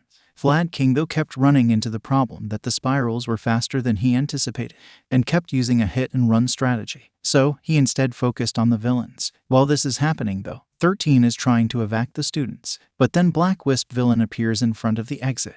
Greetings students of UA. Do not worry, you are not the primary target of our attack this day. Most of us are just here to kill All Might, though our allies wish to use you, so I can't let you leave. As the wispy villain is finishing his explanation, Todoroki, Aoyama, Pony and Rin fired their quirks to attack the villain. But said villain just uses his portal body to redirect their attacks. Now I think it is time to scatter all of you, the villain says before expanding his body around the area. The mist then envelops most of the two classes and half of them get scattered to the various rescue zones. Izuku, Yui, Ibara and Manga get dropped in the conflagration zone, with Izuku catching Yui and slowing her fall with feather drop. Manga uses his quirk to blow away some of the fire and allow for Ibara to land without setting herself on fire. She also catches the speech bubble-headed young man. Well, that was crazy. Any idea what we do next? Yui said as Izuku set her down from the bridal carry. Manga though is freaking out and asks, how the hell are you so calm? Villains are attacking, and we just got dropped into a literal inferno. And that is the first thing you can say. Ibara though smacks him with her hand before saying, I would prefer it if you didn't speak so vulgarly. And she has a point. We need to know what to do now. Sadly, I won't be of much help. Upon the flames building up again, one of Ibara's vines starts on fire. Izuku quickly puts it out with an auger frost. He then tells her to hold still and he casts chill skin on the girl. That should keep you from getting burned or set on fire. We need to move. I don't know how long it will take for the backup Asahi arranged to get here, but we need to move on the assumption it will be later rather than sooner. Izuku then says they need to take out the surrounding villains. What are you talking about? None of our quirks are useful in this situation. Manga shouts, but Izuku just tells him he is wrong. Depending on what you say, you can make different things happen, right? And Kodai can make tricky traps with her quirk. If we play this right, we could funnel the villains to a place I can take them out, Izuku says while pulling his gloves on tighter. Yui and Ibara nod and look to Izuku for suggestions. Manga then throws his hands up in exasperation before saying he was in too. Izuku then sets forth his ideas, and Ibara then offers to go with him. I'm guessing you cannot summon any more of those titans, correct? Then you'll need backup in case there are more than you can handle, the holy girl says with a look that tells Izuku she won't be taking no for an answer. All around the USJ, the first-year students are getting a real taste of what it means to be a hero, and how they handle this emergency will define what kind of heroes they are. Across town though, a holotome is closed. Guess something did happen, but I'll need a friend to get the job done. And I saw him pass by a little while ago. We don't see who is speaking, but they look out the window and the view of All Might fighting a massive pair of quirked monsters can be seen. With a smile that is barely seen in the reflection, the person says, time to get to work. In the conflagration zone, Izuku and Ibara were waiting in an alley for the villains. Suddenly, they heard a group of them shouting, calling out, hold it right there girly, or some noting that Yui was attractive and wanting to disgusting. I normally take no pleasure in the idea of harming others, but I think I and God would make an exception for these animals, Ibara said with an angry look on her face. While Izuku wasn't quite that aggressive, he did agree, and they got their chance as Yui came by their alley. She then quickly used her quirk to increase the size of a barrel in her pouch, and then hid inside of it. While the villains were looking around, Manga used his own quirk to seal off the alley. While the villains were questioning what happened, the two eyes sprung into action. Ibara looped her vines around a few villains and slammed them into the ground and walls to knock them out. Izuku meanwhile nimble fired close to two before bolt flare, and tuck-ramming them into unconsciousness. When one tried to take him from behind, Izuku leapt above the woman with hyper stride, and then kicked her so hard in the face she was unrecognizable. He then took a page from his former idol and used his strongest dragon fists and the speed of nimble fire to knock out at least 5 more villains. Before any of the villains could stand, Izuku used stop glue and Audrefrost to hold the villains in place. Glad that worked. You can come out now, Kodai. We got him, Manga said, letting up the words he used to seal the alley. Yui popped out of the barrel and looked around at the damage her classmates had done. While still having a blank look, the girl said, "Wow, you two knocked them around no problem. I'm betting they didn't plan for all of this. My guess, they were just planning to overwhelm with numbers alone." Ibara sighed. "Most of us wouldn't be held back by the flames here. Heck, you showed you could negate the flames, Fukadashi-kun," Izuku said while cupping his chin in contemplation. Yui thinks for a second before asking, "You think they just sent us to random zones? Not betting on who would be sent to those places and if they could counter the quirks there." Izuku nods before noting that they may not have bet on both classes being at the USJE. But before any of them can contemplate more, Manga gets blasted in the side and sent spiraling. "Well now, it seems the beasts have gathered up a few new tools for us. At least they had some use." The one saying this was a Commander Blood Spiral, with a sycophant behind him. Before he can try to use Warp Mind, Izuku pops out and blasts the commander with a ray pulse. Before he can be struck by the sycophant though, Yui and Ibara jump in to aid him. With some success, Yui first tries to stop the creature by changing the size of the debris. But this works against the teens for the most part. Okay, bad idea. Those types of titans can rip apart jets in solid metal structures. Busting concrete is easy for them. Then what if we stop his momentum? Yui, Izuku, and Ibara each say in succession. Ibara first uses her vines to try and create barriers to stop the sycophant's attacks. But this is a diversion, as she had been sneaking a few more vines around to trap the titan's arms. While this is happening, Izuku had engaged the Commander Spiral and 4 other Blood Spiral grunts and their titans. While he didn't have a lot of strength to summon left, Izuku mustered up enough power to summon one he wasn't sure would be useful. "Fire Kappa," Izuku called out as the turtle-like Yama Titan was summoned to the field. It used its shell and the fire on its head and around it to defeat a few of the other titans, with Ibara trying to hold a few of the harlequins and marauders, while Yui and Manga attempted to fight the spirals with the quirks and fists. It was a bit of a struggle, but the teens eventually defeated the spirals in their zone. "I could barely do anything against those titans," Ibara said while nursing a bit of a headache from all the regrowing of her vines. Manga though was a bit disheartened at his and Yui's attempts against the spiral grunts. "Our quirks could barely phase those guys, and fighting them hand to hand wasn't easy either. Most of that is because we don't fight hand to hand. We're so reliant on our quirks that we can't think around them," Yui said with a monotone voice. Though the look on her face showed her disappointment, Izuku sighed before trying to bring up the others' spirits and refocus them on the task at hand. "Don't worry about that right now. Ibara-san, hold still. Chillskin, we need to get out of here and find the others. They might be in as much danger as we are. There's only 3 seekers here, so the rest of our class might be in danger of being brainwashed." The eyes of his teammates grew wide as they realized his point. With that, they went to help the others in the different zones. In the shipwreck zone, Ryuko was trapped on the ship with Minta, Tsuyu, and Pony. "As much as I'd like to enjoy the idea that I'm on a boat with 3 hotties, I'm more terrified of what is circling us," Minta said as they watched all of the aquatic villains circling the boat. What do we do now?" Pony asked while looking over their situation. Tsuyu was one for waiting and hoping the teachers and heroes would get them out. Minta agrees, but Ryuko is of a different mind.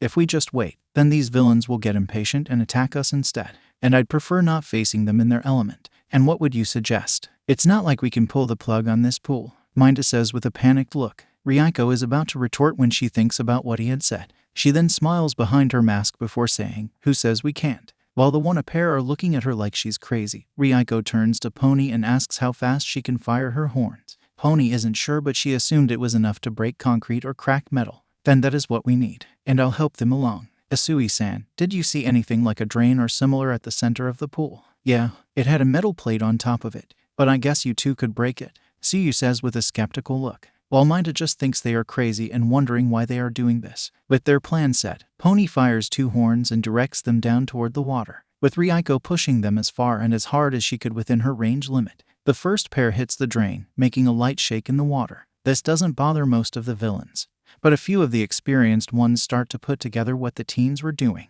After 2 more rounds, Pony and Ryuko break through the drain, and the shipwreck zone starts to empty, pulling the villains. Pony then uses her horns again to levitate herself and Ryuko, while Tsuyu grabs Minta. But they are all about to be set upon by the experienced villains who figured out their plan.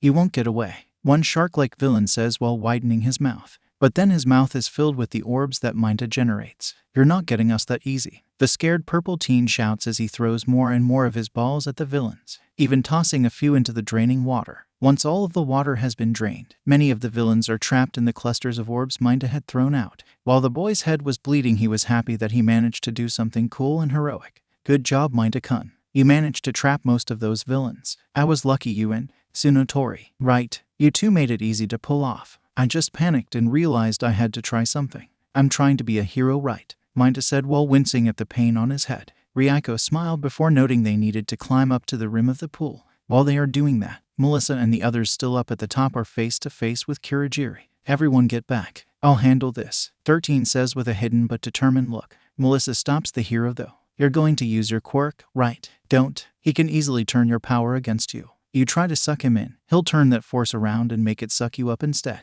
This makes the space-themed hero stop for a moment before asking if Melissa had a different idea. The girl nods before first firing a bolt flare to try and blind Kurogiri. But the villain simply opens his gate to counter this, though he also underestimates what the spell can do. As right as it was going through the gate, Melissa gestured and the spell flew through the gate again and then up to Kurogiri's face. As the villain is wincing and recoiling, 13 starts to suck in the distracted villain, while Melissa shouts for Ida to run. While the class rep of Wana doesn't wish to abandon his classmates, he respects his teacher and the elder student of the group, and sprints off to alert the other teachers of UA. Right as he gets past, Kurogiri recovers enough to open a gate behind 13. But Melissa was counting on some of this and summons Janusia the gatekeeper. Janusia, use her orbs to redirect his gate. Melissa calls out. The Titan does just that, and the redirected attack of Kurogiri's is redirected at him. So he relents and warps back from the group as best he can. While 13 is ready to get close and try to suck the monster into her black hole again,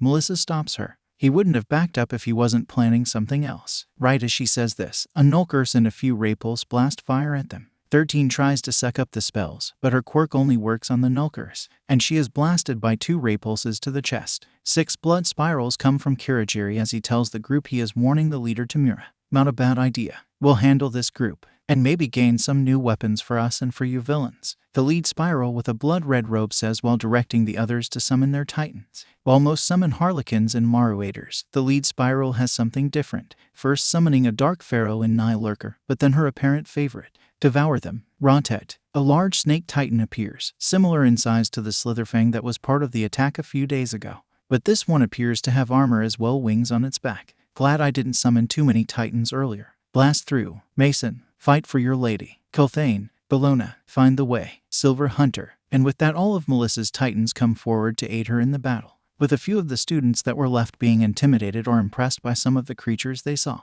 But Melissa herself couldn't aid the rest right away. I'm still not used to all of this power. Need a moment to recharge. Then we'll keep you covered until you are ready, Rin says while growing a new layer of scales to his arms. A few of the others left power up or get ready to fight as well. While Melissa quietly uses head cage on a few of the students she sees a weaker-minded compared to the rest. In the center though, the hero teachers and Asahi have burst through and gotten close to the leader and the strongest blood spirals. Think you've got strong enough summons to fight this kid and the other creatures? Not a problem. I've been saving a few just in case, the green-haired ally to the League of Villains say. The man in this case is a thinner build, but still has apparent muscle, especially compared to the leader of the league. He then pulls out 2 titans to battle the enemy before him. Corrupt everything. Jericho. Devour. Terraped. The first summoned titan is a massive beast, skeletal in appearance and impressive abilities, shown when Asahi fires a ray pulse at Tamura, and the creature just absorbs the shot like it was nothing. The second beast is a terrifying insect beast, which not only shows its physical power by taking out all 3 hoplites before they can strike,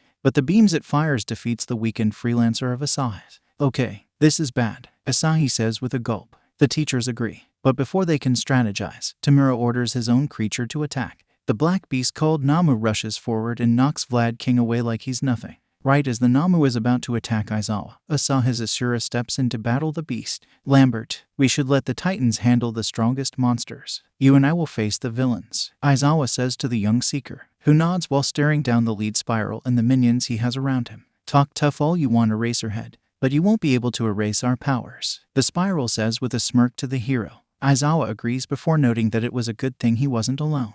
He then rushes toward Tamura to keep the villain and the few others around him occupied, while Asahi faces off with the other blood spirals gathered. While both are thinking, I hope backup gets here soon. In an abandoned part of the city, All Might was fighting a group of strange monsters that were attacking the area. There were 5 of them and they each had 3 eyes. It's almost like those Titan things. The strength is troublesome enough, but they always seem to know where I'm coming from. That's because they are Titans and they do know where you are coming from, Might. It's part of their powers. A new voice calls out as a black fog drifts over the area. Bristlebind, Shattered Knuckle, Ripple Burst, Kindle Strike. All Might hears as a myriad of new effects seem to be happening all around him. and he can hear a few more attacks and spells likely being called out while the fog is still covering the area. When it clears, the 3 creatures are disappearing. But there is one still standing, so All Might takes his chance. Detroit Smash. He shouts as he gets a clean, powerful hit to the face of the last disoriented creature, and it vanishes. I'd normally make a joke about you taking too long, but it's not the time. All Might looked over and saw the person who aided him in killing and ending the threat of All for One a few years ago. Zeed Vale. He identifies as a man, but right now he is still physically a woman, with his hair a purple tint and pulled back into a ponytail, and his sharp black eyes looking over his old ally. All Might is still smiling and then says, "It's good to see you again, Zeed. Never got around to let's not jump to that old man. Right now we have a bigger issue. We need to get to UA, or that USJ place." I think the kids are in trouble at hearing this. All Might's eyes widen, before narrowing in slight ferocity. He tells Zeed to grab onto his back so they can reach the dome quickly. Zeed does just that and All Might leaps off to save his students. As All Might was leaping towards the USJ, Zeed was checking his holotome to see if he could pick anything up from the USJ. Still not getting a signal from Izuku or Asahi's holotomes. Listen, when we get in there you need to be careful. You may not be exactly like most with a quirk, but your mind could still be vulnerable. I think I understand, but that doesn't mean I'm not going to take as many of those people who are threatening my students down as I can. All Might said with a furious gleam in his blue eyes. That fury is intensified when her arrives at the USJ and sees that Melissa and a few of his students have been set upon and injured by a crowd of blood spirals. One of them had been knocked out, but the students couldn't handle all of the titans as well as the variety of spells. He and Zeed took out the 5 remaining spirals quickly, but before they could be restrained in any way, they pulled out a set of talismans, and placing them on the ground disappeared from the battlefield. Upon seeing All Might and Zeed at the top of the staircase, the head spiral hummed. "We're not leaving empty-handed this time. You know what to do," he said to his 2 lieutenants. They nodded before looking toward a few of the zones and grabbing the returned Kirigiri. In the center of the facility, Asahi was covering Aizawa and Ken with will wall, but his will was being taxed by the sheer number of blows coming from the Namu as well as something unsettling. The beast looked a bit like a Bra Titan, but it was even more modified compared to its original appearance, almost appearing to have flesh-like sections of its body, and able to move almost as fast as the Namu itself. It and the Namu were unleashing blow after blow into the green shield Asahi was projecting.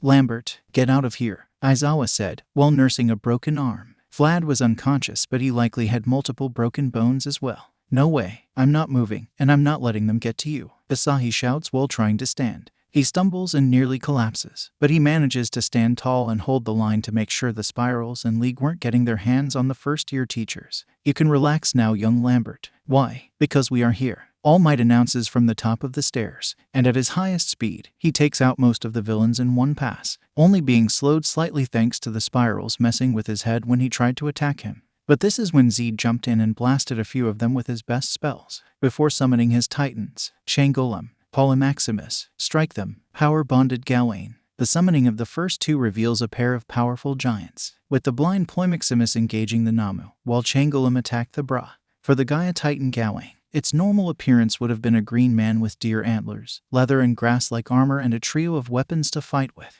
But the power-bonded state granted the being greater armor that seemed to be made of gold, while his antlers also had gold tips to them. His hammer had an axe-like section to it, and the spear was more imposing compared to what it originally was, and the shield had gold along it and what appeared to be a cutting edge. "You did well, young Lambert, but you need to get out of here," All Might said before trying to get in to remove the injured from the battleground.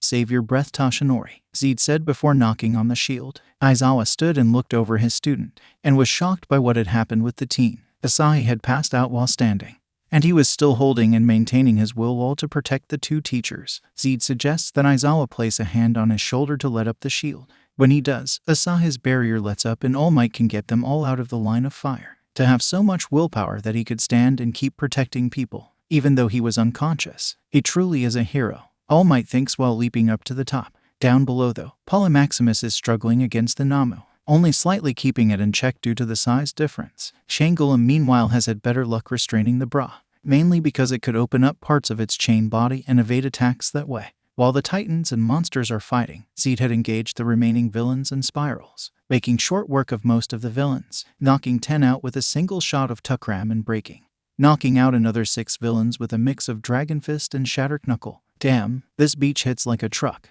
one villain commented, and Zeed caved in his skull with another punch. "Oh, I'm a man, not a woman," Zeed said with the glow still around his fist. The Spiral leader and Tamura were both impressed by Zeed's power, the former noting that with him and All Might, they would be in trouble. What are you talking about? See, he just lost his giant that was holding Namu in place, Tamura said as Paula Maximus was defeated and returned to his amulet. Namu, kill that beach, bastard, whatever, just kill them, Tamura shouts to the zombie, and it rushes right at Zeed, who doesn't even flinch before avoiding the first attack to his head. Kindle strike, Zeed says with a point of his fingers, shooting a blue beam into the stomach of the Namu, but it barely notices and attacks again, only to be knocked away by All Might's return. Zeed looks up at the man with a raised eyebrow before asking, "What kept you?" "Sorry, Zeed. I took some time to find a few of the other students. I removed most of them, but a few are still unaccounted for," All Might explains before grappling with the Namu.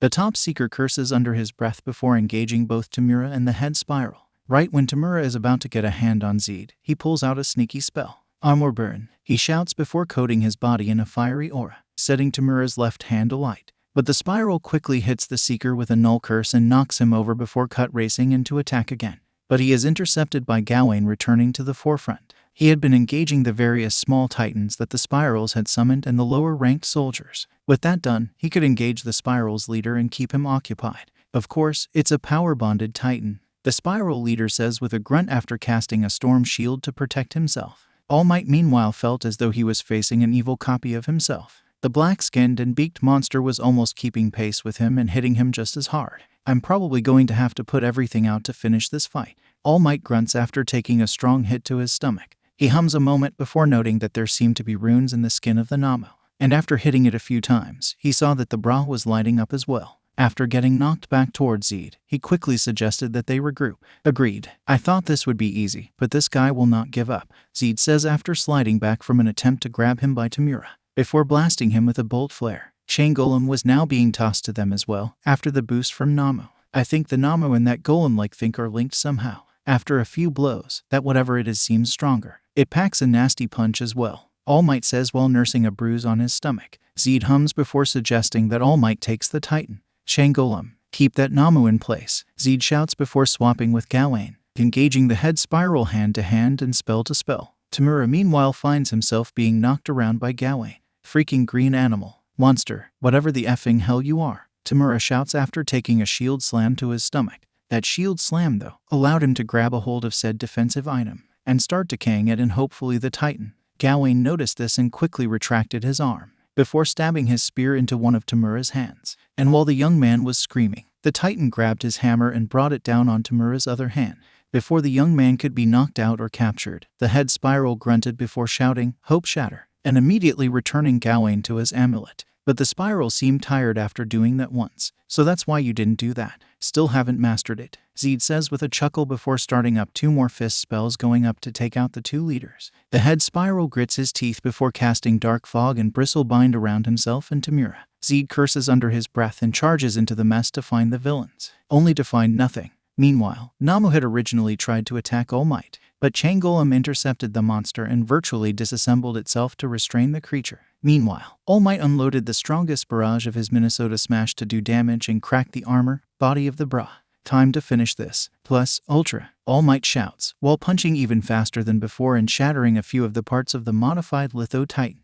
With one final punch to break the head of the magical stone beast, All Might winces a bit after the blow, noting that it was a lot tougher than he expected. "I don't think I've felt pain after punching an enemy in a long time," the number 1 says while shaking his smarting right hand. "At least you had some better success. Mine got away. We need to check the entire facility," Zeed says while noting the Namu seemed to have stopped reacting or attacking while bound in Chain Golem's body. He hums at this before nimble firing to a different section of the USJ. All Might did the same and leapt around while telling some of the kids that it was safe and they could come out. A few did, like Aoyama who had been hiding near the landslide zone, or Izuku and his group who had made their way closer to the center of the facility with Kirishima, Koda, and a few others. But when the classes all meet up, and the other pro-heroes arrive to restrain and detain most of the villains, they realize something was wrong. "We're still missing a few students," Aizawa said while getting treated by Recovery Girl. The ones missing were Ryuko, Mainta, Pony, Tsuyu, Kaminari, Momo, Gyro, and Jiroda were unaccounted for between the 2 classes.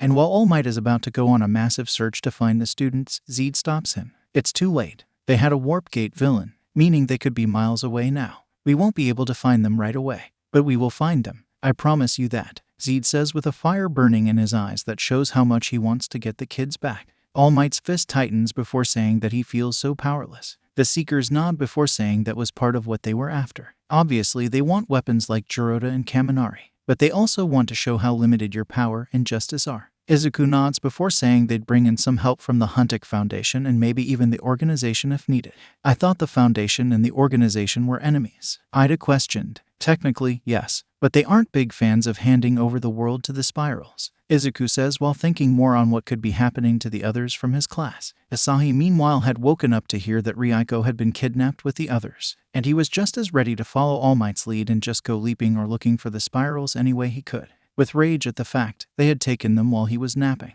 at least by his perspective. Before Zed and All Might engaged the villains and spirals, the commander had ordered his seconds to capture anyone they could. We need weapons, tools, or more for our revenge against this world and to try and find new ways to release the nullifiers. Anyone we can get will be an asset towards that. With their orders given, they and a few silent soldiers happened upon Ryuko and her group as they were making their way toward the stairway, with mind to celebrating at All Might arriving. Pony and Tsuyu were quickly blasted with Null Curse and Augur Frost to disable them, and before either of the other two could respond, they were each knocked out by Cut Race enhanced punches. One of the lieutenants summoned a Sekhmet to carry the unconscious teens out, while they went to find others. The others in the case being the team in the mountain zone. They had disabled quite a few villains thanks to Kaminari putting his all out. Even when one villain was immune, Momo had quickly distracted the man with a subtle dropping of smoke grenades, letting with the man panicking, while Gyro snuck close to pull Kaminari out of his grasp with her jacks, and Jiroda could go all out with his beast power and smash the man into the ground. Well planned, Yaoyorozu-san. We should get moving though, Jiroda said with a gleam from his glasses. Before they could get far, the ground under them softened, or rather, holes opened up directly beneath them. What's happening? Can't get free. What do I make? Each hero teen questioned or said as they started sinking into what they feared was a void. Jiroda and Kaminari were quickly knocked out, and Gyro had a thorn-like blade at her neck. You don't make a move or try anything, and she keeps her head, and we get all of you out of here. Got it, the male lieutenant said while smirking at Momo. The girl looked around panically before shivering. This was due to the female lieutenant using her Deerder Titan to move some vines around the girl's body, while also laying her hand alongside Momo's face. And if you're lucky, you won't end up like many of the other animals we've gathered. I'd be more than happy to watch over you, the woman says with a slightly sultry look. While Momo is terrified, the male lieutenant tells her to knock it off. Before asking if they had a deal, Momo just gives a shivering nod, and the Titan lifts her and the others up. But before she can retaliate, she and Gyro are blasted into unconsciousness. With that done, the two have their Titans wait just outside the dome, before working with Kirigiri to recover most of the other spirals and a few villains. It's a race against time now. We'll put as many people as we can into finding them, and when we find them, you can bet you'll be part of the mission to get them back, Zed said to All Might, Izuku, and Asahi, with the Seekers tightening their fists, promising to be stronger and more skilled before that day came. All Might meanwhile had a face that Zed could only compare to when the two faced off with his archenemy. We won that day because you were willing to wait and trust me. Please, do the same now, Toshinori, Zed says while elbowing All Might in his bruised stomach. All Might coughed before agreeing with Asahi. For Asahi though, he was determined to be ready for what they might come up against next, and Izuku was looking to plan with Zed when the time came. But for the rest of the students, all they could do was go home, wait and hope that the Seekers would be able to do something.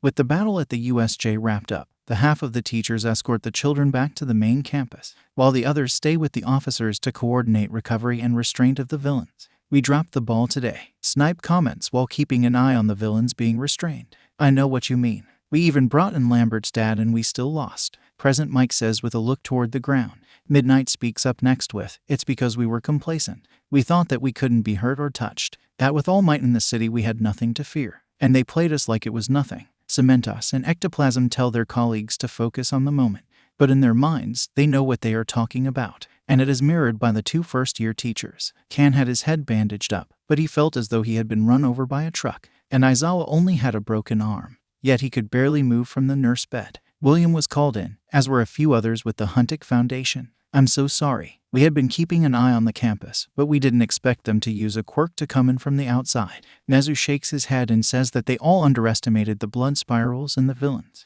or the League of Villains in this case, though I wonder how many of them really deserve the title of villain. Nezu says with a sigh. Recovery Girl had patched up the first-year teachers and was quietly observing the matters, especially since she had to help All Might with a few minor fractures in his hands. All Might no longer had his trademark smile, and it wasn't due to the injury. We need to find the students. There's no telling what they could do to them. Zed speaks up next and points out that he already pointed out a few things. Some of them, though, I don't see what some points are. Like Gyro or Yanagi. Their powers aren't exactly ones I'd say are overly useful to Seekers. We have plenty of spells that can do similar things to theirs. Maybe they're trying to do something else. Think they could make them into sleeper agents? Recovery Girl asks while checking over Izuku and Asahi. The latter mentions that it wasn't their style. They don't infiltrate or sabotage. They prefer the direct approach in these types of matters. William agrees with his son, noting that the Spirals have a massive army of Seekers and Titans, and it's not as if they wouldn't have plenty of people who are angry at the world now, especially those who are quirkless, let alone any possible freezing of some armies from the past. That statement makes everyone uneasy, and Kan wonders if they could fight such an army. Aizawa, though, questions if they could capture a Spiral and interrogate them for the location of the students. Probably not, but the Casterwills do still have an extensive network of information. I will see what we can find. The one speaking was a distant cousin of William's, Mirai Casterwill, and the current head of the House of Strategists. She was wearing a kimono of green and red with traditional footwear. Her hair was a midnight blue color, and her obsidian eyes conveyed a cunning that Nezu suspected rivaled his own. We would be most grateful, Casterwill-san. I do not want to lose my students to those monsters, and when you do find them, I know there are a few of us who would like to be on the mission to save them. As Nezu says this, Kan and Aizawa stand and have a determined fury burning in their eyes. Elder of the Strategists nods and tells them that she will tell them right away. In the meantime, we should keep an eye on the rest of the students, just to make sure that they won't also be targeted. Recovery Girl advises. With the matter closed, the oldest Seekers leave to coordinate with their respective groups. I know I can't make a move right now, but I'm not just going to sit on my laurels. I'm going to practice a few more spells. I'm with you, Asahi. This involves us in our class after all, but we have to be strong enough for the mission to come, Izuku says while tightening his hand into a fist and charging up a thundercut. That sounds nice, but just practicing spells can only get you so far. You'll need someone who can give you a challenge. Someone like me, Zed says with a smirk their way. The two younger Seekers nod and ask the top Huntik Foundation member to train them. He agrees and they head for the Lambert family's dojo. With the heroes, though, some of them are questioning if they would be of much help in the coming operation. It's not like our enemies have quirks after all. That may not be entirely true. If they've allied with the League of Villains, then they could have a few members at their base who do possess quirks. Maybe, maybe not. I don't think we should rule out all possibilities, but I don't think we should send many heroes with them. While this conversation is being carried on by Nezu, Aizawa, and Kan, All Might is considering if he could be much of an aid in this situation either. My power and presence would complicate stealth and in turn the defense of the students. But maybe I can do something else. In hidden away part of the Amazon rainforest, the blood spiral heads were meeting. So, even though we and our allies failed to eliminate the symbol of peace, we have managed to gain new tools to use. The one speaking was the current head of the Blood Spiral Brotherhood, Shauna. She had aged over the centuries, evidenced by her white hair and wrinkles. But thanks to her allies and the spells to freeze her and other members of their brotherhood for a battle in the future, she had been awakened 50 years ago, and with her brother Wind, they had been rebuilding their organization. Indeed, Lady Shauna, a few of these animals have interesting abilities we could use, though for now we have them dampened and restrained. I can't wait to see what I could make with the one after I break her. The one reporting this was a squad commander named Sarah, though she preferred her nickname, Sadie. Her preference for mind control and manipulation had produced a variety of results, and with the latest acquisitions from the mission, had earned her and another squad commander a place high in the blood spirals. Said other commander was Rodolfo, an exceptional hunter and tracker for their brotherhood. Calm yourself. You've had plenty of opportunities to make usable tools out of some of the quirked fools, but you go too far too often and all they become is little more than disposable weapons or bombs, the hunter said with a deep tone. I agree. You are free to do what you wish, little sister, but I want you to not destroy their minds completely. We could use them for other plans, Shauna says with a flash of her blood-red eyes. She had been impulsive in her youth, when Rasimov and the Betrayer lead the blood spirals. Since awakening, though, and seeing all the strange beings that were quirked people, not to mention the defeat they had suffered long ago, she had tempered her fury, focused it and sharpened it into a dangerous blade of cunning.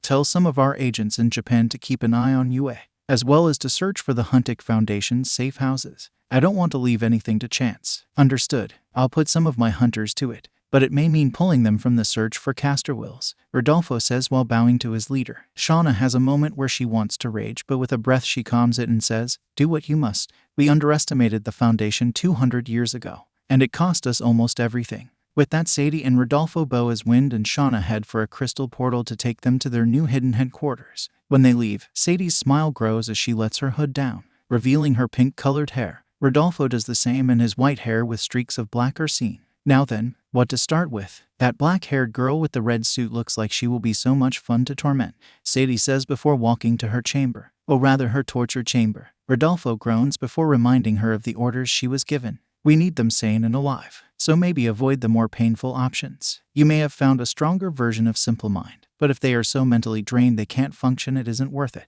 The other commander just rolls her eyes behind her mask but does agree. Besides, it's no fun if they break too easily. Now then, don't you have some of your wolves to direct? Rodolfo sighs before heading to the crystal portal. Now then, time to have some fun, Sadie says while rubbing her hands and grabbing a few of her titans. She heads for the cells to check on her captives. When passing a few, the quirked people within groan or mumble. And when passing another few cells, the men and women within are restrained and look as though they've gone mad, asking for release. She finally comes to the cell that holds the recently captured UA students, each of them shackled and have collars around their necks, the collars acting to block their capabilities to use their quirks, with the exception of Tsuyu, who was restrained and gagged to keep her from using her mutant abilities. Sadie chuckles lightly before asking how her captives were feeling, her smile never fading. How do you think? What do you want with us? Momo groans while fussing with the handcuffs she was wearing. She wants to use us in some way. That's how the blood spirals operate, Ryuko says with a glare from her uncovered eye. Indeed.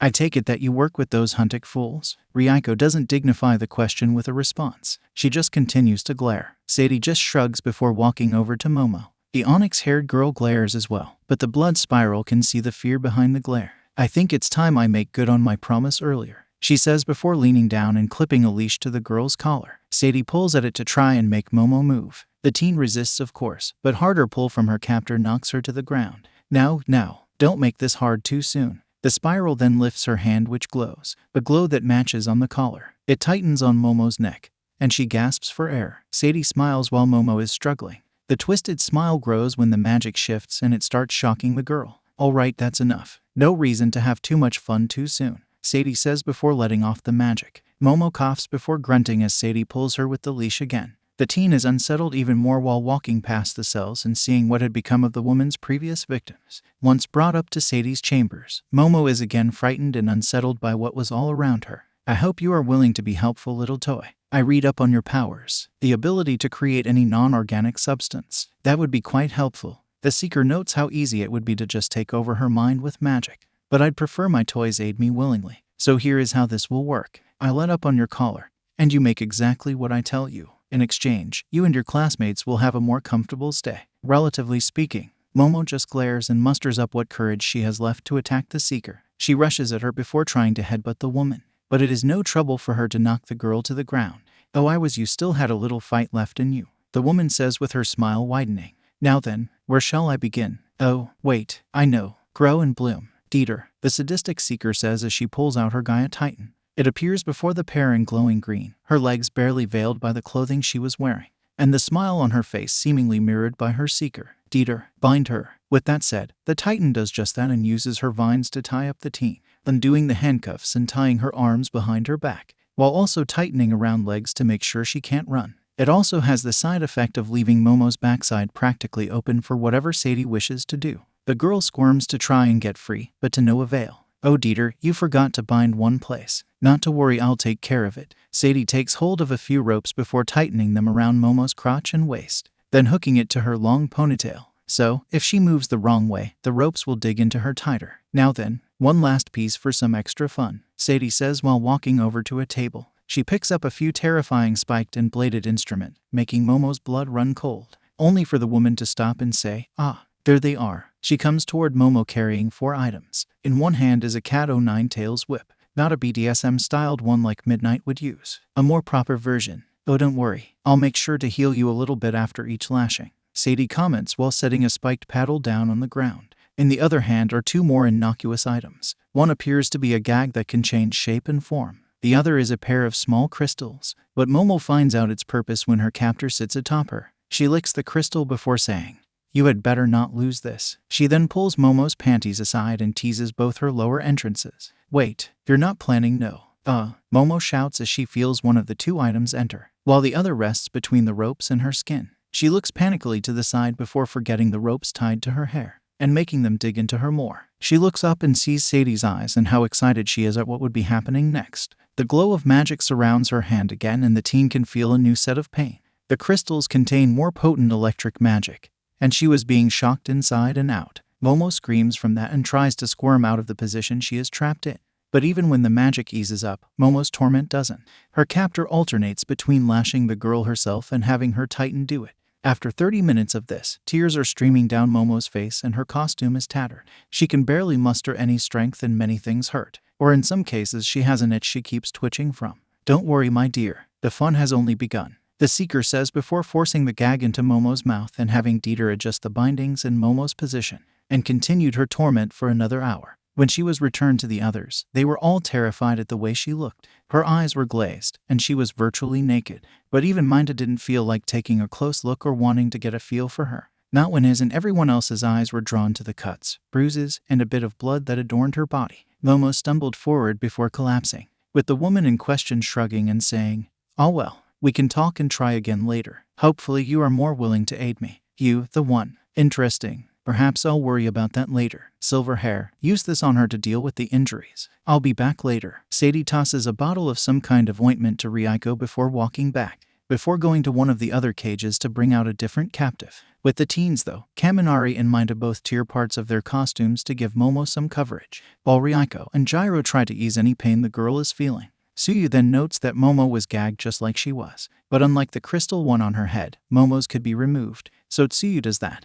And they can all hear her strained voice, and how she is muttering, "Please, please let me. I need to. Normally I'd be enjoying this, but now, Minda starts before looking down sadly. Kaminari is the same and he questions what would happen to all of them. Pony meanwhile uses her horns to try and cut the vines and ropes holding her. "I don't think we want to know," Pony says with a feeling of unease. Back in Japan, Izuku and Asahi are sparring and practicing with Zed to improve their capabilities as seekers. "You're too straightforward, Izuku. That won't help you against the spirals," Zed says after countering a hyperstride boosted attack from Izuku, the green-haired teen trying to use it in combination with Dragon Fist. "Over shield. Good thinking on trying to sneak around, but you're a bit obvious with other matters, Asahi," the top seeker says when Asahi used Spider Touch to climb the ceiling, and then tries to fire a ray pulse from above. After 4 hours of training, the boys are exhausted and hurting. Zed then says, "All right, that's enough. Let's hit the baths." Izuku blushes, and when Zed notices, he reminds the boy that he was a man as well. "I know, but, well, you know," Izuku says while looking to the side. Zed rolls his eyes before noting that Izuku needed to see past what was obvious and in front of him.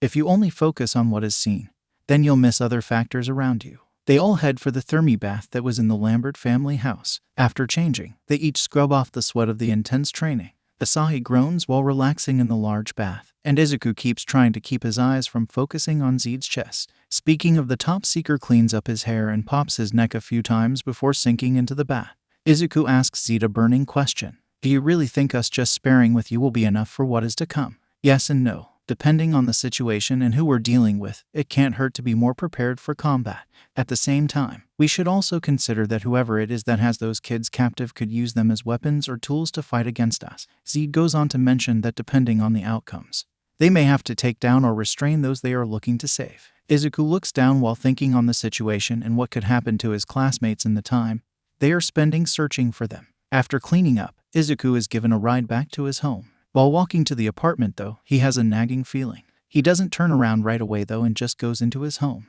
Once there, he peeks through the hole to look out with less suspicion. He doesn't see anything, but his unease doesn't subside, and it continues for a few days after. But he isn't the only one, as Asahi feels it when going back and forth from his home. "I have funny feeling it's not heroes or those from the Huntik Foundation." "I agree, but we might be able to use this if we take advantage of all our resources," Izuku says with a look. Asahi has an idea on what he has in mind, and they confer with Melissa on the plan to come. 2 blocks away from the Midoriya home, a couple of blood spirals are watching the building, and watching Izuku as he returned home. "Do we make a move?" "Not yet. We can't expect it to be easy with these Foundation fools." "Then what do? We wait until the opportune moment. Too bad that moment won't be happening." A new voice calls out. The spirals turn around and 2 of them are blasted by Repulse spells. When a few others try to attack, a bright flash is let out and stuns them, only for the 4 silent soldiers to be disabled by their unseen foes. Said foes reveal themselves. Well, sort of. The first is Melissa, who used camouflage to hide herself, with Toru next to her in her costume. She was naked. Good thing that worked. Now we can find out where the others are, Toru says with unseen excitement.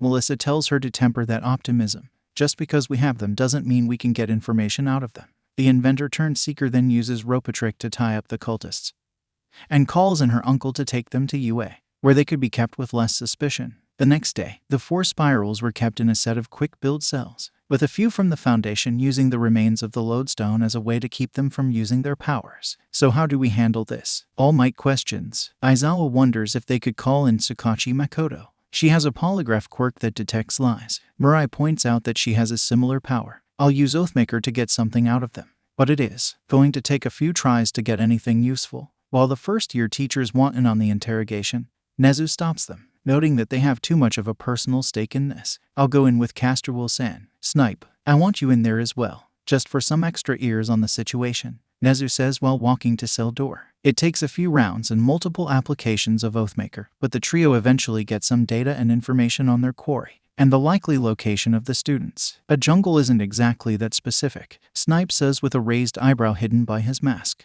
Mirai notes that it could be helpful given what her agents had found on some of the blood spiral bases. They used to have just the one focused on the spiral mark, but thanks to the Foundation, they no longer control the area, so they've had to set up in other places around the world. The Elder then brings up a holomap with a handful of markers noting bases. A few stick out to the interrogators. So we've got one in Africa, one in Australia, and one in South America. That narrows it down, but it's still 3 locations that could be busts, and if we hit the wrong one, they'll move the kids. Snipe's analysis makes Nezu and Mirai contemplate the matter more. Wait a moment. That third one, what did she say? Nezu stops before pulling up the recordings of interrogations. She will enjoy tormenting those beasts until they are loyal puppets and tools of chaos. This one noted a female who was involved in the turning of captives into. Well, let's not think about that. Mirai hums before checking the reports from her agents. She smiles and says, luckily there is only one jungle base that has a female commander. Here, in the Amazon. With the location found, Mirai and Nezu work to build a plan to rescue the students, with Izuku, Melissa, and Asahi being at the front to go and save their friends. No way. We are not letting our students go into more danger, Aizawa says to them. Sorry to say, but they've been in a lot of danger plenty of times before. This isn't anything new, Zed says with a flat look to the man. All Might then speaks up and agrees with Zed. These 3 have powers and capabilities that we don't. What's more, they don't possess the weaknesses we do. If they can get in to save the students and who knows how many others, I'm all for it. The top seeker smiles and thanks his friend. Mirai notes that she could have a way to get them to Brazil quickly and that they'll put together a plan to handle the situation. All right, in the meantime, we'll practice and prepare a bit more. Melissa, you'll have to hold off on your gadget making for now, but maybe bring a few along. With the general plan set, each of the people involved prepares for the rescue mission ahead, with some hope that they can get to their friends before their minds are destroyed or they are made into tools of the blood spirals. Back in the Amazon base, the captive students have been struggling to keep any semblance of sanity, especially when their captor had decided to bring in others to help with the torment, Gyro being forced at one point to sodomize Momo, and then getting it herself later, or Minta being electrocuted by Kaminari when the boy had been taken over thanks to her mind control spells, even using Jirota to attack Pony when she was stuck in a state that played more into her costume. One of the last to be brought up were Tsuyu and Ryako. The former was minorly tormented at the fact she couldn't eat for some time thanks to the gag in her mouth, so her captor took a different approach to giving her some nutrients, one the frog girl would never forget. Ryako, though, had been strapped down to one of tables for something different. You are interesting. You possess a quirk, and yet you seem to have a tinge of magic to you. Or rather, it seems as though the powers of a seeker could be yours. What does that have to do with why you have me like this? And did you really need to take my kimono? Ryako asks with blush across her face. Sadie just shrugs before noting that the girl still had her underwear. Not important right now. What is important is that you will be the first to feel what we have planned for all of you animals. The woman has one of her spiral minions come over with special suitcase. It took quite a lot of convincing to get some of the materials I needed from that lovely girl. But I think it is finally ready. She pulls out a syringe and a glowing vial from the case before drawing a decent amount, about enough for an allergy shot. She smiles sinisterly as she walks over to the restrained girl, who is currently struggling to get free from the table. Way down, SHHHSHSHSH. It will all be over soon, Sadie says while using a gravity spell to hold Ryuko in place, gently caressing her cheek. Before jabbing the syringe into Ryuko's neck, the ghost girl has a panicked look in her eyes as she feels medicine rushing into her, and her vision fades to black. All right, is everyone ready? Zed asked his team. They had taken a red-eye flight 2 days after the USJ attack. The whole team was in a safe camp not far from the Blood Spiral base. Very little had been observed by the agents watching, but they stood ready to assist. All around the top seeker of the Foundation, he saw how they had prepared. Melissa had changed into a semi-suit like Izuku's and Asahi's. She passed some discrete radio transmitters to each of them, and some devices in case they were needed. Asahi had taken some time and learned a few more powers to try and find Ryuko and the others. Izuku, on the other hand, had taken to learning some more combat-focused powers, as well as something special to help in the mission to come. The plan was made and all 3 of the younger Seekers looked determined and ready for the fight to come. All right, let's do this, Zed said with a smirk reminiscent of his ancestors Jalia and Dante. Inside the base, though, something different was happening. Well, that was a successful test batch. I do have to thank you, Ryuko-chan. The information I received from the serum is just what we needed to rip apart this quirk-obsessed world. I hope you enjoy the little pieces I've left you with for now. It's far gentler than what I used on the others. Ryuko was currently still strapped down to the table, and was still in her underwear. But that was as far as the blood spiral took it and left the girl with items poking and teasing her breasts and nether regions. Sarah took the remains of the serum she created and packaged it up in the case from before. She then picked up her lore slave and powered up the crystal portal to take her to the home base of the blood spirals, letting her captive suffer while she made her report to Shauna and Wind. At the entrance to the facility, the guards were attacked by a pair of ray pulse shots, and then another was struck by a magic blast from an Icarus Titan. So these are the ones we need to get through to get the kids, Zed said as Izuku and the rest walked out from the brush, with Caliban, Asura, Kilthane, and power-bonded Gawain marching with them. Fools, you think you can simply break through all of us? A spiral says while sounding the alarm. Swarms of the silent soldiers rush from various underground entrances and exits. Zed and the teens look around at all the enemies before them. Izuku speaks up first with, I'd say they've got at least 50 members. Not the best odds. Zed notices the smirk on the green teen's face and responds with, I don't know. They might last quite a while. This incises the spiral members and they each engage with shots of Nulkurs and Raypulse at their foes. The Seekers quickly cast defensive spells and blast back before the Titans engage the recently summoned Marauder and Harlequin Titans. Izuku rushes forward fist first to knock out a few of the enemies, using Dragon Fist and Shattered Knuckle to take out enemies or break through shields. Thanks for showing me how to use that Zed, Izuku says after properly shattering a storm shield. No problem, kid. Tukrem, I've found it's a good hyper stride attack when dealing with magic traps or barriers. Dragon Fist, just be careful with it. You already got a feel for Bolt Flare, how it can be a risky move. What Zed was talking about was an unfortunate side effect or complication with Shattered Knuckle. While the attack could break almost any barrier or even the body of an enemy, it came with a risk. If the person using the attack didn't have enough magic or when they used it, the blow would rebound on them. Something Izuku found when he tried to use it on Asahi's Willwall, and he broke his hand as the result. Luckily, a few castings of Everheal restored his limb before the mission. But against these blood spirals, Izuku had a decent way to break through the enemy shields, and even some strong titans, something he and the others needed when the spirals brought out some heavier artillery, namely an Undergolem, Cerberus, and Executioner. Okay, now we're cooking. Bind him, Shangolem, Zed announced before holding up the amulet for said titan. The metal titan arrived and quickly lashed out at Cerberus and Undergolem. Izuku meanwhile pulled out his jeweled Colossus and summoned the titan to the battlefield, while the others continued to fire spell after spell. Though these were not the actual Melissa and Asahi, they were a set of duplicates made by Izuku with the spell, Split Mind. It was a spell found by a rogue seeker in the past who just focused on getting rich and nothing else. But the power eventually was learned by a few others who had the creative capability to make it work for them. In this case, Izuku made the duplicates and disguised them as Asahi and Melissa with Thought Spectre. While the doubles couldn't invoke titans, they could still use the spells of the person they were copied from.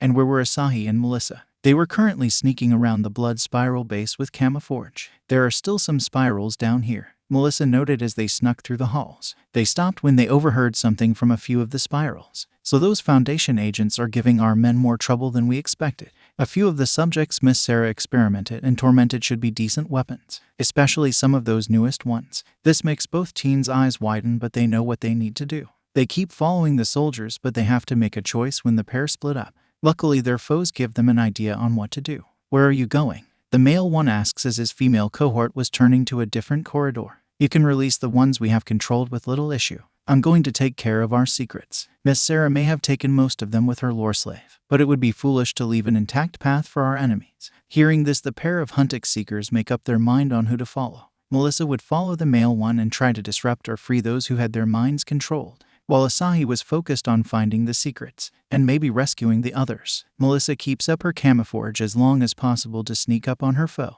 but she missteps and alerts the man to their infiltration before he can call out or raise another alarm. Melissa disrupts the item he was using. He snarls at her before firing a null curse and then cut racing away. Damn, Asahi. Hopefully I stopped him in time, but I've been compromised. Get what you need and get out, Melissa says into her comlink. She then nimble fires and tries to catch up with her enemy. By the time she had, though, he had apparently raised a group of mind-controlled quirk users up to fight. You are quite persistent, but are you willing to hurt someone you know? The spiral asks before Melissa gets sound blasted from the side. After shaking off the shock of the attack, she opens her eyes to see Gyro. Though the girl was in a rough state, she was currently blindfolded and her arms were restrained behind her. In her mouth was some kind of gag and her jacks were hooked into a few speakers attached to some harness that was barely covering her modesty.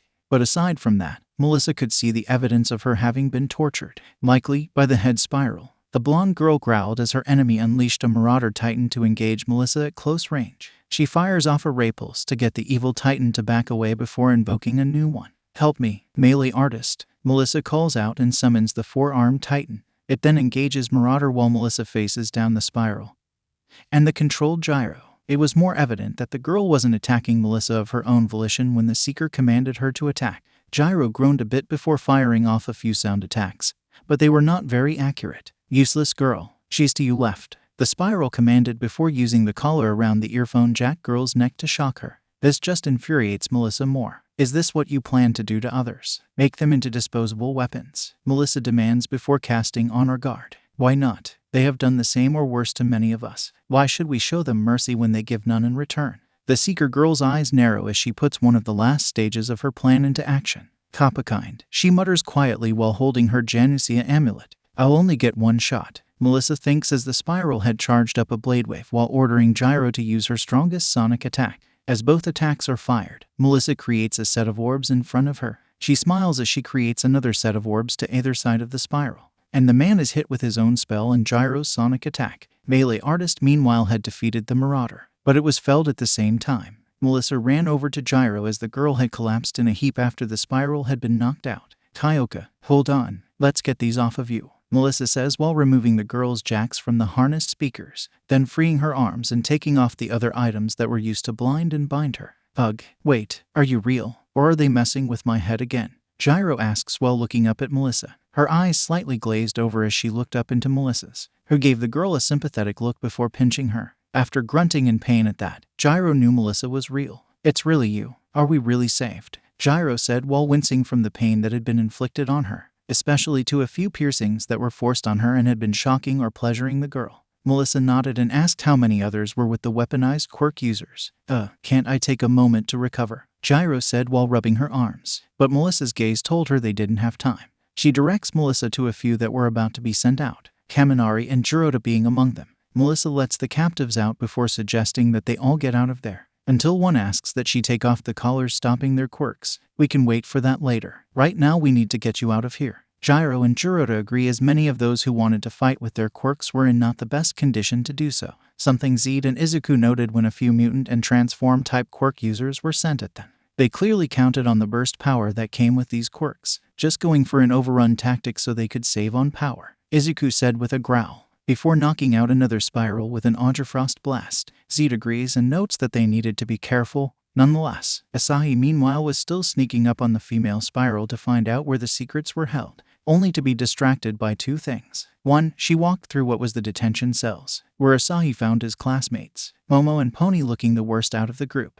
though Minda wasn't too far behind. The second was that he didn't see Ryuko among the captives. Please be okay, Ryuko, Asahi thought as he followed the woman further, only to be enraged at the state he saw Ryuko in on the table. She was currently twitching and struggling against her restraints as she was shocked by some items. His rage grew when the spiral After destroying some documents, slinked over to the girl and slapped her across the face, before attacking the same areas that were being tortured by Sarah's gifts. "You bitch, kindlestrik," Asahi shouted before blasting the soldier with the blue beam of energy. After she was knocked back, Asahi blasted the things restraining and tormenting Reiko. "Reiko, Reiko. It's me. It's Asahi. Asahi, is it really you? No, it can't be. They're just messing with my head again," Reiko said before trying to back away from him. Her wrists are bruised, as are other parts of her body, so Asahi isn't sure where to grab to keep her from backing away. He tries to console and convince the ghost girl that he really is Asahi. "Do you have some real way to prove it?"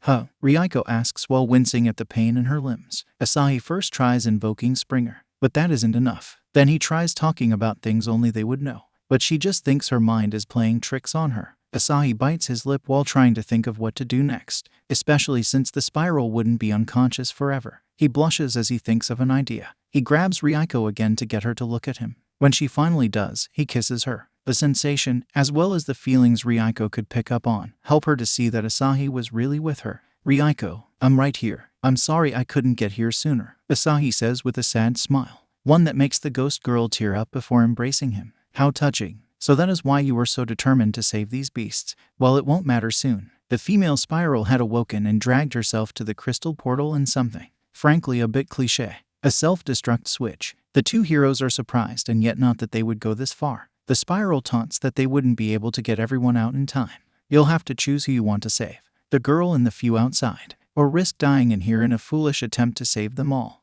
With her speech done, the spiral uses a new power she learned to get away. Fireport. She barely gets away before she is exhausted, but she does give her allies a warning about the destruction of the base. Outside, Izuku and the rest had captured quite a few spirals and freed some of the first scent and quirk users. Melissa showed up next with Gyro and the others she had rescued. "Asahi and the others are still down there. We need to get them out," Izuku said while letting up his split mind spell. That is when Asahi come in over the comms. "Izuku, Zed, are you guys there? Listen, the spirals set the base to self-destruct. You need to away as fast as you can." Asahi's declaration worries Kaminari and the rest, as there were still quite a few who were trapped or imprisoned. "Hold on, Asahi. We're coming down," Zed says before running toward the entrance. Or trying to run. He had used up quite a bit of his power and was exhausted.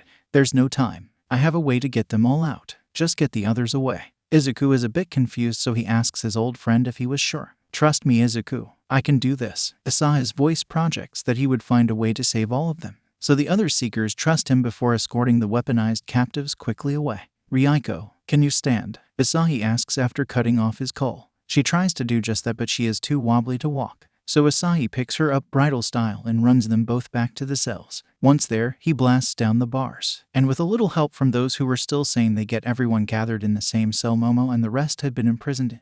Reiko winces while resting, with Asahi's jacket around her almost naked form. "Asahi, is this the end?" she asks, unsure of what he was going to do. "No, I won't let it be the end. Here goes nothing." Asahi rubs his hands together before saying, "Ghost walk." Suddenly, beneath the seeker and captives, a hole opens and they fall through. Where they crash down on is in the Lambert family dojo. While everyone was groaning, the portal closed as the base of torture exploded. Bolt flare. "I don't know how you, Asahi. How did you get back here?" William asked as he burst into the dojo. The young seeker looked at his father before laughing and falling back in relief and disbelief. "It worked. I'm so glad that worked." After laughing for a few seconds, Asahi stood to talk to his father, only to suddenly feel weak and nearly collapsed on the floor. But he was caught by Reiko, who winced as well given her own pains. Asahi needed a moment to gather himself before asking his father to call Z. "Will, listen, I don't know where Asahi is. I think he might be buried with the blood spiral." "Wait, Asahi, how did you get back to Japan with a few?" "Okay, I need some answers now," Zed said while looking confused at his holotome. Asahi smiles before explaining the new power he learned from Murai. It's based on Umbra's power, but it takes a lot of concentration and power itself to use. Not to mention, I'm kind of exhausted from using it once, so it was a last resort. The seekers on the other side of the call were impressed and glad that Asahi had managed to save everyone else who was being held captive by the spirals. William cuts off the call to take care of his son and all of the people who were brought to his home. Back with Zed and the rest, they were doing much the same, though Zed was curious about something he overheard from a few. "Excuse me, you said you had known the woman who held you before. Care to explain?" "What the hell do you care, Beach? I'll tell you this though, next time I see her I'm killing her again." The first part was irritating enough for Zeed, but the latter made him more concerned and was enough to rope trick the pair of former captives.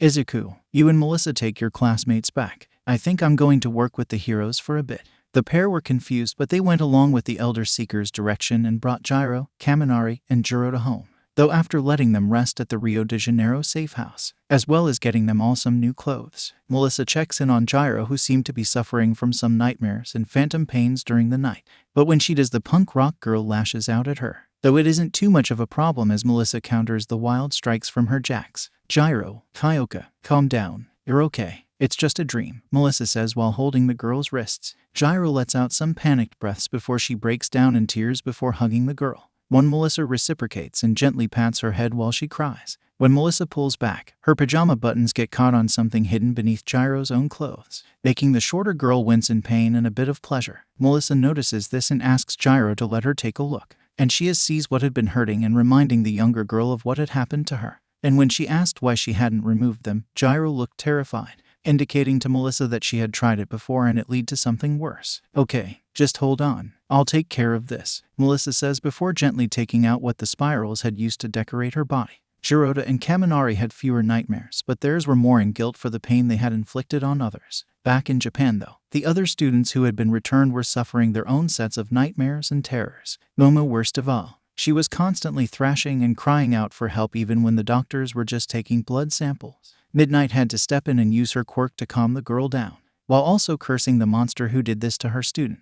Minta and Pony meanwhile had to be treated for the multitude of injuries that had been inflicted on them during the few days they were captive, with some doctors mentioning that Minta probably wouldn't be able to go to bathroom comfortably ever again, and Pony would need a few days for her bones to heal. Ryuko though had a different, not exactly problem, but it was something almost painfully jarring to her as well. The serum that the head spiral Sarah or Sadie had tested on her was apparently a perfected one that she had been using on other subjects. Ryuko no longer had her quirk. The stuff would suppress or remove our quirks, even genetic changes like if we had horns originally just due to a relative possessing a quirk like that. It took it all away from us, though in some cases, I'll admit I didn't mind. I didn't have any urges or cravings due to it anymore, was what one former captive explained while getting treated at a hospital. For Ryuko though, she wasn't sure where this would leave her, and what it meant for her going forward. I guess I could always switch to the general course, not like I can be the same kind of hero I wanted to be. When the group returns to Japan, all of their classmates are glad to see them all and that they were safe, though some of them were still suffering from the trauma of being kidnapped and what they endured. Man, that lady who had you guys was really messed up, and she had dozens of people held captive, right? I can't believe they were able to remove Ryuko's quirk. Will she get it back? Maybe. They did say that it wore off for a lot of them. But didn't they also say it had been perfected? The students who were able to return felt uneasy or nervous about the whole matter. Momo and Minta still weren't back at school thanks to their injuries. Pony was eventually able to return, but she was scared of Jiroda now. All of Class 1 eventually went to check on the two who were still injured, and they were all unsettled by the frightened look in Momo's eyes, her fear increasing a bit when she looked at Gyro, while Minta was wincing as he tried to move. Seeing what their classmates were like now and what they likely went through made many of the students furious. Whoever the beach was who did this to you, she deserves to get taken down hard. No joke, this is beyond cruel what she did to all of them. Unfortunately, that is probably the only thing she knows, and she has a twisted but sensible reason for it, Zeed said while walking into the hospital room. The teachers had come to check in on the pair and glare at Zeed for even suggesting that the spiral who did this to their students could be sympathetic. Zeed sighs before saying, I found out something disturbing and a bit frightening while talking with some of her captives. A few of them were her own former tormentors, and they had killed her a few times before. Hearing this shocks all of the people gathered, with some questioning if she was a zombie or something like that. Zeed pulls out his holotome and brings up a few things. First was the images of the two captives. Both were apparently wanted villains who had been missing for some time. They had been working with a very twisted group of psycho and sociopaths, the head of which was a man named Lazarus. Or rather, he took his name from his quirk. It let him bring people back from the dead, Zeed explained before bringing up some more images, ones that sickened and made more of those in attendance want to vomit. Lazarus apparently was part of a torture group, where they would torture certain individuals with their quirks for pleasure, and when or if they died, he would bring them back. And the most constant victims group who were their victims were those who were quirkless, seeing them as lesser beings and treating them as such, with Sadie having been a long-standing adoptee of theirs. Apparently, they'd pick up some kids from orphanages and then use them like this. This is the truth of your quirk and so-called hero-based society. This is what quirks have made many people into. Zeed's declaration unsettles and terrifies more of what was involved, with Momo herself remembering some of her tortures, and that they looked similar to what the woman had endured herself when she was younger than her and for far longer. I guess she broke worse than I did, and she probably sees this all as revenge against all those with quirks, right? Momo asks bitterly, and Zeed just nods before noting that the girl apparently didn't break, at least not in terms of her will. Her mind is definitely broken, but she has crazy amounts of will. That was what it took for her to, well, break free. Her and the others. Zeed mentions that quite a few of the spirals they had fought were similar to the woman who led them. He also notes that it wasn't strange for the blood spirals to recruit orphans or the homeless and downtrodden. It's a good way to get followers who want to rage at the world around them. But that is part of the reason we need to stop them. What she did, yeah, there was a reason. But it won't change what happened if she puts everyone with a quirk through the same pain she went through. If anything, it will just make things worse, Asahi says while looking down, as well as looking to Ryuko who came along with them. She smiles back before nodding and agreeing with him. I may not have suffered as much, but I did lose something that we all feel defines us. But that isn't a reason for me to take revenge on her. But I do know she has to be stopped. Zeed smiles and nods to the girl and congratulates her on her own strong will, hoping for the best in whatever she does. Wait, Zeed, you're not staying? Izuku asks with a confused look. The top seeker shakes his head before saying, no. After finding this out, the Huntik Council is thinking on working closer with the World Hero Commission. If we can stop these incidents, we can stem the sea of recruits, if only for now. With that, he closes his holotome and tells the seekers they did well and he was proud of them. Aizawa looks down and grips his fists tight before admitting that the seeker was right. We failed that girl. All of us who call ourselves heroes. We failed her and even our own students, more than we thought. Vlad agrees and suggests that they should let the students talk while they work with their fellow teachers and heroes to try and make some of this right. They leave as well, and let the students think about where they stand as heroes and if they wanted to continue on the path they started.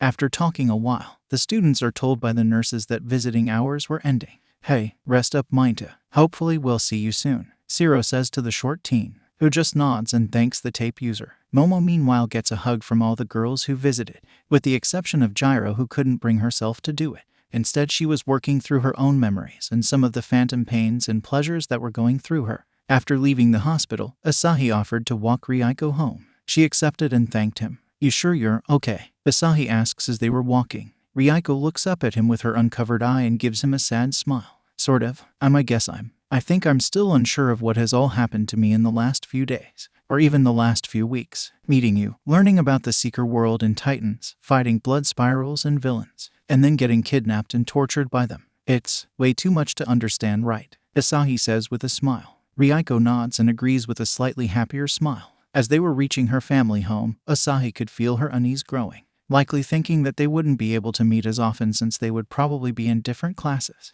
Not if I can help it. And I think I get what that crazy beach was thinking of. Hopefully this gives Ryuko a chance, Asahi thinks as they arrive at her home. Thanks, Asahi, for everything, Ryuko says before hugging the boy. But before they separate, Ryuko kisses the boy when he doesn't expect it, closing her eyes in bliss. He reciprocates before slipping something into the pocket of her sweatshirt. When they separate, they rest their foreheads against one another and smile. I'll see you soon, Rei. I'm not walking away, Asahi says with a confident smile. Ryuko thanks him before going to her home. After she closes the door, she leans against it before blushing and holding her mouth in a mixture of happiness and embarrassment. Her parents see her at the door and ask if she was okay. When she tells them she was, she mentioned that she just wanted to be alone for a bit. As she was walking up the stairs to her room, she put her hands in her sweatshirt pocket. Her hand touches what Asahi had placed in there and she feels the surge of energy. She grabs it before pulling it out and sees that it was an amulet. A navy diamond-shaped amulet with a pale gem in the center, and a pair of ram-like horns on the side of the item. She can sense the name of the being connected to the item, but she doesn't try to summon them right now, thinking she'll ask Asahi about it later. Back at the Japanese Huntik HQ, the mirror that they had found underneath Mount Fuji glows, and an amulet appears next to the item.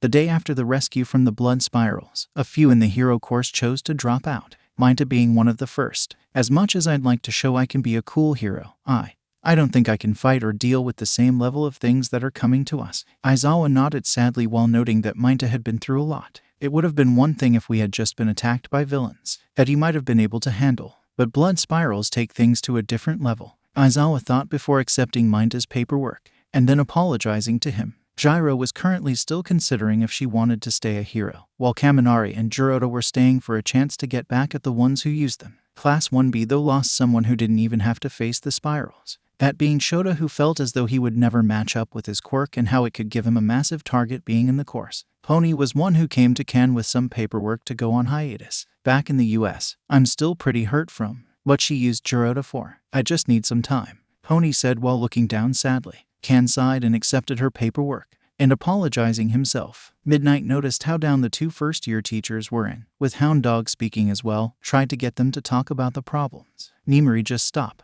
You two Inoue. This is something we have to deal with in our own ways, Ken says with a sigh before going to his class. Aizawa does the same and wonders what else the students could go through after all of this madness. With both classes, quite a few of the students were talking about seeing their classmates leaving or going to the teacher's office. How many do you think will swap courses? I heard Pony is actually going home to try and recover. Think those spirals will come back. What about Yanagi? She's probably done as well, given she lost her quirk and everything. I hope Yaorazu recovers. Gyro, you okay? Before some of the questions could be answered, the teachers arrived to their homerooms to take roll. Both feeling a little pang of sadness at seeing the empty seats, Aizawa took a breath before addressing his class. As much as I don't want to admit it, this is what we as heroes deal with at times. It's something less understood or known by most who get into this business. Everyone just thinks about being able to use their quirks and getting to be a hero that way. Aizawa starts while his class looks at him nervously. He sighs before pointing out that was a very narrow and somewhat shallow way to look at what they do. I've seen it myself, experienced the pain of losing a classmate, a friend. It happened when I was a bit older than all of you. This is the reality. It's why we have to push beyond at our school, to make sure we can save as many lives as possible, including our own. His speech doesn't alleviate fears, but it does help harden the resolve of some of the students in his class. Kaminari and Kirishima being 2 cases, with Izuku and Asahi having already resolved just the same.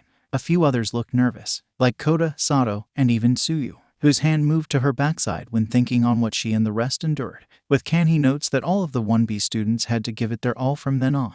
You aren't just doing this for yourselves. Do it for those who couldn't go beyond. For those who are scared and hurt, be they your classmates or just a civilian on the street, Kan says with his eyes moistening. A few others are resolved, and others look uneasy, but Naito is the one to point out that they had to prove they were still strong or capable. This isn't just to show up 1A. We need to do this to show that we won't buckle to the pressure from the spirals or any other villain. That's part of what it means to be a hero, Monoma says, and while inspiring, a few could see his knees trembling. The day went about as normal for the students of the hero classes. Even the hero class wasn't going to be an intense session like they had been expecting. All Might told all the students, for today I want you each to just test your limits and skills with your quirks, and we'll do it at the mountainous ground. The students all changed and headed to the battlegrounds. There were no comments about who was missing or what had happened. Each student was focused on getting better so they wouldn't be as vulnerable again. While Izuku and Asahi practiced their spells, Kirishima and Tetsu faced off to improve their durability and hand-to-hand skills. Sato and Shoji stretched the limits of their quirks. Sen traded blows with Kamakiri to come up with new ways of fighting, and so on. All Might noted a few who seemed uneasy about trying to use their quirks though, those being Kaminari, Jiroda, and Gyro. The former 2 seemed unwilling to put out much, but not out of laziness, instead, out of fear. Gyro though couldn't put her jacks into her boot speakers and seemed to be flinching at the slightest sounds. The crackling of Kaminari's electricity seemed especially terrifying. I wish I knew a way to help them, but that isn't my forte, especially not in this situation. I know, Uncle. To be honest, I don't think there is anything we could say that would help them. All we can do is try to be there when they need it, Melissa says from his side. She was wearing her own sneaking suit and was practicing a few spells before using her newly built holotome to research other matters. Something that surprised everyone though was the person who walked into the battleground.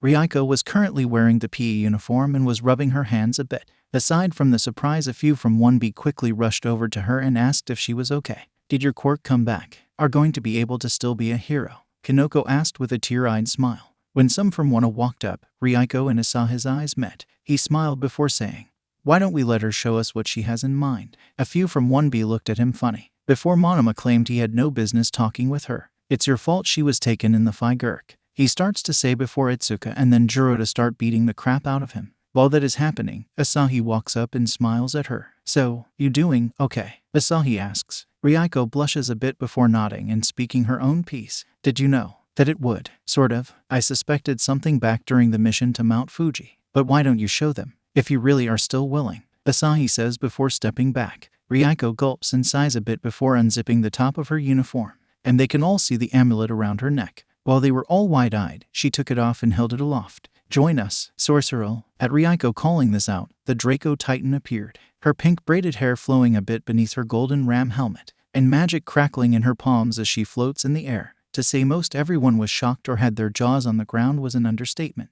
Even All Might was stunned and confused by the situation. "How? What? Why can't she? I'm so confused I don't know where to start," Itsuka says before dropping the bloody form of Monoma on the ground. Izuku whistles before saying, "So you gave her that one? I had a feeling you would do something like this. But Sorcerer, any particular reason?" Izuku says this last piece with a smirk towards his best friend, who just coughs in his hand and says he thought they could be the most compatible. Is this some of what she was talking about? When that woman had us, she mentioned something odd with Yanagi, something that intrigued her. Suyu asks with a tilt of her head. Asahi hums before saying it was likely. Ida though has his own thought. During the investigation we tagged along with, she picked out which one was Amaterasu's mirror, and it seemed to glow when she had it. But why didn't it do anything more than glow when she held it? Asahi and Izuku share a look as if to say they shouldn't tell the rest the likely reason. Ryuko notices though and chooses to ask them later. "So can you show me how you do things?" As a seeker, Ryuko asks with a twinkle in her exposed eye. All three of the seekers smile before saying they could. "Let's get started,"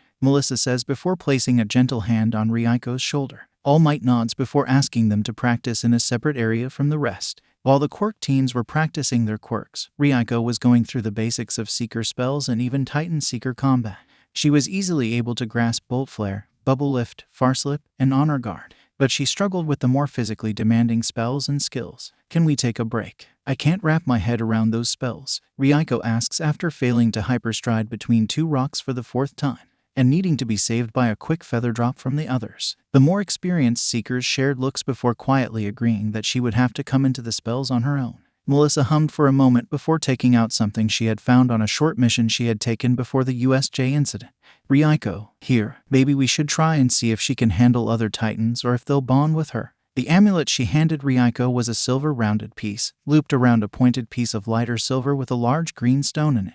It flashed in her hands and Ryuko could feel its name. "Talavane," she called out and the mole-looking fairy Titan appeared. Asahi nodded and summoned his own Titans to spar with Ryuko. The silver-haired girl gulped before taking a rough fighting stance. The more experienced seeker held back a bit and didn't use his most powerful spells, but it was enough to help Ryuko understand where she stood as a hero now. "So you aren't switching to the general course?" Kanoko asks nervously while all of the teens were walking back. Ryuko smiles down at her classmate before confirming that she was going to still be a hero. "It may not be something everyone can do, but at least like this I can try to help others. And maybe make a few wrongs right." Gyro meanwhile was looking at Ryuko with unease, a state that Melissa noted as well. "I don't think she'll be wanting to stick around much more, but that won't fix her fears, problems, or trauma. I may have to pull her away to try and help her," Melissa thinks with a sad frown. With the classes done for the day, each of the students are conflicted on what else could change in the coming weeks, especially with the postponement of the sports festival. And though there were some general course students who were talking down about the fact that it was being postponed, more could see that some of the hero course students weren't in the best state of mind.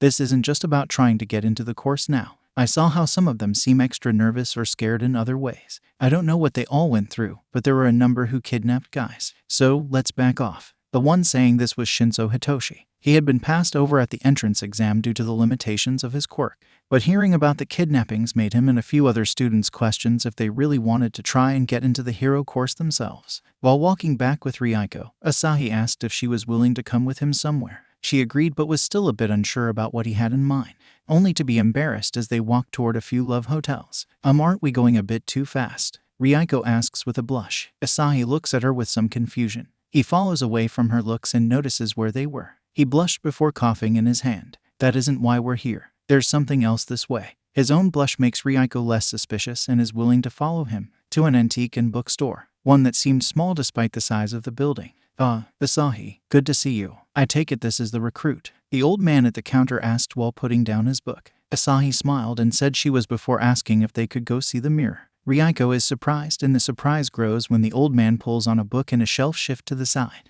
exposing a hidden elevator. He then extended his hand to her and asked if she was ready to see more. Ryuko nodded before taking his hand and riding the elevator down to the hidden Japan HQ for the Huntik Foundation. Whoa, this was hidden here in the city, Ryuko asks while looking around building. Asahi's smile widens before saying there was still something cool to come. He escorts her to the special vault for artifacts and some special titans that couldn't bond with most Huntik seekers. The artifact that held the two young seekers' interest though was the 8-span mirror that Ryuko had found under Mount Fuji, and the amulet that was next to it. The coloring identified it as a Yama Titan, with the jade green gem in the center of the darker green circle. So is it a mirror titan or what? Ryuko asked while looking at the item before the mirror. Asahi shrugged before saying, it's not Divine Mirror Kagami. Also, it wasn't here before. I think it was waiting for you. Ryuko looks at Asahi with confusion before asking him something that had been bothering her. Asahi, is there another reason that most titans can't or won't bond with those who have quirks? A young seeker rubs the back of his neck before saying he wasn't the person to ask. That's something you'd probably be better asking Chariot about. But he's not here right now. All I do know is, quirks seem to mess with the will of most humans. It's why they are more susceptible to powers like Simple Mind, Asahi says with a shrug. Ryuko looks at him with a bit of suspicion before gently reaching for the amulet before the mirror. She gulps a bit as she takes it in her hand. She feels it pull a bit at her and its power rising as she bonds with the beast inside. She sees the beast in her mind, a white wolf that had flames wreathing its legs and back, a gleam in its blue eyes and the symbol of an eclipse above it. Ryuko needs a moment to catch her breath after the bond is fully established. Whoa, that was a bit intense, Ryuko says after gathering herself. Asahi smiles before asking her if she knew what the Titan's name was. Ryuko looks down at the amulet with some trepidation. Divine Beast, Mitama. Asahi smiles before saying, Honorable Spirit, guess that fits, but from what I can tell, you're not ready to really summon it. The power reminds me of Teros. He continues by noting that she would eventually be able to, but its Yama Titan nature plus its power could provide some problems. Give it some time and let your skills and power as a seeker grow. For now, you might want to read up on a few of the tomes that are stored here. It could help you understand a few more powers. Asahi finishes before gesturing to the entrance of the vault. Ryuko follows Asahi out and some of the other seeker note the surge of power they felt, with one younger agent surprised that Ryuko could bond with such an intense feeling titan. She felt a bit self-conscious given she was the center of attention at the moment, but Asahi grabbed her hand to say he was right there with her. As powerful as that one is, she could still use a good warrior to back her up, and this one might be just right, a researcher says before holding out a Draco Titan amulet. But right as she was reaching for it, both felt a surge of power from Mitama's amulet, one that made a massive snarling wolf face appear behind Ryuko. This scares everyone nearby with Asahi just being surprised. He looks the amulet before asking, that wouldn't happen to be a Wolf Knight amulet, would it? The researcher gulps before acknowledging his guess was accurate. Maybe this was Mitama's way of saying she wants no other wolves, Asahi says with a chuckle. Ryuko pouts at him before asking if he had a suggestion for a warrior then. The old watchman from earlier steps up and holds up a Chrono Titan amulet. How about a gladiator instead of a knight? Ryuko nervously reaches for the amulet, but this time Mitama didn't react. She gripped the golden spear point amulet with an aqua gem in the center of the point. Ryuko could feel the strange form of the Titan and sensed its name. Blow through the enemy. Storm Gladiator, she called out as the spectral suit of armor appeared wielding its spear and trident. A few other seekers were impressed, but others were annoyed as her summoning caused their various papers to be blown about. And upon realizing this, she returned to the Titan to its amulet. Wow, so this is some of what it means to be a seeker? Ryuko asked while looking up at Asahi. He gave her a small smile and said it was, but it's only the beginning. With that done, the two spend the rest of the afternoon reading through some tomes and scrolls about various powers and other histories chronicled by the Foundation.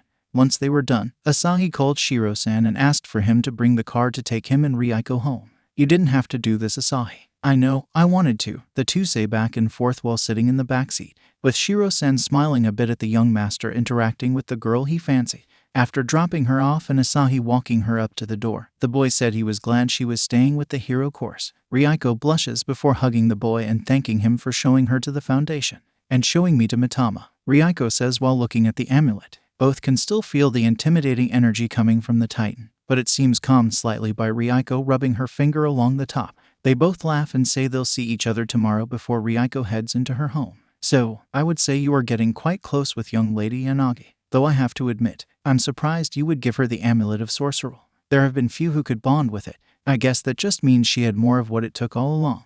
Though I have to wonder, why is it that Titans don't bond or rarely acknowledge those with quirks? Asahi thinks aloud before wondering if Chariot would be willing to answer. The next few days had Ryuko learning more about the Titans, spells, and what she could do as a seeker, feeling more invigorated when she finally managed to get Hyperstride right. As she and the other seekers were celebrating, a beeping was heard from Asahi's holotome. He opened it to see Maria Guggenheim, one of the current heads of the Huntik Foundation. "Ah, good to see you all. I see you are helping the new recruit grow a bit, eh?" Maria says with a smile on her face. Ryuko nods before saying hello. "So what can we do for you, Guggenheim?" Asahi asks while a few others listen in with some curiosity. Guggenheim nods before mentioning some troubling rumblings in Russia, Africa, and Australia. There's been a rash of snowstorms in some northern regions of Russia, not to mention some organization activity in Australia, mostly focused around Kukadu. And there's been rumblings about more spirals being active across Africa. Luckily, you won't be going to that one. Guggenheim mentions that Zed had taken up the mission with the current number 2 of the Foundation, Ruby Montague. Have they still got a long-standing rivalry? They'll most likely be competing to see who can take out more of the spirals during the mission. So I take it you want us to go to the other locations? Each of the more experienced seekers asks almost in unison, while confusing to most listening in. Guggenheim can follow well enough and answers each, and he notes that they should meet up with some local agents to help and supervise them. The spirals have been getting more aggressive if that attack on UA was anything to go on, so it would be better if you had some backup from older agents. While both Asahi and Izuku grumble about this, they do agree it was a good point. Guggenheim then asks who wants what mission. "I haven't been to Australia yet. I'm up for that one," Izuku says with a smile. Melissa thinks on it herself before saying she'd go with him. "I don't like the cold, so going to a tropic region suits me just fine." Asahi laughs a bit before saying he'd check out Russia. "And Ryuko is coming with me." Hearing that make the silver-haired girl freak out a bit, stammering out questions like, "Are you crazy? Do you really think I'm ready? Why would you volunteer me for this? First, no I'm not. Second, you sort of are. But hands-on experience will help you in the long run. And third, I figured you wouldn't do it yourself," Asahi says with a smile while stretching out his back. Guggenheim has a laugh before mentioning it was how quite a few seekers learned in the past and then shooting them the missions. Mission, Curiosity of Kukadu. Meet with local Huntik agents. Uncover the organization's plans and intervene if necessary. Mission, Fright of the Frigid North. Investigate a rash of strange blizzards in northern Russia. Seekers, we have our missions, Asahi says while picking up the card for the Frigid North, and Izuku takes the other. Melissa nods while Ryuko looks nervous about the whole situation, but steels herself when Asahi places a hand on her shoulder, as if to say, "You can do this." She gulps before nodding and asking what was next. Ryuko gulps on the flight to Novosibirsk. "Are you really sure I'm ready for this?" she asked nervously. Asahi looked at her before looking away. He hem-hawed around a bit and just told her maybe. The best way to grow is with practical experience after all. It's helped a lot of seekers grow. And if you do want to keep learning this, then this might just be the way to do it, Asahi says while setting his hand atop hers. He gives her a smile and assures her he'll be right with her during the mission. While she is still nervous, Asahi's smile helps to reassure her. Once they land, they note how cold the area was. Is this a side effect of whatever that magic creature is? Ryuko asked with a shiver. Asahi shivers as well and wonders the same. Let's head to the local branch. They hurry over and meet with the local Huntik Foundation safe house. Once there, they are given cups of coffee before discussing the mission. As you know, there have been a rash of blizzards afflicting the area. They defy both quirks and meteorological understandings, so we suspect that a Titan is involved. Asahi hums and asks if they had an idea on the likely Titan. Could it be a Frostana? He asks with some confusion. The agent hums before noting that the scope seems too large for that Titan. It could be an Emir as well, but we don't know. That was why we requested some aid in this matter. Ryuko gulps again and asks if there was more they had identified with the energy or on the maps. The agent hums before bringing up the maps on his holotome. He noted the focus region and the swirling clouds around. Ryuko looked closely at the movement and saw something. The epicenter stays consistent, but there is something here, and in these two spots. These seem to be orbiting the center and expanding as it grows, Ryuko says with fascination. The more experienced seekers were surprised and could see some of what she meant, especially when they used her projections to predict and track the path of said points. The agent hums before asking how she knew or suspected that. It's because I had used similar ideas to increase the power and velocity of my own attacks, when I still had my quirk, Ryuko said. She noted that while she could only carry or lift an object about the weight of a person, she could make small items hit harder by making an item rotate around her to build up power. So that means these points along the outside are being used to expand the power and strength of the storm, Asahi questioned. The agent agrees and wonders what else could be involved in the increase of this storm. He then offers to get them some heavy-duty winter gear, and that they would investigate some of the rotating areas of power. We'll see what we can find out. and maybe make it easier for you going toward the center of the storm. Asahi nods and suggests they do it in the morning, as it was getting late and marching through the snow would be hard enough during the day. After resting, they were set up with hardy winter gear and other equipment to hopefully make it easier for the two to get to the root of the threat, the lead one being a snow truck that could hopefully keep them warm and safe on the trek through the storm. This is Vesely. He will drive you toward the center of the storm and cover you if needed, the head of the branch said with a gesture. The man in question was a bear in build and look, and it was complemented by the fact he had a breaker amulet around his neck. But he was friendly fellow and patted both teens on the back hard enough to almost knock them to the ground. Well, Malachi, shall we get started? He said with a booming laugh. Asahi let out a slightly strained chuckle but agreed and thanked the man. They load up and head towards the building blizzard, passing civilians who were leaving the area. Ryoko looked out with some worry and asked if they should help those evacuating. I hate to put it this way, but it's better that we leave them. If we don't take out the source, this storm will get worse and threaten more civilians. Ryoko could see the sour look on Asahi's face as he says this, and when she asks, all he says is that it reminded him of an absolute garbage person who thought his power automatically made him a hero. And he was more than happy to put the brat in his place. More than once, as they continued, the storm increased in intensity, from the amount of snow falling to the speed of the winds, though it was slightly abated thanks to something somewhat strange. At one point during the trek, the wind let up and the snow fell straight down. What the heck? Asahi questioned while looking up to the sky. Ryoko is also surprised, but she surmises that it has to do with the rotating energy point she found. Maybe. There, Ryoko says before using Asahi's holotome to scan the air, spotting a stealth airship of some kind. Vesely questions why it was an airship. That's not a blood spiral or organization tactic. Asahi wonders as well, but it's Ryoko who has her own suspicion. It could be that someone found a Titan or two and just thought it was a strange energy source, and they built these items to harness more power. Could be, but why go that far if all they intend to do is cause massive snowstorm? Vesely asks before adjusting to the recently returned winds. We'll just have to ask them, if they are still alive, Asahi says in a slightly morbid tone. The trio continue on until the wind picks up more and overturns the truck. Great, guess we're on foot from here on, Asahi says before starting up some heat packs. Ryoko agrees and asks if they should use a Titan to speed up their trip.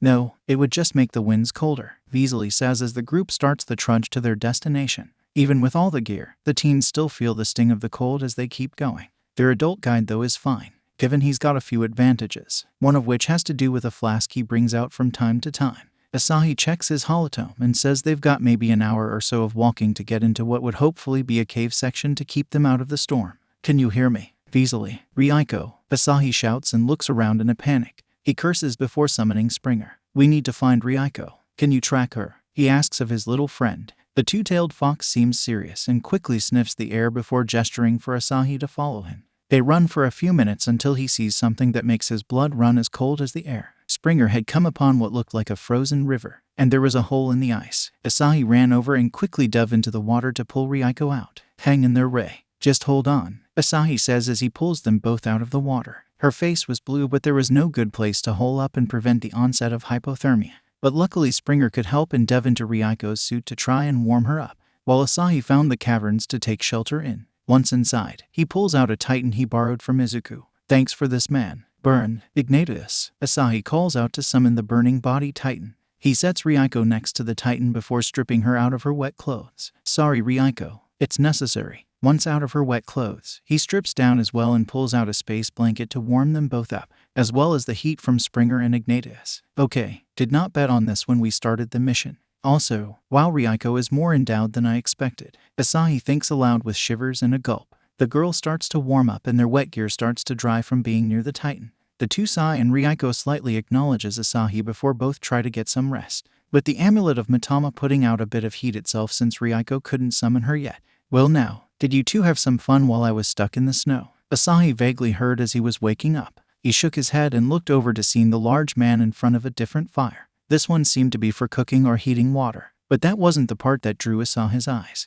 It was the sit-eating grin Vesely had directed his way, and that was when the boy remembered the position he was in, as well as the two's current state of dress. This isn't what it looks like, Asahi says before trying to stand, only to feel a bit lightheaded, and he leans back. Relax, boy. I know what it was about. Good thought to use that fire Titan for some warmth, not to mention it let out enough light to let me and Breaker find you. Asahi seemed confused until he put his hand behind himself and felt fur. A very large amount of fur. He turned to see the large Miso Titan behind him and Ryoko. possibly sharing some body heat.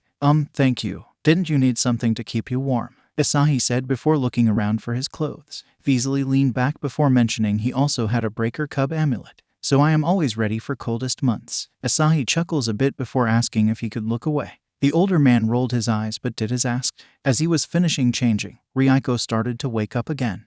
What? Where are we? What happened?" she questioned before sitting up, not noticing that she wasn't wearing anything at all. Veasley quickly turned around while Asahi went red-faced so fast it should have knocked him out. He looks away before trying to subtly tell Ryuko about her wardrobe malfunction. And when the girl notices, she screamed loud enough to make some of the snow outside fall. "How much did you see?" she asked while quickly getting dressed. The boy gulped before saying, "I saw everything. Technically more than once. Look, if I hadn't, you likely would have died. You fell into a river." Ryuko's eyes were wide and she remembered more of what happened. "That's right. It became a whiteout and I couldn't see anything, and then I heard something crack and felt a painful cold all around." Ryuko recounted. The Russian man told her that she was very lucky. Many have died due to very similar circumstances. The boy found you quickly and saved you. Ryuko looked down and again wondered if she was really ready to be on a mission, at least until she noticed something. "Hey, why has the snow stopped?" she questioned while looking out the entrance of the cave. Veasley looked for himself and agreed it was odd.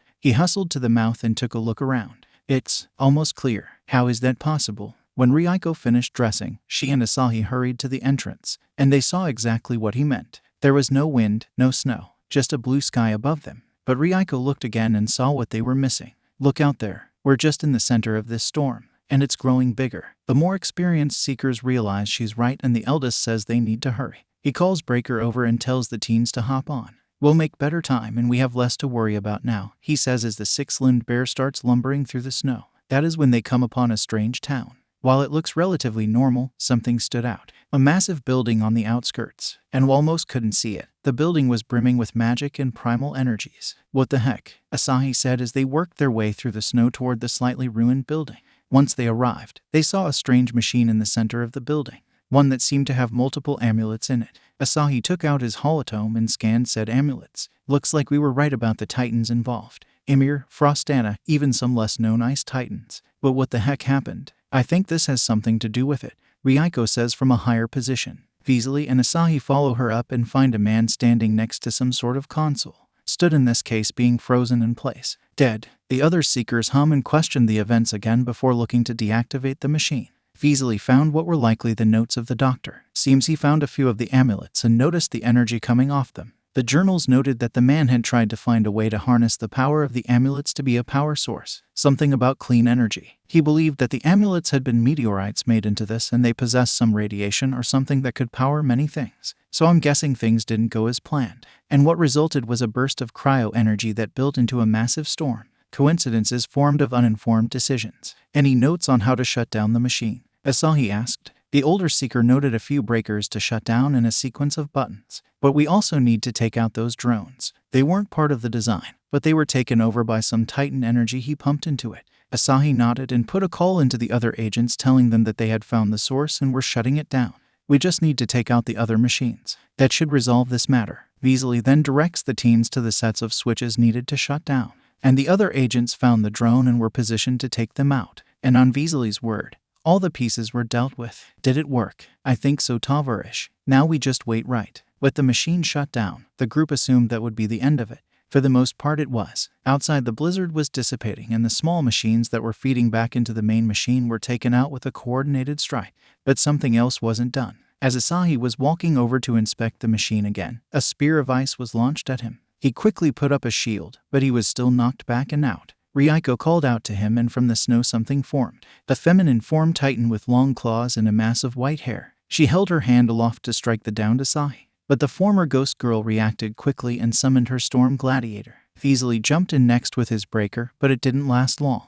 "I guess I used him up a bit with everything that has happened, and I don't have any more titans." When Ryuko hears this, she has a minor moment of panic. But it fades and she says, "Well, luckily I still have a few." She then summons Sorceral and a hoplite to cover Asahi. She then starts to melt the ice using bolt flares and asking Veasley to get Asahi out of there. She fires a few spells at the frigid titan, but it barely seems to notice. And the girl keeps having to leap away to avoid all of the Litho Titan's attacks. "This is getting me nowhere. But maybe," Ryuko says while looking down at Mitama's amulet. She doesn't want to use it initially, but she starts realizing she might not have a choice, especially when Storm Gladiator is sent back to its amulet. She feels Mitama's furious energy and knows it could come back around on her. But I don't have a choice, she thinks before holding the amulet in front of her. Shine brightly, divine beast, Mitama. Ryuko calls out and the massive white wolf appears. It lets out a loud howl before letting out a blast of light from its mouth. This knocks Frostana back and the twisted smile it had been wearing drops, replaced instead by a furious visage.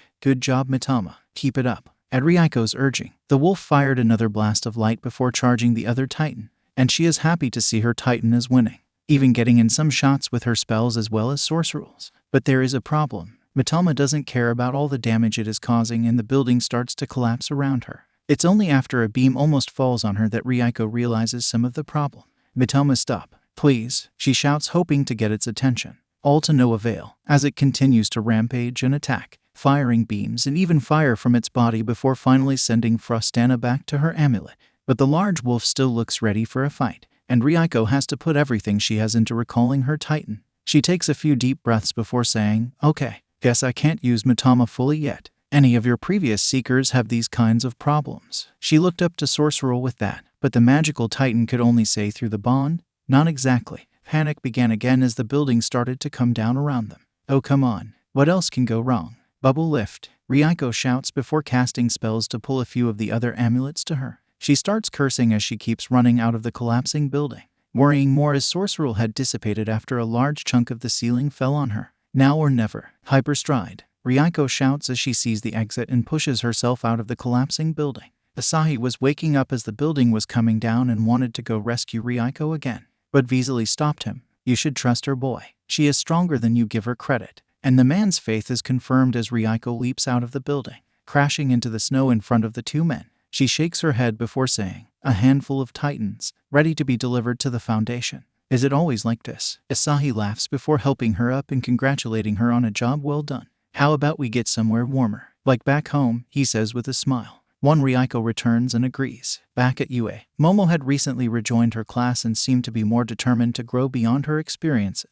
She was a little nervous at hearing Kaminari's electricity crackling and other sounds around the facilities, but she seemed to be making progress. I'm glad to see this didn't make you run. You'll be much stronger for it, let alone the chance to face your demon, though it is a bit more literal in your case, Midnight said with a gentle hand on Momo's shoulder. The girl smiled at her teacher and agreed. As the day went on, Momo noted that the Seekers were missing. Yeah, they had some missions. Even Yanagi went along, given she's a Seeker now, Ida explained on the walk to the training grounds. Momo seemed surprised by this and asked what they were doing. Not entirely sure. Something in Russia. At least that was where Asahi and Yanagi were going. Midoriya went with S.H.I.E.L.D. to Australia thought. Something happening there, Kirishima says with a shrug. I see, is all Momo says before saying she hoped they'd be safe. During training, she seemed to be thinking quicker than before. Normally I have to plan out everything, but after what happened, I need be faster on what I create. A few of the others nod at this and take quests from her, each working to improve some shortcomings. With their training and classes done for the day,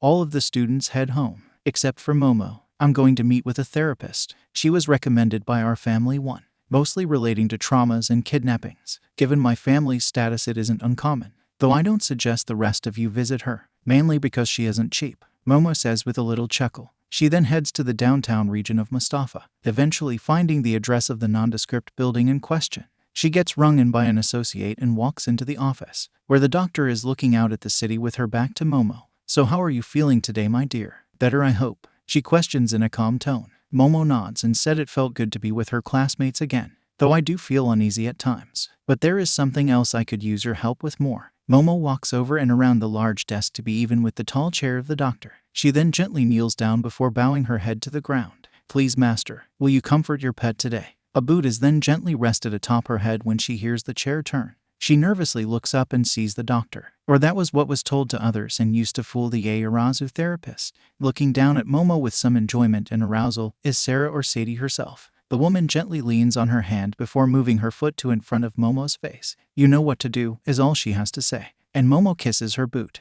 The land of mystery. I thought that was New Mexico. Maybe in the US, the pair of seekers say back and forth, while playing a game of holo chess, each practicing and working to improve their skills and problem solving. Something Izuku was excelling at. Checkmate. That makes 3 games you've lost. Izuku says with a smirk, while Melissa pouted before leaning back in her seat. She got up and got herself and Izuku a drink. Hey, I need to use the bathroom and check on some other stuff. You don't mind not playing for a round, right? Melissa said. The teen just shrugged and said it was fine. She slipped back to the bathroom to use it and check on someone else there. Gyro was sitting with her knees up on the toilet seat. She looked up at Melissa with a bit of worry before asking a question burning in her mind. Are you sure this is okay? Melissa just gives Gyro a gentle smile before saying it would be alright. Hopefully this can help you. Not just to see that we seekers are all bad, but that magic can't always hurt you. The older girl thought back on when she approached Gyro about coming and helping through some worries. Before they were to head to the airport, Melissa checked in on Gyro. Hey Kyoka, you okay? You still seem nervous, even after I removed those things they attached to you, Melissa said with some trepidation. Gyro gulps and looks away before saying, It's just, even if they are physically gone, I still can feel them, piercing into me, shocking me, and everything. Not to mention the feeling of the magic in my head. And the Titans. I'll be honest, you guys all kind of scare me now. We're not all, I know. It's just I can't fully forget it, let alone what Momo went through. She was the head's favorite toy after all. Gyro interrupted Melissa. She then expressed her own panic about what could be coming, let alone fear of getting caught in the crossfire of some like Kaminari. As sound of electricity still scared her a bit. She then noted that she was considering dropping or transferring out of the hero course as the danger would keep coming. And it may be even worse than before. Melissa hummed before thinking about the mission she was about to go on. She had a mischievous smile before she asked, what if you could come along for a mission that would be less dangerous? Hopefully. Gyro just lets out a humorless laugh and wonders if that would really be possible. It might just be, and I have a way to get you on without most knowing. Camouflage felt less unsettling around me when it was cast on me. But what are we facing here? Gyro asked with a gulp. Melissa hummed before saying they'd be getting more details when they arrived in Australia. She then noted that they were far enough away from Japan that they couldn't turn back. So you can come out now. I doubt Izuku would kick you off or send you back anyway. Definitely not. Besides, I suspected something from before we left, Izuku said from the other side of the bathroom door. Melissa opens the door and Izuku is smirking at her and Gyro. The older girl grumbles before saying, I'm starting to get frustrated by you throwing me off all the time. Izuku laughs before asking if Gyro wanted to sit in the main cabin. There's food and much more comfortable seats, and you look like you could use more friends. Izuku's face had a compassionate gaze as he extended a hand to her. Gyro gulped and thanked Izuku before getting to a seat to eat some food on the plane. Think they'll have a problem? If they do, we could have her stay at the branch office to learn more about magic and how we do things, the Seekers say quietly between themselves. Once they landed in Sydney, Melissa was going to cast camouflage on Gyro again. But Izuku stopped her and said, better to be upfront about this now. She's already here, so we should be frank about her coming on the mission. The girls shared a look and Gyro gave a shaky nod to follows them out. Jide, your shield and Midori are right. Though the tag-along wasn't in the briefing, the agent meeting them said while looking at Gyro with some suspicion. She gulped before the two came to her defense. She's a little extra power, insurance. Her quirk lets her hear from miles around. And that will be useful and we're looking for suits, Izuku said with a firm look. The Australian man doesn't look like he fully buys it, but they had their orders. All right, let's get on with it. The teens are escorted to a safe house where they could receive some data from the local agents and allied mystics, namely an elder mystic from Gagaju. Hikado has been true heritage site for centuries. A number of us from the region were already seekers when others started to arrive in our lands, and it has always had an abundance of magic.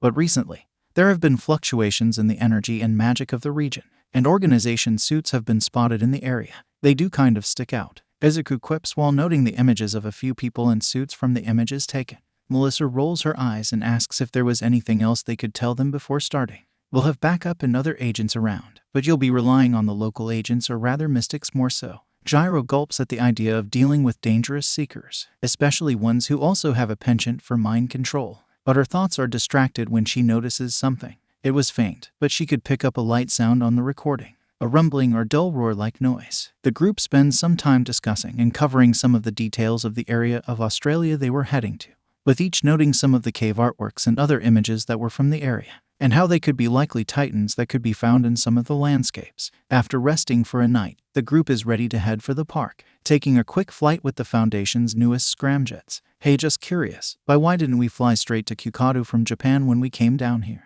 Gyro questioned as they were approaching to the region, and it was answered by a few spells and other shots being fired at the plane. That's a big part of it. How many? Izuku asked the pilot as he ran up to the cockpit. He grunted before checking the radar and confirmed that there are 3 helicopters attacking them. Izuku, I started the power amplifier. How do we do this? Melissa questioned while punching in some commands. The elder agent said to give him a moment. I'll get you in line with a target. Try to take them out. Izuku nodded and prepared something he learned from the caster wheels. Double spell, Kindle Strike. As he shouts this, 2 amplified beams of blue energy shoot from the front of the plane and leave burning cuts in the side in front of the helicopters. Unfortunately, the 3rd chopper is right behind them and locked on. Gyro panics for a moment until she has a moment of inspiration. Can I plug my jacks into the amplifier? The Seekers share looks as if to say they never thought of that. Izuku then questioned if she was certain about this. Absolutely not. But I think I can dissipate or disable the missiles with a strong enough sound blast.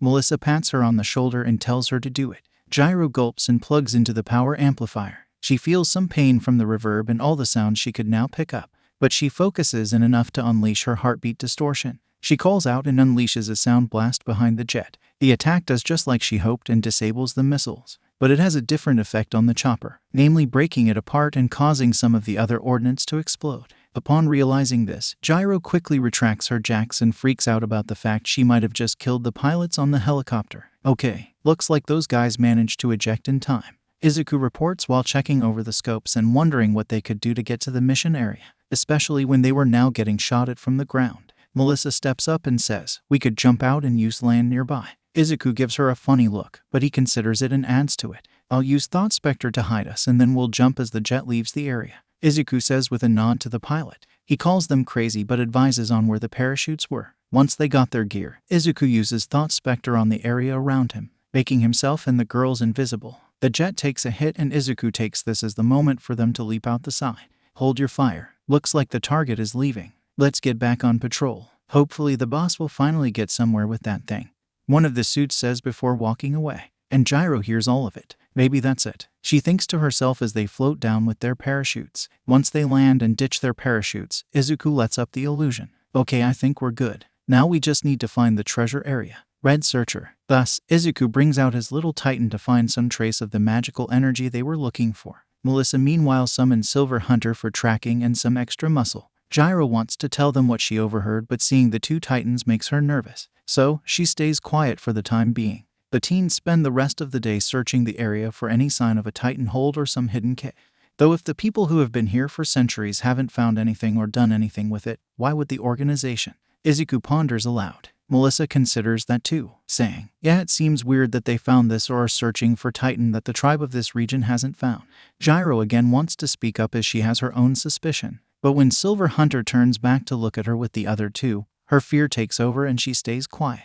Instead, she tried using her quirk to pick up on a few different sounds around them, including a very dull roar-like sound from the ground. Once the sun started to set, Izuku said they should make camp. We can pick up the search in the morning. Red Searcher. Return. Melissa agrees and returns Silver Hunter before looking to find a good spot to rest. Wait, listen guys. I know where or what we might be dealing with, Gyro says after the titans were gone. The Seekers share a look before taking a seat on some stones and starting a small fire with bolt flare. Okay, did you notice something? Melissa asks while handing an energy bar to Gyro. She has a bite before saying, yeah, I noticed a few things here and in the briefing. First, I think there already is a titan on the loose or something like that. She noted the roar she heard in the briefing images and while they were walking through the park, not to mention what she overheard while they were falling from the plane. Why didn't you mention this till now? Melissa asks with some surprise. Gyro winced and looked to the ground. It's your titans. They used them a few times on us while we were captured, such as the Dieter one tying me or the others up, or that dark pharaoh creature amping up or dulling our senses to mess with us more. I know those can't do the same, but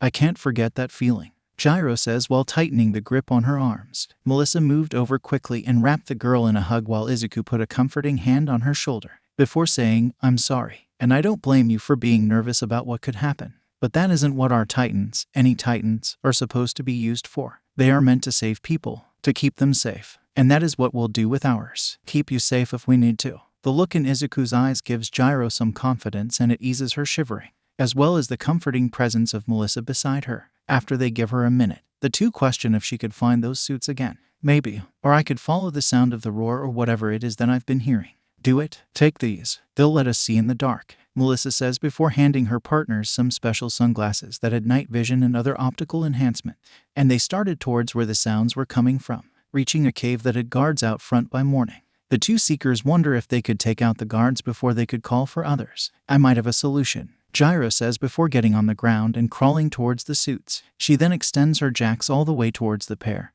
and stabs into their legs before giving them a heartbeat fuzz. This disorients them long enough for Melissa and Izuku to leap in and knock the two out. Great job, Gyro. But I think it'd be best if we take it from here, Izuku says while bringing out his battle titans. Melissa agrees and suggests that she use the holotome to contact the Huntik Foundation. She agrees and accepts the device from Izuku to do just that. Izuku and Melissa make their way down the cavern while keeping an ear and eye out for any other suits. You hear it too, right? That rumbling roar, Izuku asks after they avoid a pair of suits. Melissa nods before saying, any idea on what it could be? Like what kind of titan we could be dealing with? The green-haired teen shrugs while noting it could be anything from Damballa or a ponderous titan, given its likely size or just the sounds we've been hearing, he notes as they keep going down. Gyro though was getting antsy as she could hear more of the roars and other sounds, some of which included screaming and panicked noises. She had already called into the local Huntik Foundation agents and was just waiting, as well as periodically knocking out the suits at the front, so she was stuck tapping her feet as the time ticked by. But a new noise made her worried. When she heard Melissa scream in the caverns below, she looked at the mouth of the cave with some trepidation, remembering some of what happened to her in Brazil. If I don't step in when a friend is in trouble, do I deserve to be a hero? Or to even be their friend? Gyro thinks aloud before biting her lip and starting down into the cave system. With Izuku and Melissa, the reason the girl screamed was that they got blasted from behind by a few suits after they thought they were clear. Izuku fired off a ray pulse to knock one suit down, while Melissa used Everfight to recover before unleashing an Augur Frost attack, though she hit nowhere near the suit. Maybe you should spend some time practi-guck. The suit started to taunt, until they were knocked upside the head with the stalactite Melissa did hit. We might have lost an element of surprise. Maybe, but we can't turn back now. The two share a look before hurrying down the caverns a bit further, only to come upon a large number of suits with a restrained titan behind them. Oh crap, Izuku says with a gulp. That is when a woman in a white suit turns to face the pair. I see we have a couple of up-and-coming seekers here. The famous in the non-seeker world Melissa Shield, and the trained by the Lambert clan hero, Izuku Midoriya. A pleasure. The woman in this case was a red-headed lady of statuesque appearance and build, with her hair coming off her head in waves, making it look like a bonfire. Allow me to introduce myself. I am Cecily Wilder, and I will remove you from interfering in our business. Weaken Shade. Melissa quickly casts Honor Guard and Izuku fires back with some spells before unleashing his titans, Caliban, Ronin, and Hoplite. And Melissa follows suit with Janusia the Gatekeeper, Kilthane, and Silver Hunter. Unfortunately, they were quite outnumbered given the sheer number of Gigadrones, Mindrones, and other titans. The two cut their way through quite a few, but they are soon overwhelmed, especially when Hoplite, Ronin, and Silver Hunter are sent back to their amulets. Well, that's not good. Tactical retreat, Izuku says before telling Caliban to fall back with him. Melissa agrees and asks Kilthane to cover their exit, the titan doing just that and using his shield to cover his seeker. They keep running until they are suddenly grabbed from the side by Gyro and pulled into a side tunnel, which was useful as the suits quickly ran by without giving the side tunnel much thought.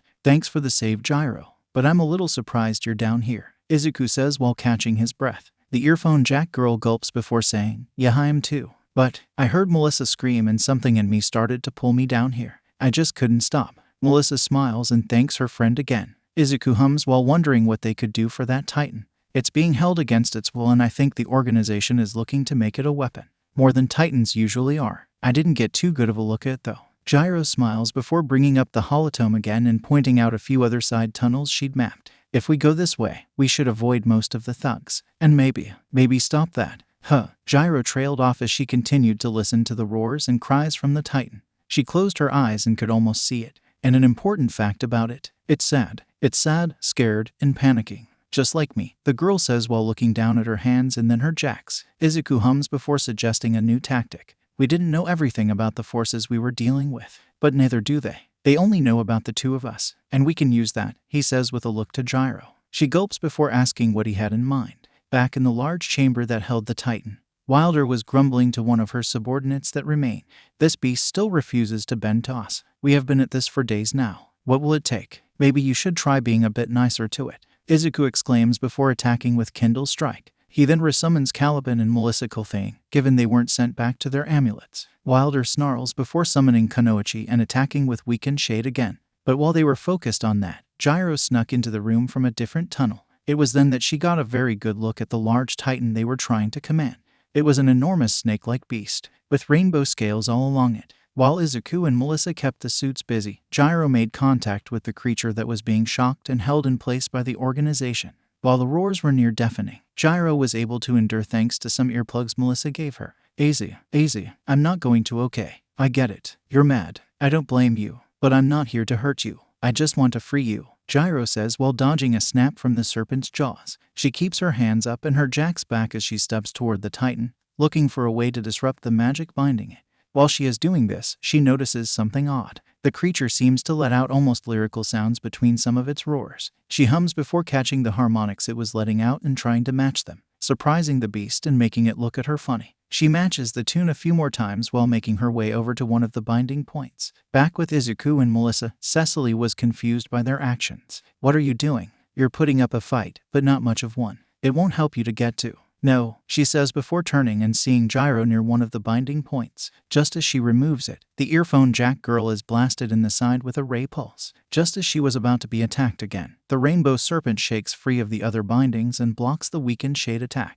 It roars once more before unleashing a powerful beam of light from its mouth, while also wrapping itself around Gyro to protect her better. Before Cecily can try a stronger titan, Izuku leaps in and dragon fist punches the woman in the face. Damn you, oh no, she said before realizing that the Huntik agents now had the greater advantage, especially when Izuku summoned his jeweled colossus, which used the rainbow serpent's beam to reflect off of itself and blast everything around it. Cecily is covered by one of her men, and they retreat from the cavern. Gyro shakes out of her pain and looks up to see the large titan protecting her. She reaches up to its face and says, "Thank you. Sorry I couldn't do more." "That's not true at all, Gyro. You saved and helped us more than once on this mission, and you might have made quite the friend here," Izuku says while admiring the massive serpentine titan. It looks at him funny before letting out one last roar and returning to the titan world, leaving a black and gray looping serpent amulet with a blue gem in the center of the loops. Gyro catches it and asked what that was all about. He's probably tired, since they forcefully summoned it rather than through a bond. It could have been exhausted while trying to break free, Melissa explained.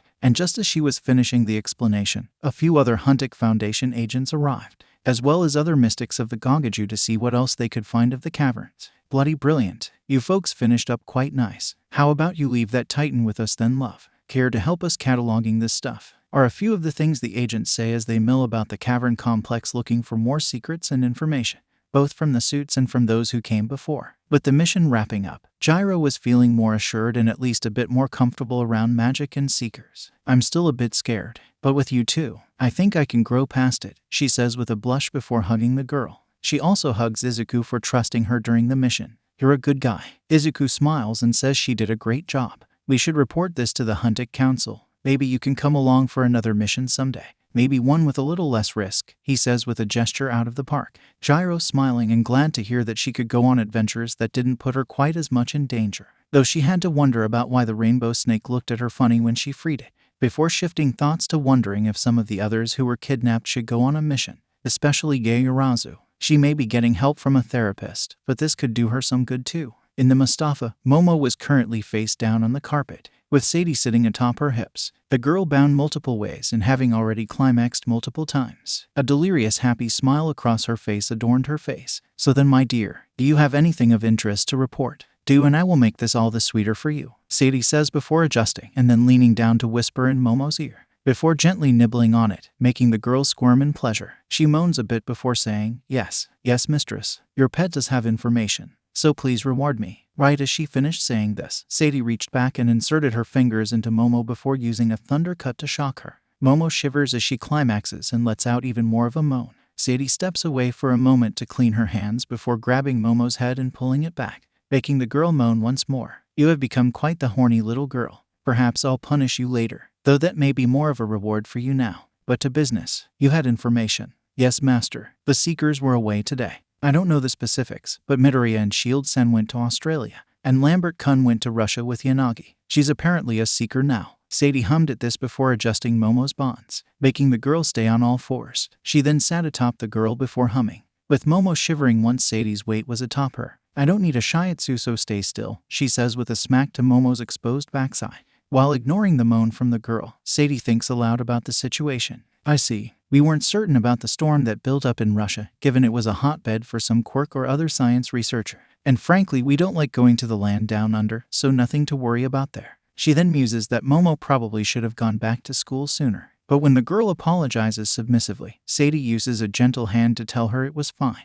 You needed to make them assume you were more damaged thanks to what I did. But to be frank, I was far gentler than what anyone with a quirk did to me. The spiral had a furious expression at this that Momo could barely see. She gulped before saying, I heard about what you suffered, mistress. What you were just adopted for. I can't. Before Momo could finish expressing pity or anything, Sadie inserted a few more fingers and electrified them to silence her. She still had an angry look, but it was tempered a bit, and slightly conflicted. But she shook out of this before letting up on Momo. Now then, that was some decent information, especially about little Ryoko truly awakening as a seeker. I suspected the potential was there, but she was tainted by her quirk. If nothing else, she did help to create the serum for dealing with you all. But back on task, Sadie knelt down in front of Momo before tilting her head up to look at the woman. She smiled before leaning down to kiss the girl, making her moan a bit at the affection and aggressive motions of her tongue. Once they separated, Sadie smiled down at the girl before pulling out a few things. Your reward has just begun.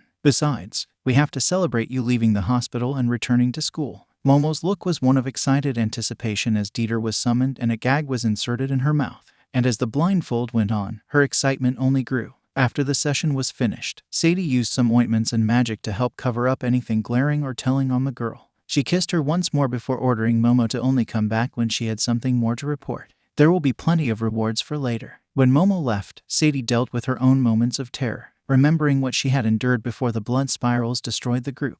Once through it, she sighed and thought, if we do depower everyone, I want to keep her, not just for the fun or the money. But I don't want to leave her to anyone else.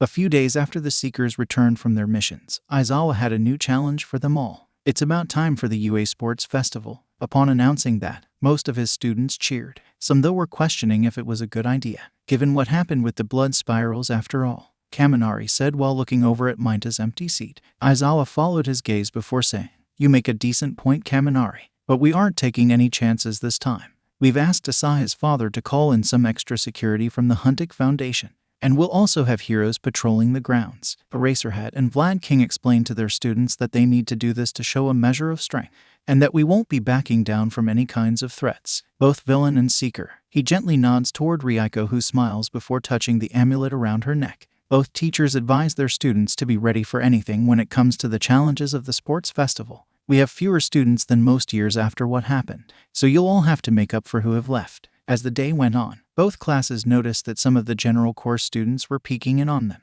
What's this all about? Sato asked as he was packing up his bag. Izuku though hums and notes.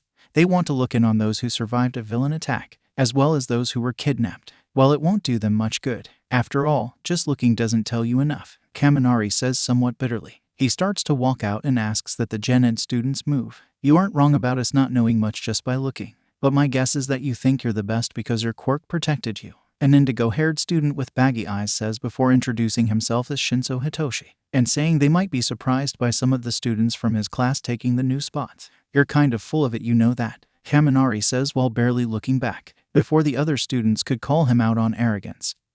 He shuts them down with a few truths. I didn't get out of the danger. In fact, while I've got a lot of power, it was used against me and my friends more than anything. You don't really know anything about the real dangers out there. You haven't felt what it's like for someone to jack your mind, but use you to hurt your friends. Shinso is wide-eyed by this and asked if there was a villain with a brainwashing quirk. Kaminari just lets out a humorless laugh and says, You should stop thinking in terms of quirks. I've learned just how useless, limiting, and powerless we actually all are, especially against those who don't have powers you could even begin to understand. What are you talking about? Quirks are the only superpower, right? One student asks. Asahi and Izuku hum before wondering if the reporters from the first invasion were silenced in some way. After all, what we are and what we can do flies in the face of everything involving quirks, Asahi noted. Izuku agreed and wondered if it was the Heroes Public Safety Commission or maybe someone from the Hearts and Minds Party. They'd have a reason to want to keep quiet the reality that quirkless people have more power and potential, the latter more than the former. The two seekers agreed to check with the Foundation later, but some of those thoughts would be sidelined as the next 2 weeks they and the rest of the students got ready for the big day of the sports festival. with Ryuko eventually learning more offensive and defensive spells to go with her skills, as well as going on another mission before the big day. Too bad we didn't get the Titan. But at least we each learned a new spell, she said while waiting with the classes to be announced and come out onto the field. Asahi agreed and was looking forward to using it during the competition. In the announcer's box, Mike introduced Class 1A and how they had been caught up in a massive villain attack, with 1B getting a similar note. The difference being that Asahi and Izuku were noted slightly as helping to stave off the attack and eventually saving their classmate. Think that'll ruffle whoever it is that wants to keep Seekers a secret or hidden away feathers? Izuku asked with a smirk, and Asahi just chuckled before noting that it just might. If nothing else, it'll give the Foundation and other heroes a place to look into. As Midnight announces the start of the festival, she calls up Izuku to speak on behalf of his fellow students. He somewhat expected this given his score from the entrance exam, but he never really considered coming up with a speech. While Izuku was walking up to the microphone, he had a few thoughts running through his mind. What would be best to say here? Katsuki would antagonize everyone in hopes of getting better challenge. Asahi wouldn't be much better given his attitude pertaining to quirks. Ida would be long-winded about what it means for us to be heroes and students of UA. But me, no, I know what I need to say. The young hero and Seeker took a deep breath upon stepping up to the mic. To those of you who are watching and those competing, I have this to say. Don't assume it will be an easy victory of your quirk or that it will carry you through everything. The audience was confused as they all assumed he had a powerful quirk himself, so Izuku continued. I've seen how that can limit people or could create cruelty beyond what most of us imagine. But more importantly, I know that a quirk isn't an absolute in terms of ability. After all, I don't have one. And I still scored at the top of the entrance exams. All those watching were shocked and more were trying to pull the broadcast after Izuku announced that. But it couldn't be done as the boy talked about how he grew thanks to those who showed him a world beyond quirks, and believed in him to become more than the heroes most understood. So to all of my fellow competitors, I say this, don't expect any of us to make it easy on you, because you may find that you are facing much more than you bargained for. Isn't that right, Caliban? Izuku smirked while saying that and tilting his amulet. Upon calling the Titan's name, the powerful warrior was summoned and shocked everyone watching, which only grew when Asahi pulled his own out and summoned Asura, with Ryuko summoning Storm Gladiator for her own moment of pride. Most of those with quirks had no idea what was going on and questioned if this was just a hologram or something similar. That was until Asura lifted a few of the other students up and proved they weren't just holograms. Before more of a bedlam could ensue, Midnight clapped and snapped the attention of all to her. Well said, Midoriya-kun. Though I have to admit, I'm surprised you summoned your partners to show what was hidden from us all for millennia, she said with a wary eye towards Caliban. The Seekers each returned their Titans and got ready for the events to come, with Mike joking about the situation, and Aizawa noting the interesting rationale that he suspected Izuku had. He needed to show what he meant, and the best way to do that was to illustrate some of the strange powers he has. Yeah, but I think he might have put a bit of a target on his back, Mike notes while acknowledging the students all looking at him, Asahi and Ryuko with confusion, envy, or contempt, though the latter was held by one student in particular. Todoroki let out a frustrated breath before stepping up to the duo of Seekers. I'm not going to pretend that you don't have a very good reason for your fight. I know you do, but I have to show I can surpass you and do it only with my eyes. If you think that'll work, you've got the wrong idea, especially if what I assume the final round of the festival will be, Asahi says with a scoff. Shoto refuses to back down though and notes his father was watching, and he had to show his resolve to him. Asahi hums at that before focusing on the challenge before the students, and suspecting what would happen during the first few moments. He wasn't alone as Izuku smiled while looking at the exit to the arena. Ryuko was a little more nervous, but she resolved to do her best and could imagine what would happen soon. With the description of the race given, Midnight tells the students to take their positions. Ready, go, she announced before cracking her whip to act as the starting gun. And right away the first true obstacle was found, the tight space tunnel of the exit to the arena. The three Seekers though were ready and had already taken measures. Spider Touch, Bubble Lift, Hyper Stride, each called out, as Izuku used the spider-like abilities granted by the power and ran along the walls of the tunnel. Ryuko meanwhile went a bit slower by using Bubble Lift to float herself over the audience. And Asahi leapt straight over the spectators as well, and they were some of the first to make it to the main path. Shoto tried to trip them up or slow them down with his ice, but they countered with nimble fire, setting their feet alight as they sped towards the first obstacle. Are you serious? Ryuko exclaimed upon seeing the large robots of Robot Inferno that were used to slow down the competitors. But the two more experienced Seekers didn't let this deter them, with Izuku tightening his fist as the hand of one of the robots came down on him. He smirked before shouting, "Shatter, Knuckle!" Upon impact with the arm of Machine, the magic quickly worked its way through and demolished half of the body of the robot. Asahi meanwhile decided to show off his family's created spell. Well, he called out before stopping 2 large robot fists and a handful of smaller attacks, and then showing how it could be used offensively as well. By pushing the robots back with his willpower alone, Ryuko had yet to learn Dragon Fist or similar enhancing or empowering attacks, but she knew how to make use of the spells she had learned, and tripped up some of the robots with Stop Glue or Augur Frost, and blinding the sensors of some robots with Bolt Flare. As the trio of Seekers made quick work of the robots, all those watching were stunned. Those aren't quirks. How are they doing that then? Did you see how that kid shattered that robot? What about that barrier the other one made? If they don't have quirks, then how are they doing all of this? As those exclamations or assumptions are being tossed around, the Seekers reach the next obstacle, the fall. But it is of no challenge given they can all use Hyper Stride and easily leap over the obstacle and keep going, only to be stopped by the minefield. I'm going for it, Asahi says before using Hyper Stride to leap himself up as high as possible. And rather than use Feather Drop to land safe, he uses Bubble Lift to try and float to the end. Izuku meanwhile tries something he'd found on the last mission they went on. I'll only get one shot. Storm Sprint. The spell he uses is a stronger, faster variant of Nimble Fire, allowing him to move so fast he clears the minefield in a second, though not without some cost, mainly being it seriously drained his stamina and made it harder for him to keep up with Asahi. Ryuko bit her lip as she looked over the obstacle and could hear everyone else coming. I'll only get one shot too, but I won't use it yet. Hyper Stride. She decides to copy Asahi and leap as far as she can, making it halfway through the field. But unlike him, she chose to use the mines to launch her further. They wouldn't use mines that could hurt us severely, so I just need to make use of the explosions to send me further. These thoughts went through her mind as she launched herself and used Hyper Stride to leap further, catching up to the boys before long. But Asahi still had the lead by a decent margin. So the silver-haired girl chose this time to use the spell she had learned. Gate Jump, she says with her target destination in sight, and she teleports to the finish line ahead of Asahi and Izuku, finishing first, with the other 2 right behind her. And though she's happy, she feels a minor repercussion from the spell, that being a bit of nausea from leaving her stomach behind as it were. The audience didn't applaud or cheer upon her and the other Seekers arriving to the finish line. Most of them were dumbfounded, insulted, or unsettled that the trio had made most with quirks look like they were weak or redundant.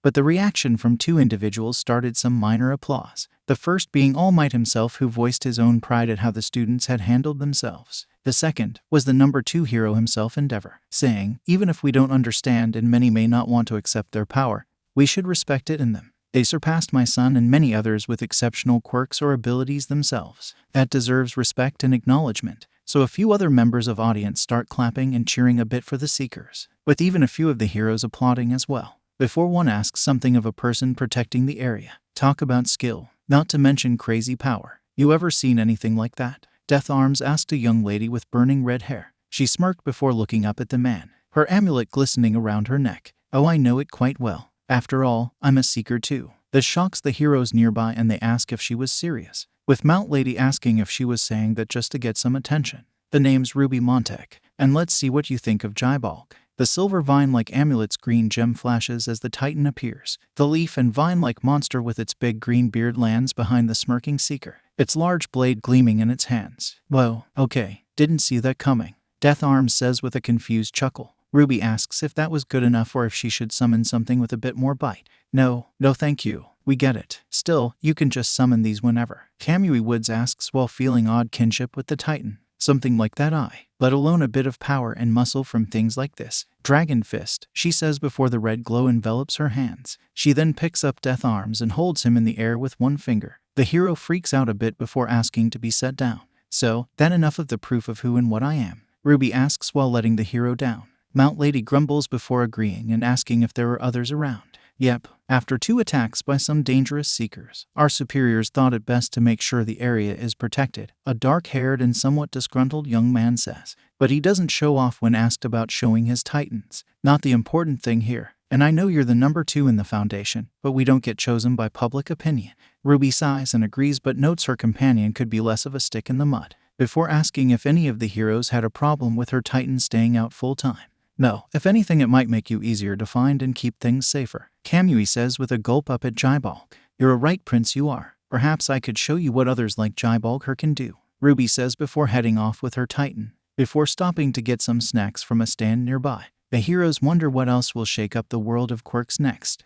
As the cheers died down and the rest of the students arrived to prepare for the next event, others were having considerations of their own. Endeavor for one was looking at Asahi, Izuku, and Ryuko with some fascination. If full is what is needed to gain their various powers, why is it that someone like myself or All Might can't use them? It's because of your quirks. The man heard behind him and rapidly turned to see Melissa Shield giving him a raised eyebrow look. The hero looked at her funny before asking who she was, only to be shocked twofold. First by revealing who she was and then illustrating that she was a seeker as well. The girl chuckled before saying, "Not 100% sure on the reason, but it appears that the Titans don't view those who have quirks as human. From the little I felt from mine, they see you as unnatural, warped, amiss. No mistake isn't quite right. Anyway, that's where most of it goes. But there are some that the Titans find interesting." A nod towards Ryuko as she walked away and leaving the burning hero to stew in his thoughts and possible plans.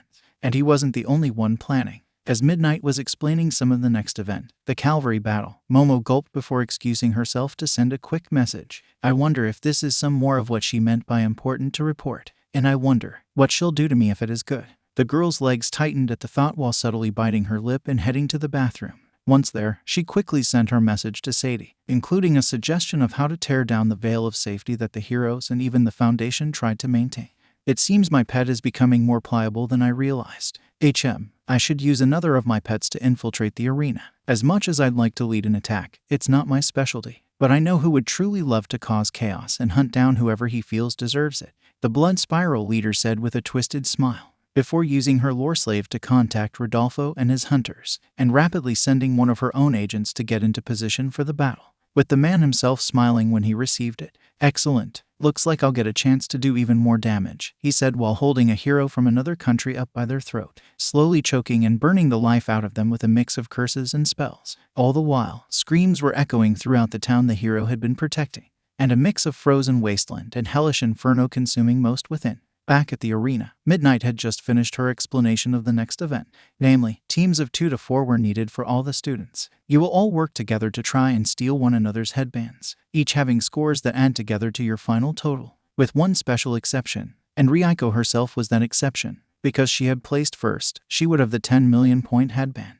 making her a massive target for her fellow hero students. But she luckily already had an exceptional team to pick from, with Izuku and Asahi standing with her. While they were finished, the others among the students were trying to gather whoever they could for teams to face the Seekers, Shoto being a lead one who was looking to defeat them without using his left side, recruiting Momo, Ida, and Kaminari for his team. Yaoyorozu, are you alright? You seem a bit distracted, Shoto asked while noticing the spaced-out gaze of the girl. She shook her head before saying, I apologize. Sometimes I have moments when I go back to what happened. Kaminari's hand sparked a little at that and said he'd had similar moments. I don't even want to think about what she put you all through, but I know some of how you feel. Momo gulped and nodded before suggesting that she take the left side to better cover Shoto's less trained part of his quirk. He agreed and continued to strategize with his classmates. While this was happening, though, someone special had snuck into the stadium and hidden themselves among the crowd. A young man with an unfortunate mutant-type quirk that made him look and slightly smell like a skunk. It couldn't even be used to disable villains or heroes as he didn't possess the glands to launch any stink spray. The reason he was aiding Sadie and her goals was a hope to remove his quirk and become more normal, with even a minor possibility of becoming a seeker. He'd already had his quirk removed a few times during sessions with the sadistic Blood Spiral, and now he'd been promised a chance to fully remove his quirk if he fulfilled this task. Well, Sadie asked her agent. I'm working on it, ma'am. I can't just whoa crap, the agent said before tripping and bumping into his target. All Might, steady there. Trying to find the restroom closest to your seat. It's just down this way and... What? All Might started in his usual grandiose tone, but it was damp thanks to a few somethings stuck to his back. Modified deadcoms to drain certain powers. The hero turned with shock written on his face and he took an unsteady swing at the villain. Impressive. If I hadn't slipped back in that moment, you'd have knocked me out. And unfortunately, I don't have the power to take you out right now, but I can get you out of the way, the Spiral Soldier said before tossing a handful of crystals out and around All Might. They started chanting and a portal opened beneath the weakened hero, suddenly finding himself in. Are you kidding me? They managed to send me to Nepal, he shouted upon realizing he was near Mount Everest. Ma'am, the main obstacle is removed. I don't know how long we'll have till the few seekers around notice, the skunk soldier said while hurrying through the halls, setting a few other portals up in hidden corners. Just don't waste a crystal. Those are difficult to create. let alone complicated to harvest. The researcher Spiral warned before contacting Rodolfo again. As this was happening, and the cavalry battle was beginning, Ruby noticed the flare and magic in the stadium. How the hell did one slip by? She shouted in anger before reporting to the other Seekers. The few that were there quickly made their moves and started evacuating the civilians with the heroes. Are you sure something is up? Death Arms asked while gesturing where to go, and his skepticism was answered by a strong null curse to his back, sending him flying and dropping him like it was nothing. A few more spells and curses flew as blood spirals seemed to come out of nowhere. Kamui Woods and Mount Lady quickly moved to guard the civilians with the quirks, the former making wood barriers to intercept attacks, and the latter picking up handfuls at a time to remove them from the danger zone, only for her to meet a black bull ramming her knee and causing her to trip and fall. Then a trio of undergolems attacked her face and body. Bristle Bind, Stop Glue were a few of the spells called out while she was on the ground, and these worked to hold her in place even with her increased size. Bloody hell. Alright, Jaibolg, Furbolg, Elf King Oberon. Let's go, Ruby called out before summoning all her main combat titans. Jaibolg, summon the Cadbolgs, she called to the tree-like titan, who slammed his blade into the ground before summoning a group of smaller tree men to fight, engaging and dispatching some of the Harlequin titans their foes had summoned. To back the number 2 of the Foundation up, the other Seekers summoned melee artists, freelancers, and Ferric Warbringers to protect the civilian. Why do this? Didn't they know we'd have extra security? Kamui asked while putting out the flames and other injuries to his arms. The redhead among them narrows her eyes before catching a spiral in one hand, and then Dragon Fist tossing them towards the street. It's not just how they got in. These people are making it even more obvious that they are here, because they want to show more of what they could do. Ruby thinks aloud while punching and blasting certain grunts that were attacking her. She was correct. Right as midnight announced the start of the cavalry battle, the crystals that had been placed went active. The first to walk through was Rodolfo himself, dropping his hood and mask as his tiger-like hair is shown, as well as his piercing blue eyes. You two, stand by for transport out of here. I don't want to lose too many of our hunters and soldiers, he says before instructing the rest to attack the other areas of the stadium. Now I just need to get to one of the highest points. No doubt that is where that Pendijo is looking down on everyone from there, Rodolfo says while spinning 2 amulets in his hands. The pair looked like twins, with one difference. One had 2 crescents on one and only a single silver crescent on the other. Around his neck meanwhile were another pair of amulets, 2 wolf-looking ones with red and blue accents. He quickly made his way up through the stadium with Cutrace and fired a few of his preferred spells around. Some setting fire to the building, others were leaving icy traps, smirking as he could smell the flames and lightly burning hair from Endeavor. The man in question was watching the cavalry battle with intrigue. Interesting. The 3 Seekers, yes that's right, they took to just avoiding the battle altogether, flying or floating above everyone else. Not the way I'd do it, but I do see the wisdom. But why not use those titans to take care of the competition? Because they don't see the truth, that monsters like you and the rest need to be dealt with. Instead, they'd prefer to let the faux humanity of monsters who have quirks run matters, Rodolfo says while slipping out from the doorway, rubbing his hands slightly while subtly building up his magic. Endeavor turns to see the strange man next to him and while narrowing his eyes. Who? You're not with those reinforcements, are you? He starts before surmising the likely nature of the man before him, his eyes darting towards the civilians and the area where the students are battling. Rodolfo smirks before saying, no, and I'm going to enjoy burning another one like you down. Fire Swarm. A burst of black and purple embers fly from Rodolfo's hand and quickly surround Endeavor. He's startled at first, but he ups the intensity with his quirk and pushes the flames away. Did you really think that would work on me? I have resistances to fire, the hero says before punching at his foe, only to be shocked when said foe stops his punch with one hand and isn't even burning. Chillskin. And now, Firestorm, Rodolfo says while unleashing a torrent of flames at the hero, which has a few other effects that Endeavor underestimated, the lead of which being, he didn't notice that the embers from Fireswarm he had pushed away were still burning, namely, burning a few people in the surrounding area. The second, his own flames were being compounded by the Firestorm spell as it was increasing his internal heat. The red-haired man snarled before trying to use one of his ultimate moves in the confined space, but when he went to use his jet fist, said fist had no fire. Thanks to a sneaky titan Rodolfo had summoned, Dendras, it used its ice dragon puppet to freeze Endeavor's hand and leave him open to a number of burning blows from the villain. This was capped off by a Null-Curse spell knocking him away and down into the field where the students had been battling. This put a full stop on the proceedings for the sports festival as more people realized what was going on.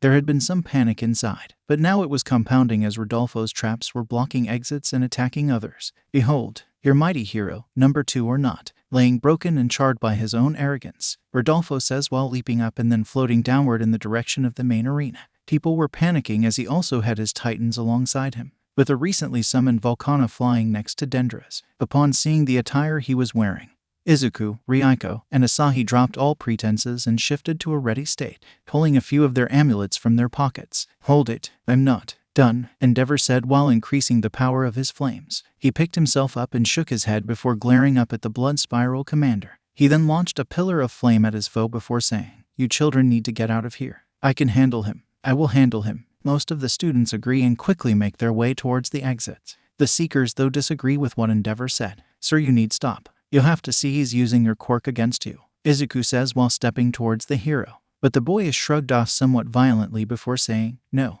I won't leave this in anyone else's hands. I will prove I'm stronger and the better hero." Prominence burn. The massive beam of fire is launched at Rodolfo on his perch, the man having stood there and let the attack happen, which was a major red flag to all of the Seekers. "This is bad, and we don't have a lot of titans," Asahi muttered before asking Izuku to go get their other amulets. Ryuko shakes her head and says, "No, I'll go. You two have more experience, and that is what he'll need." Right as she was saying this, Endeavor collapsed to his knees from the output of heat he used to attack Rodolfo, who was still standing on the rail of the arena just fine, thanks to a special spell, Frigid Hold, creating an even stronger resistance to fire than Chillskin. He smirks at the man and says, "You are just as idiotic as every other fire quirk user I've hunted down and killed. Fireport, and you'll burn just like them." Once in front of Endeavor, Rodolfo grabbed his neck with a strong Inferno Hand spell. "I can take the heat." The hero chokes out while feeling his skin start to burn. Rodolfo's cruel grin grows before saying, "Many heroes of fire have said that."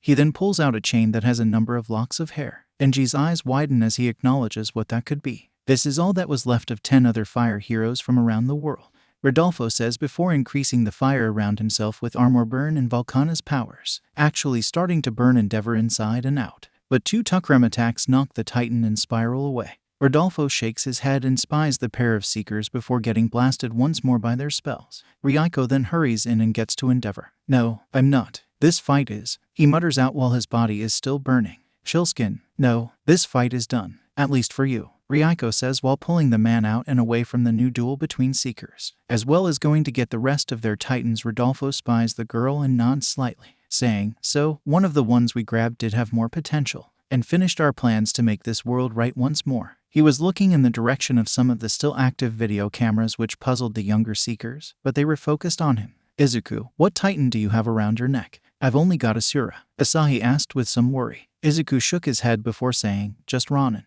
"At least they're battle titans." Asahi lets out a breath before quickly removing and calling to his titan. "Show them your wrath, Asura," she shouts before summoning the golden-armed warrior. Izuku nods before calling out to his Yama titan as well. "Show your steel, Ronin," Izuku calls out, and the titan appeared in a flash of jade-green light. And before them stood a warrior with a large Kasa hat and light, somewhat traditional-looking armor on his body. On his waist are twin Takai swords hanging on either side of his body. Beneath the hat and covering his face is a ghostly mask with glowing eyes to accentuate the demonic visage. The warrior draws both of his blades and holds them in a ready stance to face their foe. Rodolfo narrows his eyes before gesturing for his titans to attack. Both shoot fire and some ice from Dendra's other puppet at the pair, but the Seekers quickly protect their titans with honor guards. They then cast Dark Fog before having Ronin jump into Asura's hands to be thrown at Volcana and cut her down, while Asura rushed Dendra's and pummeled him into the ground. "I'd call that clever given your limited numbers, but I still have plenty in reserve, and these are the ones I really hunt with. Charge, Wolf Knights, materialize Jerwolf, strike them down, Kopish, Hal Doberman, hunt them Cerberus, poison them, Ihamus." The last titan summoned was a feminine-looking wolf whose claws had a sickly green color and her saliva was much the same. Izuku and Asahi were wide-eyed by the sheer number of enemies before them. I think I'm seeing a pattern here," Asahi said with a scared chuckle. He shook his head before taking his stance. Izuku was in much the same position and was really hoping that Ryuko got back soon. "And I hope Melissa and the rest are okay too," he thinks while trying to come up with a plan. Okay, sadly the chapter is over. And if you enjoyed the video, just leave a like and subscribe with post notification, so when the next chapter is ready, you will be notified. Okay, see you in the next video. Bye.